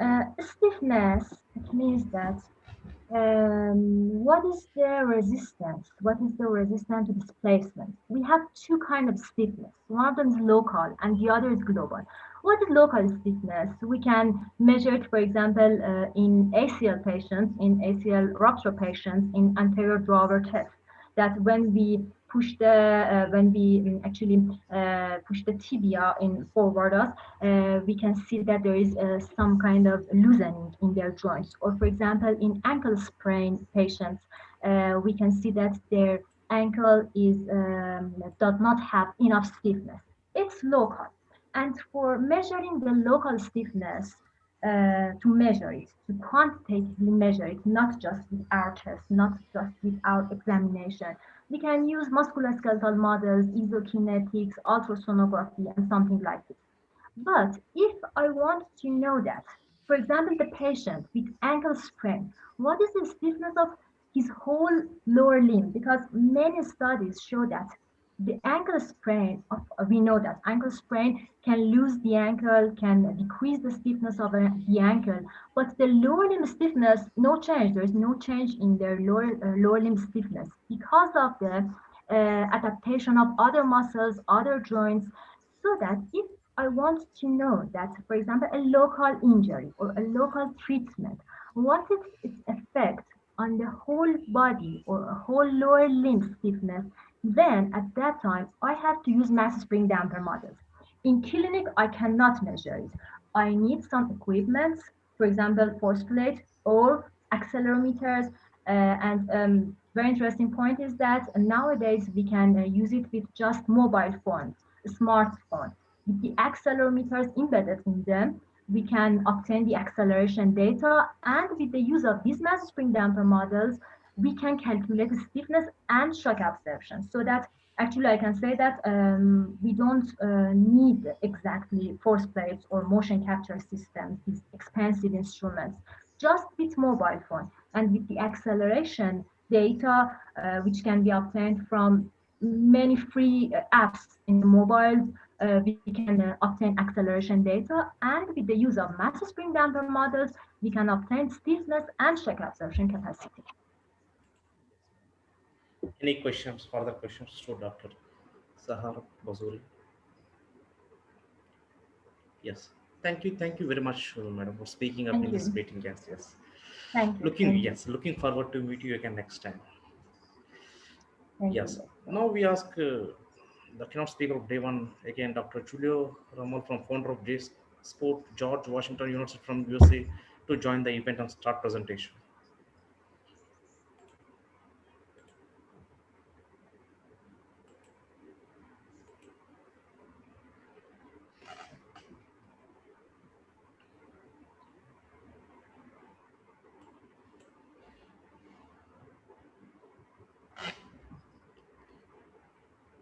Hello.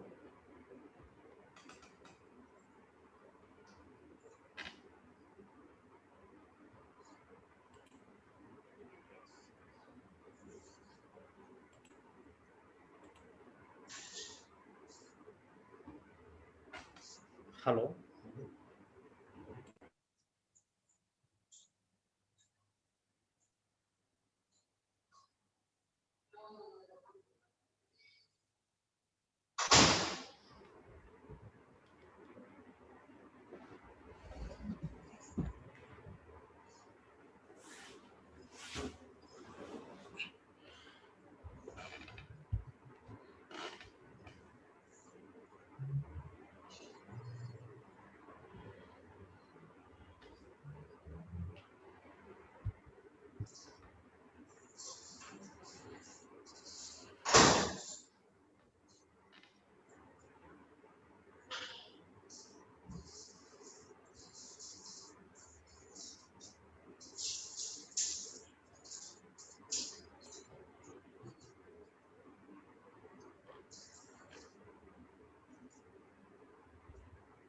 Yes, doctor, we are waiting for your presentation. If you have any technical problem from your side, please let us know.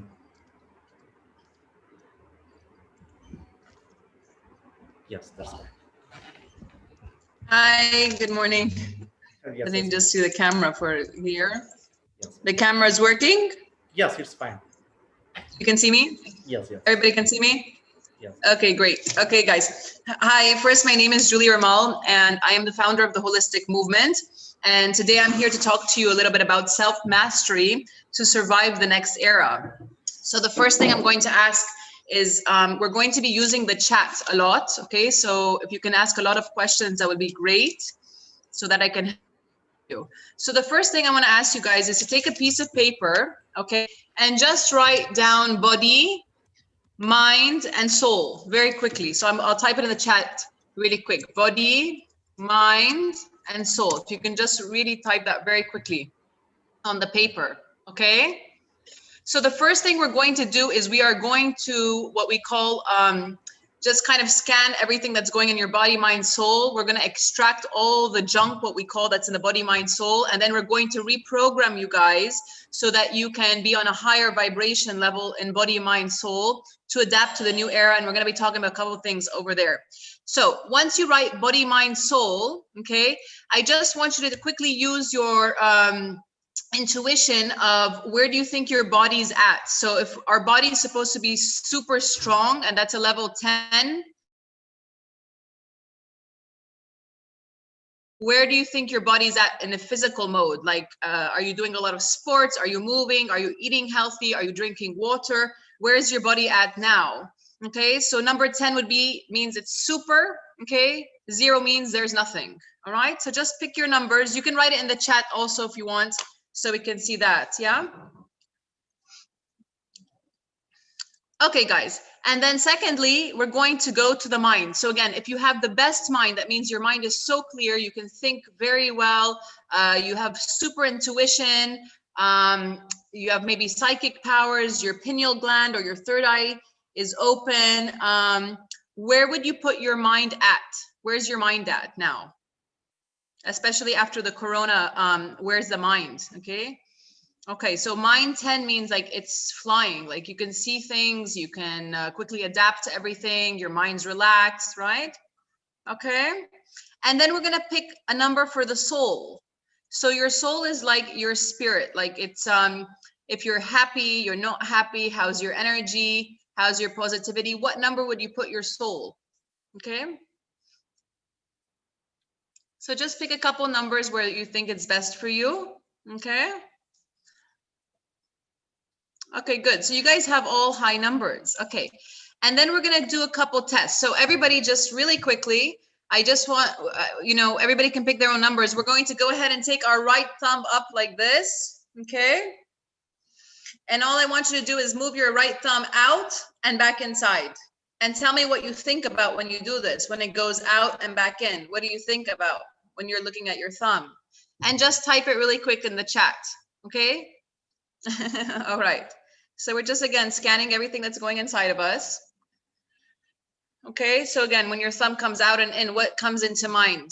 Okay, and don't be shy. You can just quickly type in. It's a very interactive presentation today. Okay, so the response should be when you looked at your thumb, okay? I have a problem in my left ear. Okay, well, we can get some more comments. Basically, what you should be thinking about, if your mindset is correct, is that my thumb is going out and my thumb is coming back in. That's it, okay? Most people will never get that answer. They'll get a lot of things. They'll be like getting imagination thoughts and a lot of stuff. So that just shows where your mind's at, okay? So what we're going to go ahead and do is we're going to talk about the pineal gland, your third eye center here, okay? So what I want you to think, if you close your eyes for a moment, let's close our eyes and just take 3 connective breaths. So it's inhale from the nose and you exhale the air out. And we're gonna take 2 more breaths like that. Again, so inhale from the nose with your eyes closed and exhale. And 1 more time. Very good. And just tell me yes or no, do you have a vision of where you're going in your life? Where is your destination in your life? Okay. And then you can open your eyes and just say yes or no in the chat. Okay. Okay, no problem. Yeah, most of us, we're in an era where we're very lost. Okay, we have become, yeah, that's okay. Most of us don't know where we're going. It's fine. Okay, that's fine. Okay, so most of us actually don't have a vision of where we're going in our life, and we're just really, really lost. So life is so simple, guys. It's so simple, but it's become overwhelmed where we're so stressed out, and then our pineal gland gets blocked, and then we lose our power of making decisions that are correct for our life to enhance your life in body and in mind and in soul, all those 3 things, okay? So it's very important. The first thing to do, and I'm going to help you guys, is to take your piece of paper again and write vision here, okay? On the top of your paper, it should say vision, okay? All right, so do that. I'll write it down in the chat very quickly. And I know these are funny exercises, but you're going to see the difference very quickly at the end. So you write vision on the top, okay, just like that. It says vision. And at the bottom, just draw like a little figure of you, like just like a little kind of cartoon figure, okay? So just write that little cartoon figure, something like that, okay? And then you've got vision up there, okay? And this is where we are right now, okay? So most of us in the next maybe 5 to 10 years, as technology is changing and we're becoming half robotic and half human, our powers are going to go down. Our vision of our personal life and owning your life and mastery of yourself is gonna go down. And our power in our bodies are going to change, okay? So now we're going to do a quick test to measure your bodies, because everybody said like their body was like maybe, number 8 or 2 or 10. So I want you to take your right hand like this. It's very easy. And I just want you to throw a big punch like that and bring it back. And can you do that 10 times? It would be nice if we put the cameras also. So it's a punch and bring it back. Punch and bring it back, okay? And if I can see the cameras, I can help you more. Without the cameras, it's difficult to kind of see where everybody's physically at. Okay, good. Yeah, so Dr. Manisha, okay, your punch is a very regular punch in today's era, okay? This is very normal. People would be doing something like this. It's because the human body has lost its physical power. Okay, we have Jose. Jose's punch. That looks pretty good. More power, maybe, Jose? More power or no? That's the most that you can do? Okay, you look well built.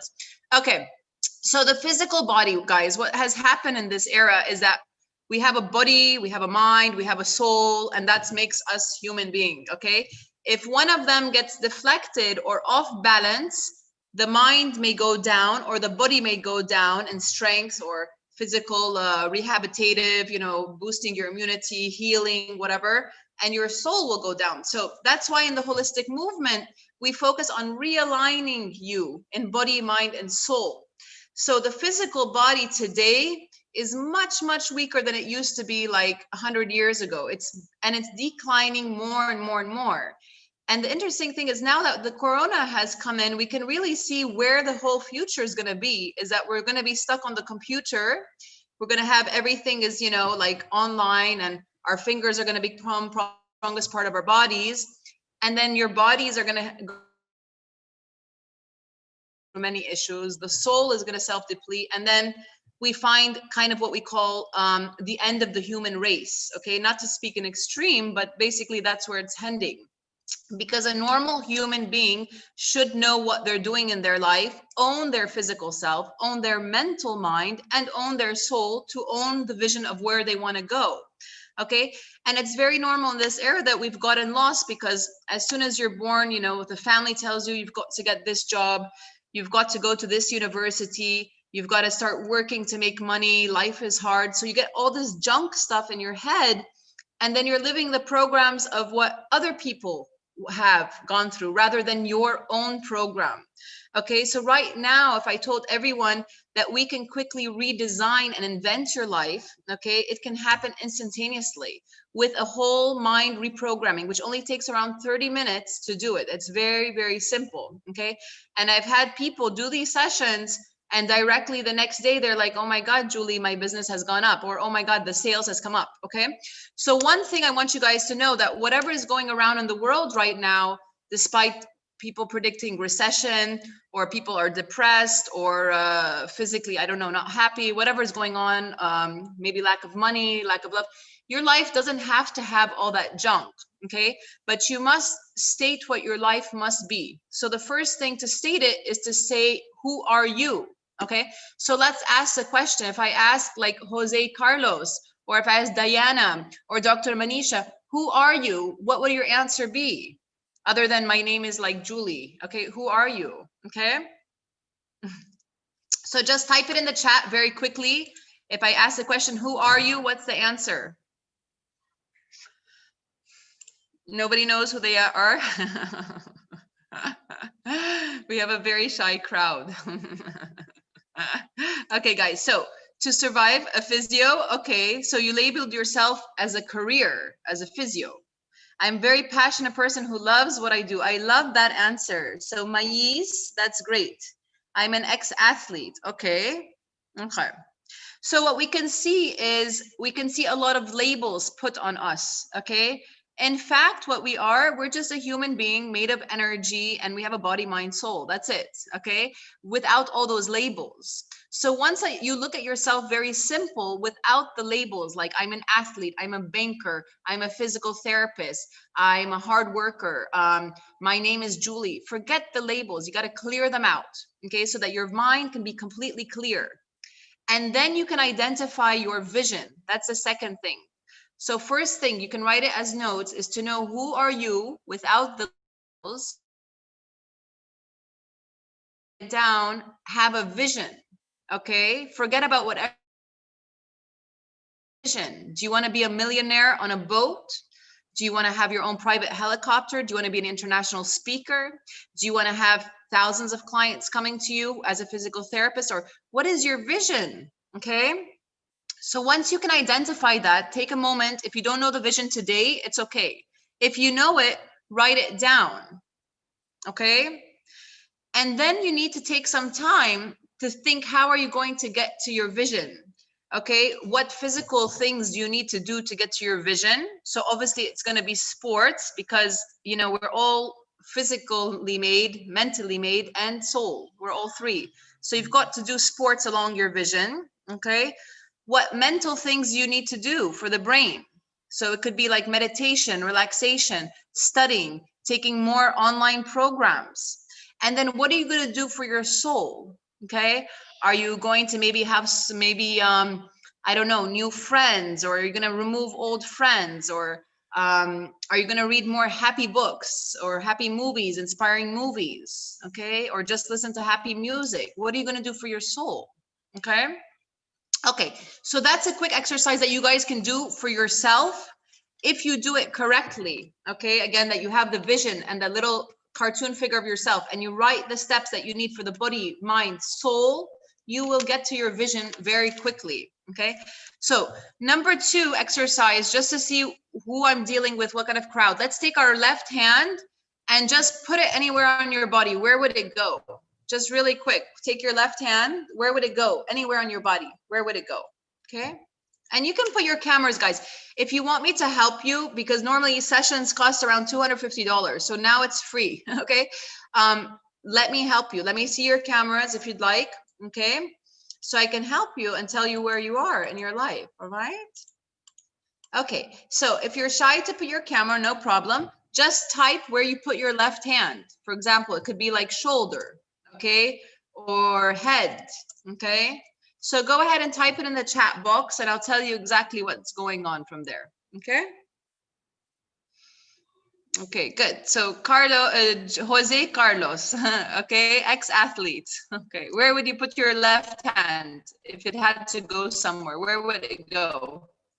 I think the connection's a bit slow. Where would it go, your left hand? Okay, I can't see, but it's okay. Okay, so wherever you put your left hand, guys, it means that there's something going on in that field. Okay, so your chest, your heart. Jose, this is very normal. In today's era, everyone putting their hands here. Every single conference that I've gone to, it's the same issue. And you know, it's a funny thing is that heart disease, heart attacks, are all on the rise, okay? And we're putting our hand exactly where there's an area that needs some healing energy in it. Like your body is speaking to you and saying, hey, wake up, okay? So this is very normal because to surpass the future, you've got to know your system. You've got to know how your brain works, how to rewire your brain, which we discussed. And then understand where there are issues going on in your body. So if there's heart issues, you got to learn from the heart, like what is going on? Do you need more love? Are you giving enough love? Okay. Are you being completely compassionate, kind, loving, forgiving, grateful? Okay. All those things. And I know it sounds funny, but these little things can really drastically change your life. Okay. So let's take our right hand, and where would your right hand go? Anywhere on your body again. Where would it go? Okay, so you can again put the cameras. If you don't want the cameras, no problem. You don't have to do it, okay? Okay, so wherever your right hand went, that means that there again needs some healing energy to be done. Don't worry about it, okay? Your stomach, okay, great. So stomach is an interesting place because stomach is our second brain in our body. So when your hand goes to the stomach, that means obviously, yes, there is something going on there. But how can you identify what really is going on? You've got to do some meditation on it. So you put the hand on the body part, you close your eyes, you take a couple breaths, you see what's going on there. And you start to self-heal yourself with your hand, okay? The stomach can identify two things. Number one, it's the second brain in your body. So we always want the stomach happy, okay? And number two, there may be something in your life that is difficult to digest, okay? That means some events you've seen or heard or whatever. So the stomach is saying, ouch, it hurts, okay? No problem. Envision the color yellow around your stomach to provide some healing energy for it. So what I'm showing you guys is very quickly, it's a lot of information, and we're not going to go through everything. I'm going to repeat everything that we've said from here so we can move to the second step. So number one, I want everybody to have a vision of your life. You're all human beings. You've got to have a vision of your life. You've got to feed your body, your mind, and your soul. You've got to filter out the negative junk that we've accumulated, to take it out so you can redesign your new life that you want, okay? And you've got to have that vision. Your vision is like your laser glasses so you can see the end of the tunnel, all right? And that's very important in the next era because we're all kind of on the same boat. Okay, we said goodbye to 2019. It barely went like this. We're stuck online. Okay, we've lost our social life. Many of us are depressed and not happy or broke or facing recession. And what kind of other challenges we're going to be facing from today till 2050 are going to be immense. So to survive the next era, in summary, you've got to start self-mastery. You've got to master this piece of equipment, okay, in and out, the thoughts, the emotions, the thinking skills, the visionary patterns, and you've got to master your emotions. And then we'll talk about the mind later on again. So our body, how many of you can do 10 push-ups now? If I would ask you to come on your hands and knees and just do 10 push-ups, can we do that very quickly? Step out of the comfort zone and see if you can do 10 quick push-ups, all right? Especially Carlos, ex-athlete, that should be a piece of cake, okay? All right, so 10 push-ups, guys. And then let me know how you feel, okay? That's fine. If you're very weak, don't worry. We're gonna change that affirmation for you to say, I am strong and I can do it. And then you try one push-up. And that's your stepping stone to get you to the next step, all right? Remember, it's all about self-talk, talking to your brain and your body together, okay? So if we want to survive to the next era, we've got to have physical strength, okay? You've got to have mental strength, and you've got to have what we call discipline. It's very important, discipline. That means we wake up every single morning with the right mindset, the positive attitude, okay? And our sports, the sports plays a huge role in your life, okay? So what kind of sports is the best sports to do? Does anybody do sports? You can just write it in the chat. What do you guys do for your body, to move the body? Okay, could be Pilates, could be boxing, could be yoga, could be rugby, football, taekwondo, swimming. I like swimming, is very healing. Swimming is amazing. Any other sports that we do? Okay. Okay, so depending on the sport that you have chosen, it's going to reflect a lot about your character and your personality. Okay, capoeira, wow, capoeira is, I love capoeira. Good. So swimmers, generally, their energy goes more, it likes to kind of have a self-healing aspect to it. It cools down the body, it cools down the mind, and it's very purifying for the system, okay? Because we were born in water in our mom's womb, and water has always been for thousands of years a purification and rejuvenation aspect in our bodies. Capoeira, a natural dance of the body, martial arts from Brazil, okay? Very beautiful sport. Another sport I'm going to introduce you to, fitness, holistic movement, okay? And I'll pass you along the website because this is the sport of the future, which combines your martial arts. It's all in one package to survive the next era. And that's why it's been featured all over TV worldwide, okay? And it has its own TV programs, sports programs, everything, because it's such an intelligent training system that reconnects you back to you. So if we think about sports, okay, let's make a deal. The first thing we're going to do, guys, write on your piece of paper, again, body, underneath, right? Okay, so for your body, okay, so I wrote it here. I wrote body, mind, soul.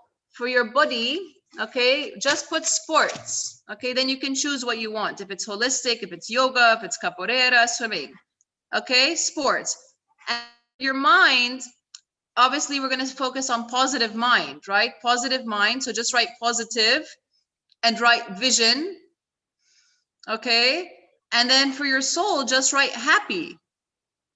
So now we started step one. Okay. I know this sounds very weird and you're like, where are we going? You know, how is this going to help me?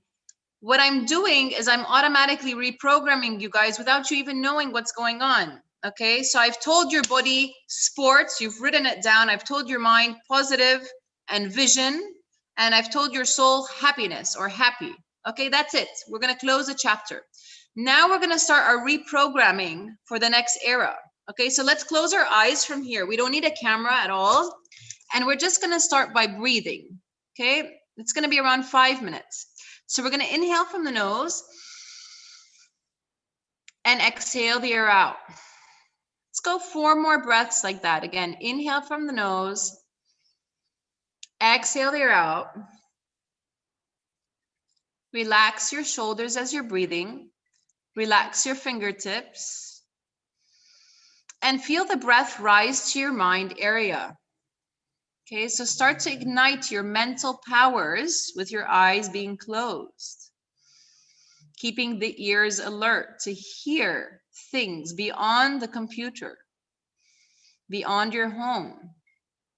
What's going on in another country, another state. Your ears can hear immensely. So hear what kind of things may come into your ear area. Okay.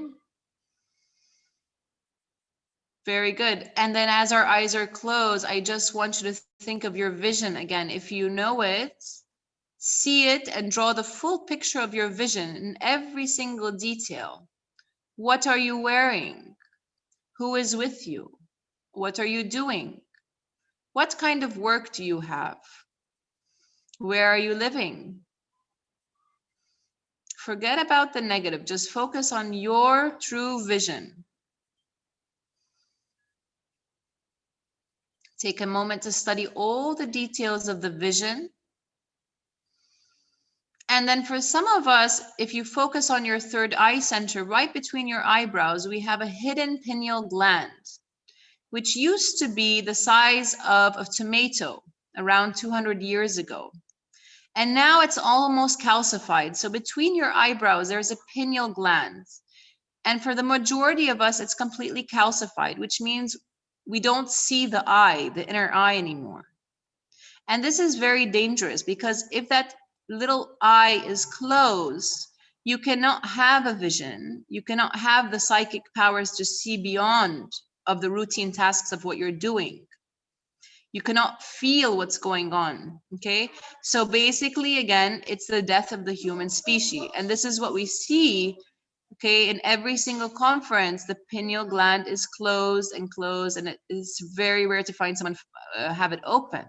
So just by practicing these exercises, your pineal gland will eventually open by focusing on the center of your eyebrows.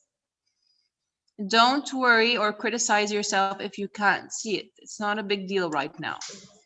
Let's go ahead and continue our breathing, inhaling from the nose, breathing into your body. And I want you to focus on your physical system.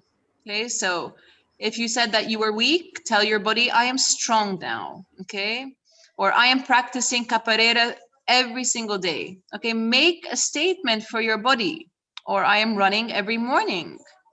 I can do 100 push-ups by the end of next month, okay? Make a couple statements for your body, like you're talking to your own child. And then you're gonna take another big breath and we're gonna breathe into our soul, okay, which is your just general energy. Let's call it the general energy of your system. Take a couple big breaths from here and envision your energy expanding larger than the size of the room you're in. Maybe as large as your home, or as large as the city, or the town, or the country. Just envision your energy glowing and growing and growing and growing. And then take one more breath and just see the mirror of yourself. See you standing in front of you, the ideal mindsets, the ideal body, the ideal energy. And now create a label for you. For example, I am successful. Success always comes to me easy. Or I am happy and happy events always come to me, okay? Or I am very rich and wealthy. Wealth easily travels to me, or money easily circulates to me. Or I have a very open heart and always receive loving things, okay? See the vision of yourself. And then take one more big breath, inhale from the nose, and calculate the time from where you are now to how long it's gonna take State it in your mind. Maybe it's going to take 6 months to get to the mirror of you, or 2 months, or 1 month, or 3 months. Just identify what you truly believe from your heart. 1 month, or 2 months, or 3 months, or 6 months, or a year. And then take one big inhale and exhale. And 2 more big breaths. Again, inhale and exhale. And 1 more big breath. Very good. And then we can slowly open up our eyes, guys, and we can come back, okay? So what I've taught you was a very basic, very beginner level holistic movement. Let's call it meditation to just reset your mind, okay? You can share in the box how your experience was with that. How did you feel? Any messages, any things that came into the mind? Was it difficult to quiet down the mind? Where was your mind at that session when you were doing it? And how do you feel now compared to when we started at 30 minutes ago? Okay, guys, so remember, to change anything in your life, you must, number one, not be afraid to speak. You must voice yourself out. This is very important to survive the next era. If you are silent, you will not be able to surpass the challenges. You must voice yourself. When you are upset, talk. If you're shy, talk. You didn't like it, talk. That's what children do, is they voice themselves out, okay? So great. Jose is always participating. Okay, great. So he's like an inspiring moment. So your mind should have changed. Your energy should have changed. You should have felt empowered by now. Okay, like a shift has came. I can do it. I'm going to do that push-up. All right. This is very important to spend that little meditation time, 5 to 10 minutes a day in the morning. So simple. Have your vision where you're going. Learn to scan your body. Start investing in your brain and in your body and soul equally. All 3 elements have to be aligned with proper attention, not just the mind, not just the body, not just the soul.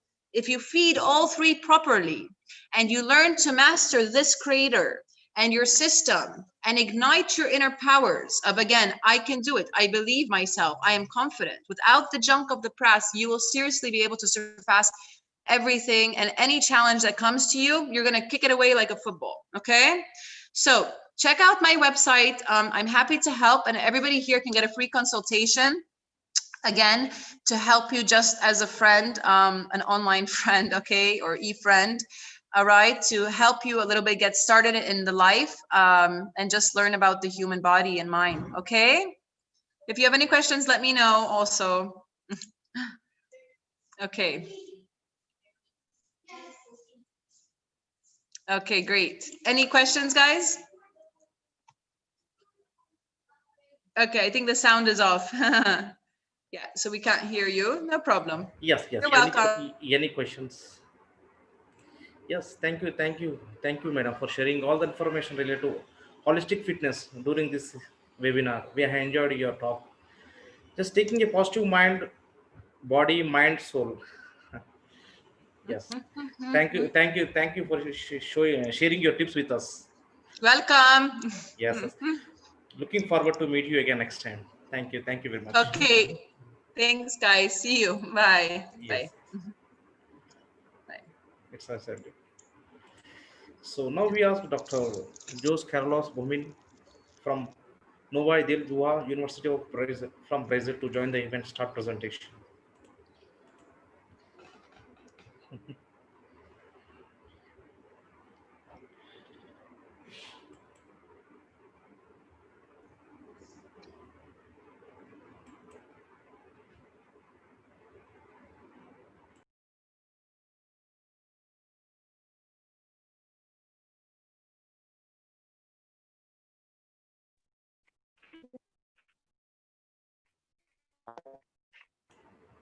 Yes, sir. You can start your presentation. Okay. My English very poor. No problem, sir. And the presentation and next moment. I'll do the presentation next moment. Okay.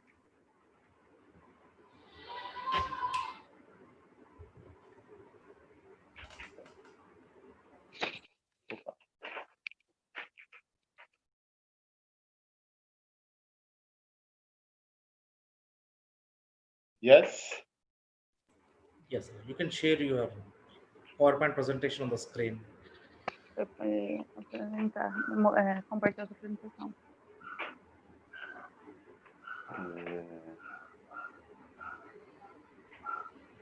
Documento.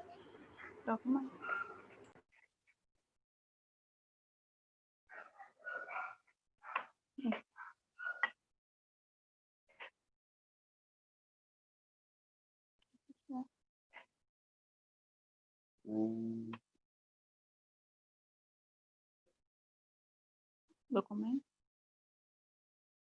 Documento. Aqui. Documento. Se for na tela. Tem a tela aqui embaixo. Fecha. Câmera. Não, o áudio.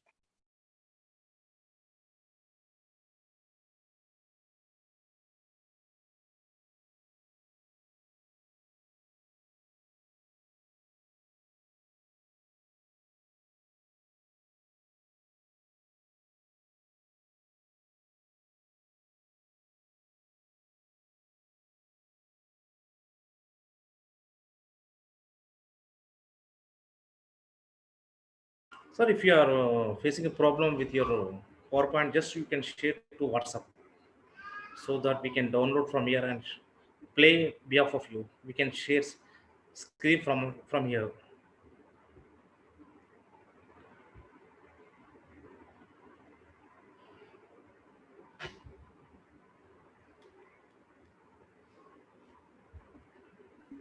I'm having a problem with the share.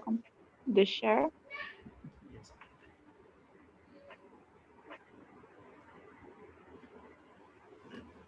Yeah.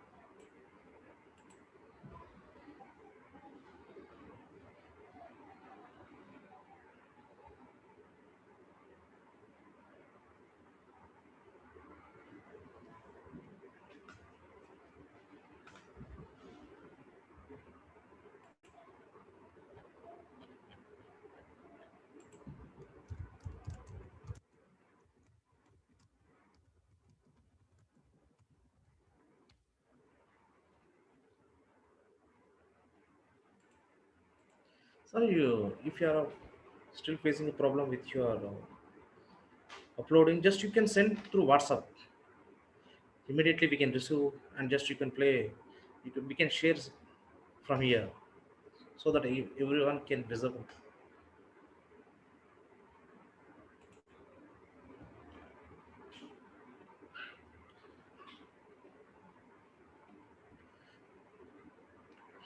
Is Dr. Rafil Ambrosius from Brazil is ready to presentation?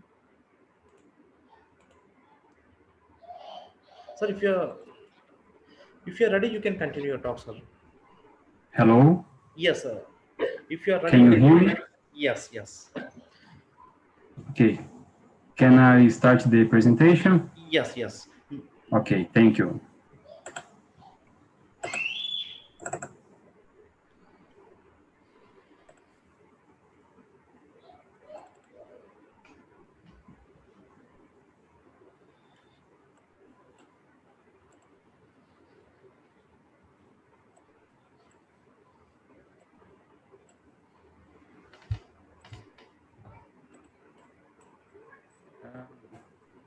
Can you see my screen? Yes, sir. Okay, thank you. Good afternoon or good evening, everyone. I'm Rafael Bataza. I'm from 9 de Julho University, São Paulo, Brazil. I'm a physical education professional and I'm currently a doctoral student. Today, I'm here to talk about my group's doctoral research on the implications of cognitive exercise on postural control. I'm going to speak slowly because English is not my native language. Please feel free to ask me the questions you may have in the end of my presentation.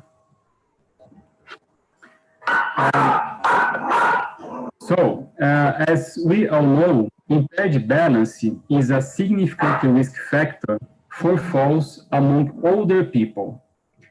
Moreover, tasks that require greater attention and cognitive involvement increase this risk. This has already been demonstrated in studies of dual task performance. That is, when a postural and cognitive tasks being performed concurrently, in which the performance in one of the tasks was negatively affected due to divided attentional demands. However, no studies have analyzed the effects of the cognitive exercises performed before a postural task in relation to the execution of the postural task itself. Therefore, the aim of our study was to assess the effects of cognitive exercises on the performance of postural control in healthy older women. To conduct this study, we had 20 healthy and physically inactive older women at about 65 years old, enrolled in a randomized blind crossover method. Each participant was submitted to 2 tests in random order. A single session of cognitive exercise consisted of 3 cognitive tasks with total duration of 7 minutes, and a single session without cognitive exercise. A 1-week period was respected between sessions. Then, the sway velocity of the center of pressure in the anterior-posterior and medial-lateral directions was calculated using a force plate like this.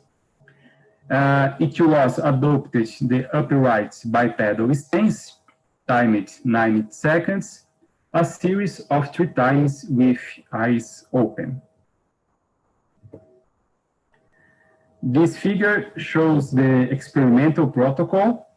In cognitive exercise session, the postural control was evaluated before the cognitive exercises, immediately after, and 10 minutes after the cognitive exercise. In without cognitive exercise session, the same evaluations were performed, but the cognitive exercises was replaced by 7 minutes of rest with the participants seated on a chair. In cognitive exercise session, we use 3 different tasks, the Stroop color word test, a memory test, and a mental math task. During the Stroop color word test, the participants had to defer the named color from the color that was printed, and only say the name of color that was printed. For example, a color named red, but it was printed on blue. The correct answer was only blue. During the memory test, the participants had to compare and say if the slides contain the same or different pictures. And during the mental math task, the participants had to count numbers by trees in ascending order.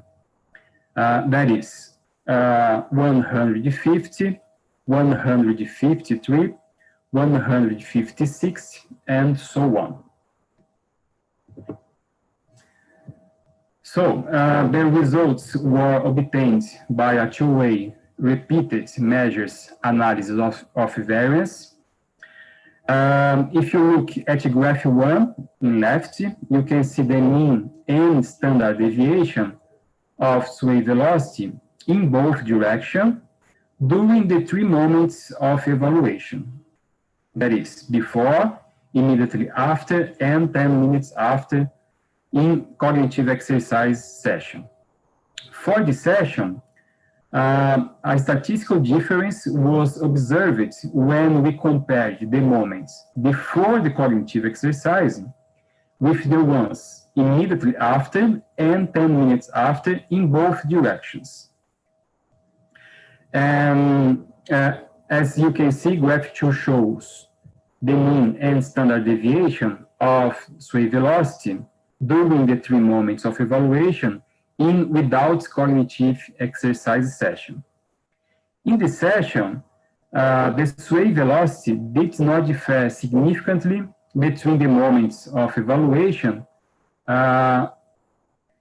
in both directions during the 3 moments of evaluation. However, the main finding of our study was that statistical difference was observed between sessions, in which a significant reduction was observed when we compared immediately after cognitive exercise compared to the same moments of without cognitive exercise session. For anterior-posterior direction, the p-value was equal 0.005, and for medial-lateral directions, the p-value was equal 0.01. Based on our findings, we concluded that cognitive exercises improved postural control in healthy and physically inactive older women. And this finding suggests that a cognitive exercise program can contribute to an improvement in postural control in this population. There are 2 possible explanations for the findings. First, it's possible that cognitive exercises have improved the participants' attention, improving the performance of the postural task. And second, it's possible that specific brain areas that are responsible for postural control, like the prefrontal cortex and parietal lobe, were activated by cognitive exercise. Therefore, since the postural control can be changed by cognitive exercises, it is necessary that the individual avoid cognitive activities for a period of time before postural evaluations on the first place, in order to reduce possible interferences during the test.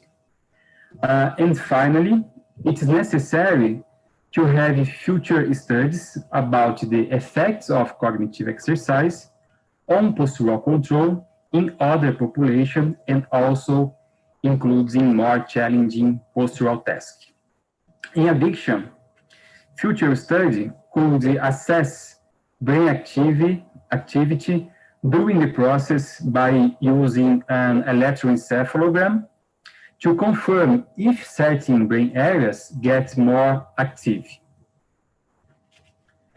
Here is my email. That brings me to the end of this presentation, and now I will be glad to answer you may have. Thank you all for your attention. Thank you. Yes. Any questions? Any questions to Dr. Rafael Ambrosius?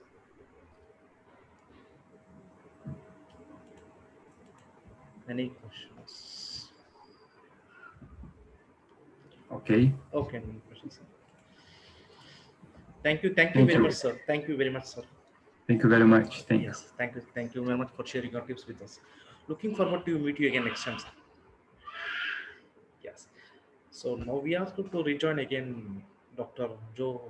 Carlos Buffin from Brazil. So you can continue your talks. Previously there was error from your side.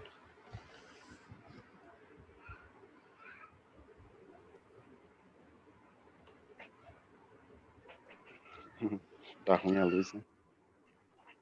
Ok. Sure. Yes, sir.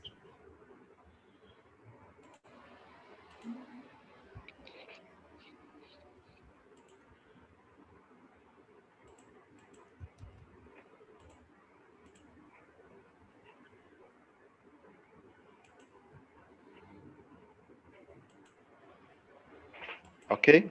Just to be online, sir. Só mais um minuto.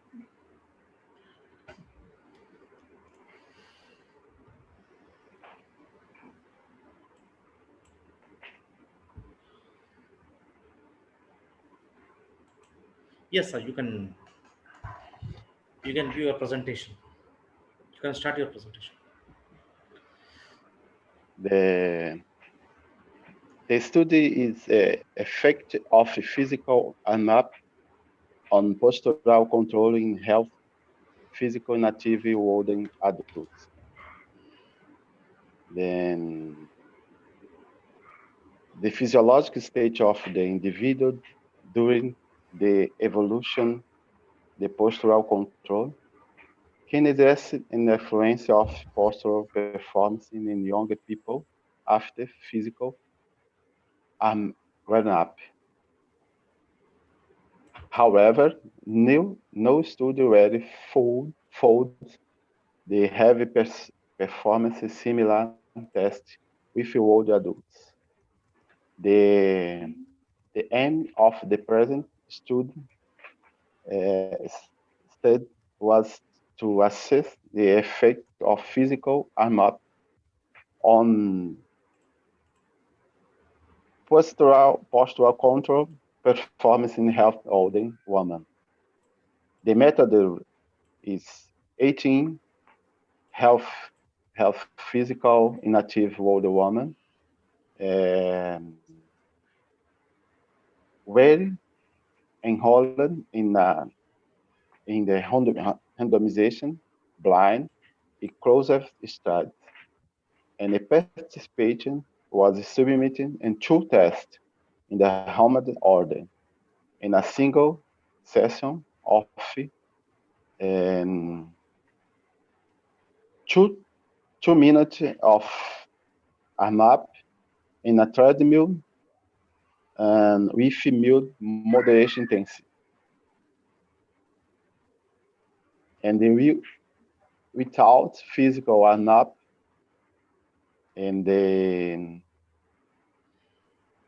sway velocity of the center of person in the anterior posterior, and the medial lateral direction was calculated using the flux plate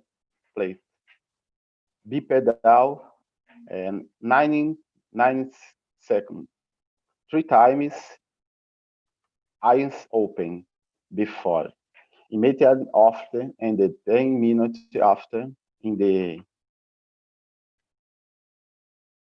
B-table group, and the same evolution were performed, but warm up and substituted with 10 minutes of resting sitting on the chair, and a 1 week period was respective between sessions. And finally, 2 ways is repeated mission analysis of the variance revelation. No statistical signification different in the ways velocity comparison and the P and the Y group and the eight direction. And the group, in conclusion, the physical AMAP does not affect on postural control in the health of the woman in the bipedal stance. This find indica that there's no need to perform PWU prior on the evolution on the postural control. Thus, the postural control evolution can be faster and less complex with a consequent increment in interest and adherence of this population and this type of evolution. Thank you. Sorry of my English is very poor. Sorry. Yes. See, any questions? Any questions to Dr. Jose? No problem, sir. We do understand.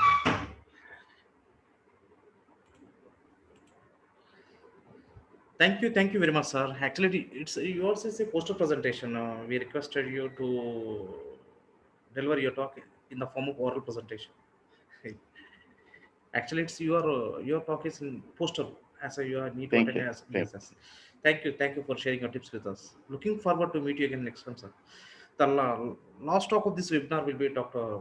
Sahed Wahedi from Ferdovis University of Masood from Iran.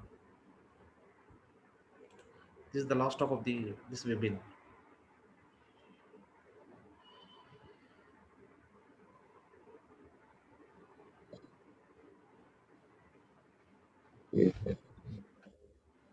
Yes, sir. It's fine.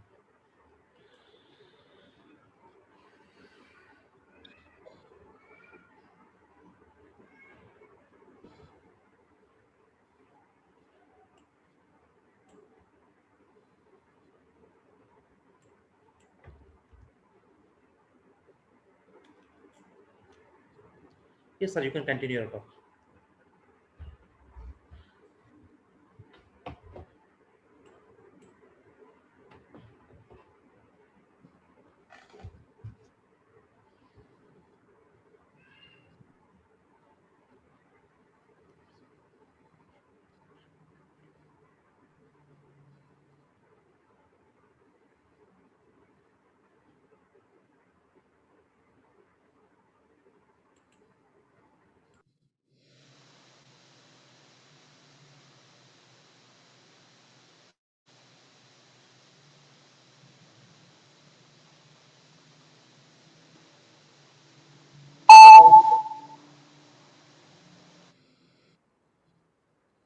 Just so you can reduce the volume. Just reduce the volume. We are getting echo sound.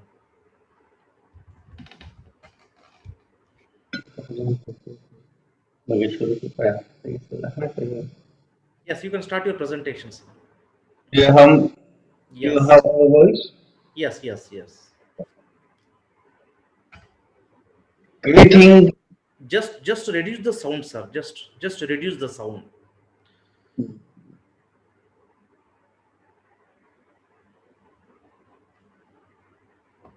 Yes, you can continue your presentation.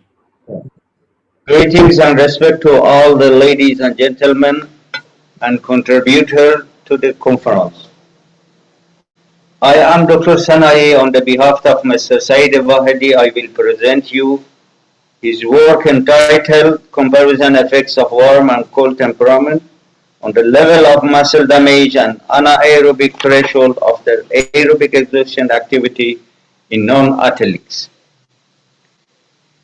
The World Health Organization defines complementary and traditional medicine as a collection of all theoretical and practical sciences used in the medical diagnosis, prevention and treatment of physical, mental or social disorders, and transmitted orally or in writing from one generation to another. Unani medicine, Indian medicine, Chinese medicine and Iranian medicine, etc., are the subset of traditional and complementary medicine. Ancient societies played a major role in formation of Iranian medicine. One of them is Avicenna. He was a renowned astronomer, philosopher, mathematician, physicist, jurist, and physician of his time. One of his most important writing is the Book of Law in Medicine. In his book, he refers to a key sentence to maintain health and well-being. There are 6 essential factors that if you have a strategy for them, you will never need a doctor, except in acute cases such as wounds and fractures. These 6 factors are climate, eating and drinking called nutrition, movement and stillness called physical activity, sleep and waking called rest, mental states and excretion and retention of necessary substances called as retention and vomiting. 2 important questions. The first question, but which one has been described as the most important effective part of health? The second question, what does he mean by a strategy? According to the scientists of traditional Iranian medicine, especially Avicenna, the most important factor in health and well-being in the 6 essential factors is physical activity, nutrition, and rest. After activity are the most important factors. The principle of individual differences. They believe that the strategy should be determined based on individual differences in 6 essential factors, especially in physical activity. Regarding physical activity for health, Avicenna explicitly states that everybody should be physically active based on his temperament, which is the same as individual differences. Also, prescribing in nutrition and rest and in other necessary factors should be based on the principle of individual differences. In Iranian medicine, the center of individual differences is temperament, so that the differences between is defined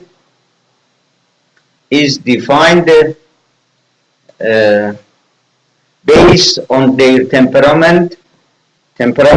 In Iranian medicine, the individual differences that are caused by heredity in individuals are considered hereditary in temperament, and the individual differences that are caused by their environment in individuals are the dominant temperament. The same thing that regulates the 6 essential in health, especially the factor of physical activity. According to scientists in the field, paying attention to temperament increases efficiency and positive results and saves time and energy in medical care, one of the most important of which is physical activity. In temperament has the rules of Hippocratic medicine, which Ibn Sina developed and supplemented. Temperament is based on the building blocks of the universe, which include water, fire, soil, and air, which vary in quantity and quality according to the inheritance of individual. Warm and dry, warm and wet, and cold and dry, cold and wet, are the 4 temperaments in Iranian medicine. In the theoretical foundations of Iranian medicine, each person's temperament is a set of unique physiological, anthropological, and physiological characteristics. Accuracy of individual differences rooted in heredity, one of the most important principles of traditional and complementary medicine. Temperament is a quality resulting from the action and reaction of components of human body and is not exactly the same in any two people, and each member of human society has its own unique temperament. For example, people with warm and wet temperament have extroverted and witty muscles and have wide chests. People with warm and dry temperaments get angry quickly. They have long have tinted limbs and more hair grows in them. People with cold and mild temperaments have oily fat, introverted and flexible, and broad central bones. People with cold and dry temperament are sensitive and introverted and have longer limbs, fat and muscle than the other temperaments. For the temperament of individuals in this is the base of Iranian medicine include tactile, body fat and muscle, hair, body, skin color, body condition, passivity, speed, quantity, and quality of sleep and wakefulness, speed of members' performance, the quality of body weight, mental states. In addition to examining these factors, all of them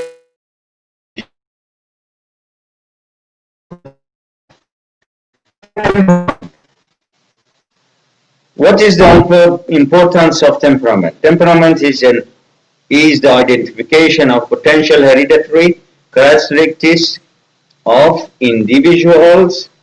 Recognizing temperament and identifying potential characteristics of temperament acquaints us with a wealth of personal information in physical, psychological, and anthropometric dimensions that enhance our predictive power.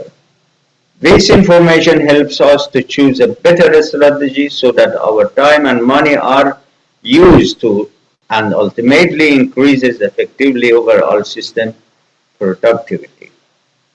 What is the necessity of temperament? It's easier to use than genetic testing. The results can be used as the lowest cost compared to genetics. It can be output in a short time, but it is not as accurate as genetic findings. Today, lifestyles are moving towards privatization, and each person should have a method of living based on their needs and characteristics. Temperament plays an important role in lifestyle privatization. Comparison of temperament and genetics in recognition of individual differences, advantages and disadvantages of genetic. It costs a lot to do it. Requires access, accuracy, advantage and disadvantage of the temperament. It's low cost, can be measured without questioning, high access, high speed in results based on temperament. The achievements of traditional medicines are performed with more precise execution. For example, if a plant has significant properties, a complete result will not achieve without considering the temperament of the plant and the consumer. It is less accurate than genetics. Temperament can be used as a handy tool in individual differences, recognition with even less expertise. In Iranian medicine, the center of individual differences, recognition is temperament.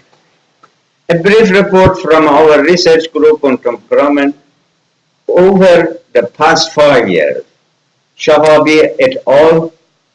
In summary, in this study, the hormone epinephrine, neurofermin, and cortisol were studied and compared to the both cold and warm temperament, which resulted in more and significant activity of the sympathetic nervous system in warm temperate people than in cold temperate people and more activity. The, para, the parasympathetic nervous system was more significant in cold temperament people than in warm tempered people. Wahedi et al. In a study examined and compared physiological indicators in the four temperament, which in summary relative fat and WHR and visceral fat in cold temperament people were more and more significant than warm tempered people. Also, basal metabolism and relative protein and muscle levels of warm tempered individuals were reported to be significantly higher than those of cold tempered individuals. In this study, in the study of Javan et al. People with dry temperament were significantly more likely to have shine spleen than wet tempered people. Rahati et al. Their research showed that warm tempered people have better and significant anaerobic capacity than cold tempered people. Atazade et al. In a study showed that the cold temperament people have better and significant aerobic capacity than warm tempered people. Research under their revision, determining the relationship between somatotype and temperament, the relationship between self-esteem and hot and cold temperament, evaluation of temperament of diabetic people with gastropathy. In the level of lactate dehydrogenase and creatinine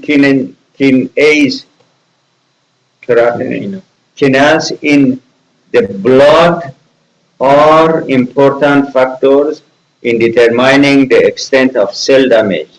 The greater the intensity of duration of physical activity, the more likely these enzymes are in the blood. This intensity and duration varies depending on the type of muscle fibers used in the genetic condition. Acute activities always give us feedback on activities that take place over a long period of time, which increases our predictive power. One of the mechanisms of physiological adaptation can be acute effect of physical activity. Anaerobic threshold in the point at which anaerobic metabolism is intensified and the rate of lactate production increases relative to the exertion from the body. The higher the heart rate, the higher the efficiency of cardiovascular system and higher the anaerobic capacity. This study was an applied and cohesive experimental study. The subject of this study were single men aged 18 to 26 years. The number of participants was 36 people who were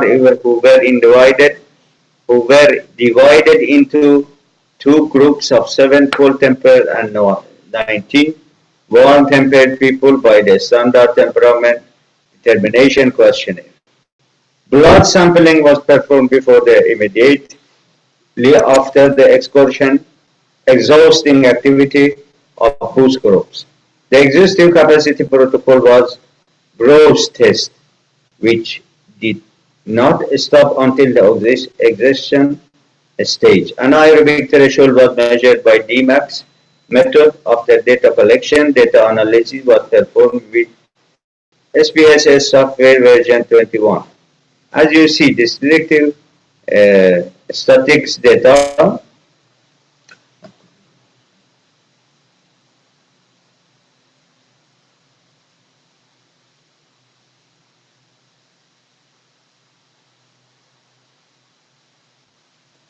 results of a group of creatine kinase change in warm and cold groups.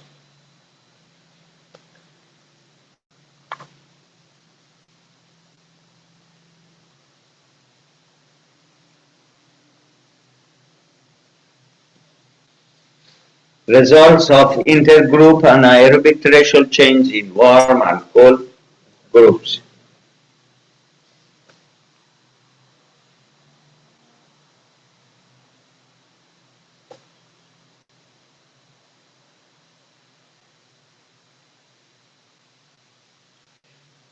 Considering that cell damage due to maximal aerobic activity was significantly higher in cold-tempered people. Cold-tempered people are more likely to run than warm-tempered people, as one of the reasons for more injury through mechanical stress and more muscle tension. The greater the more significant anaerobic threshold of cold-tempered people than warm-tempered people can be pointed to the possible mechanism of dominance of the parasympathetic autonomic nervous system. The dominance of the autonomic nervous system helps us to perform an aerobic activity with possible mechanism of slow muscle contraction and initial preparation of the hair of the heart and arteries, which is the reason why cold-tempered people are better than warm-tempered people in performing this test. Because it no longer covers aerobic and anaerobic activities, people with high aerobic capacity do not have the same level of anaerobic capacity, and people with high anaerobic capacity do not have the same level of aerobic capacity. Considering that the amount of muscle fibers in a function of heredity and people's temperament is also rooted in heredity, it can be concluded that cold temperament people probably have more contraction of the slow twitch muscle fibers than warm tempered people, which definitely needs laboratory research.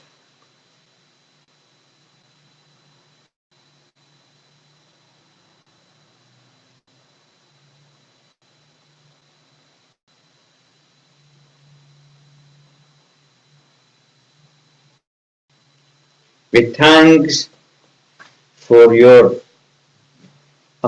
our future works can be classified in the role of individual differences in temperament, type of memories and learning, sports talent identification, sports talent development, and the effectiveness of training protocols. With thanks to the nice attention of audience and managers of the and contributors of the webinar. Thank you. Thank you. Yes. Any questions? Any questions to Dr. Sahid Wahed? Any questions? You are the last speaker of this event, sir.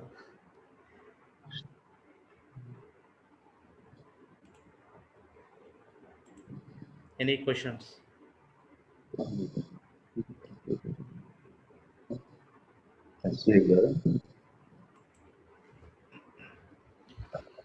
Yes. Yes. So it's up to close the event, sir. Thank you very much, sir, for joining us. Thank you very much. Yes, Thank you. yes. We have got a information from your side, and thank you very much for all the participants, those who joined.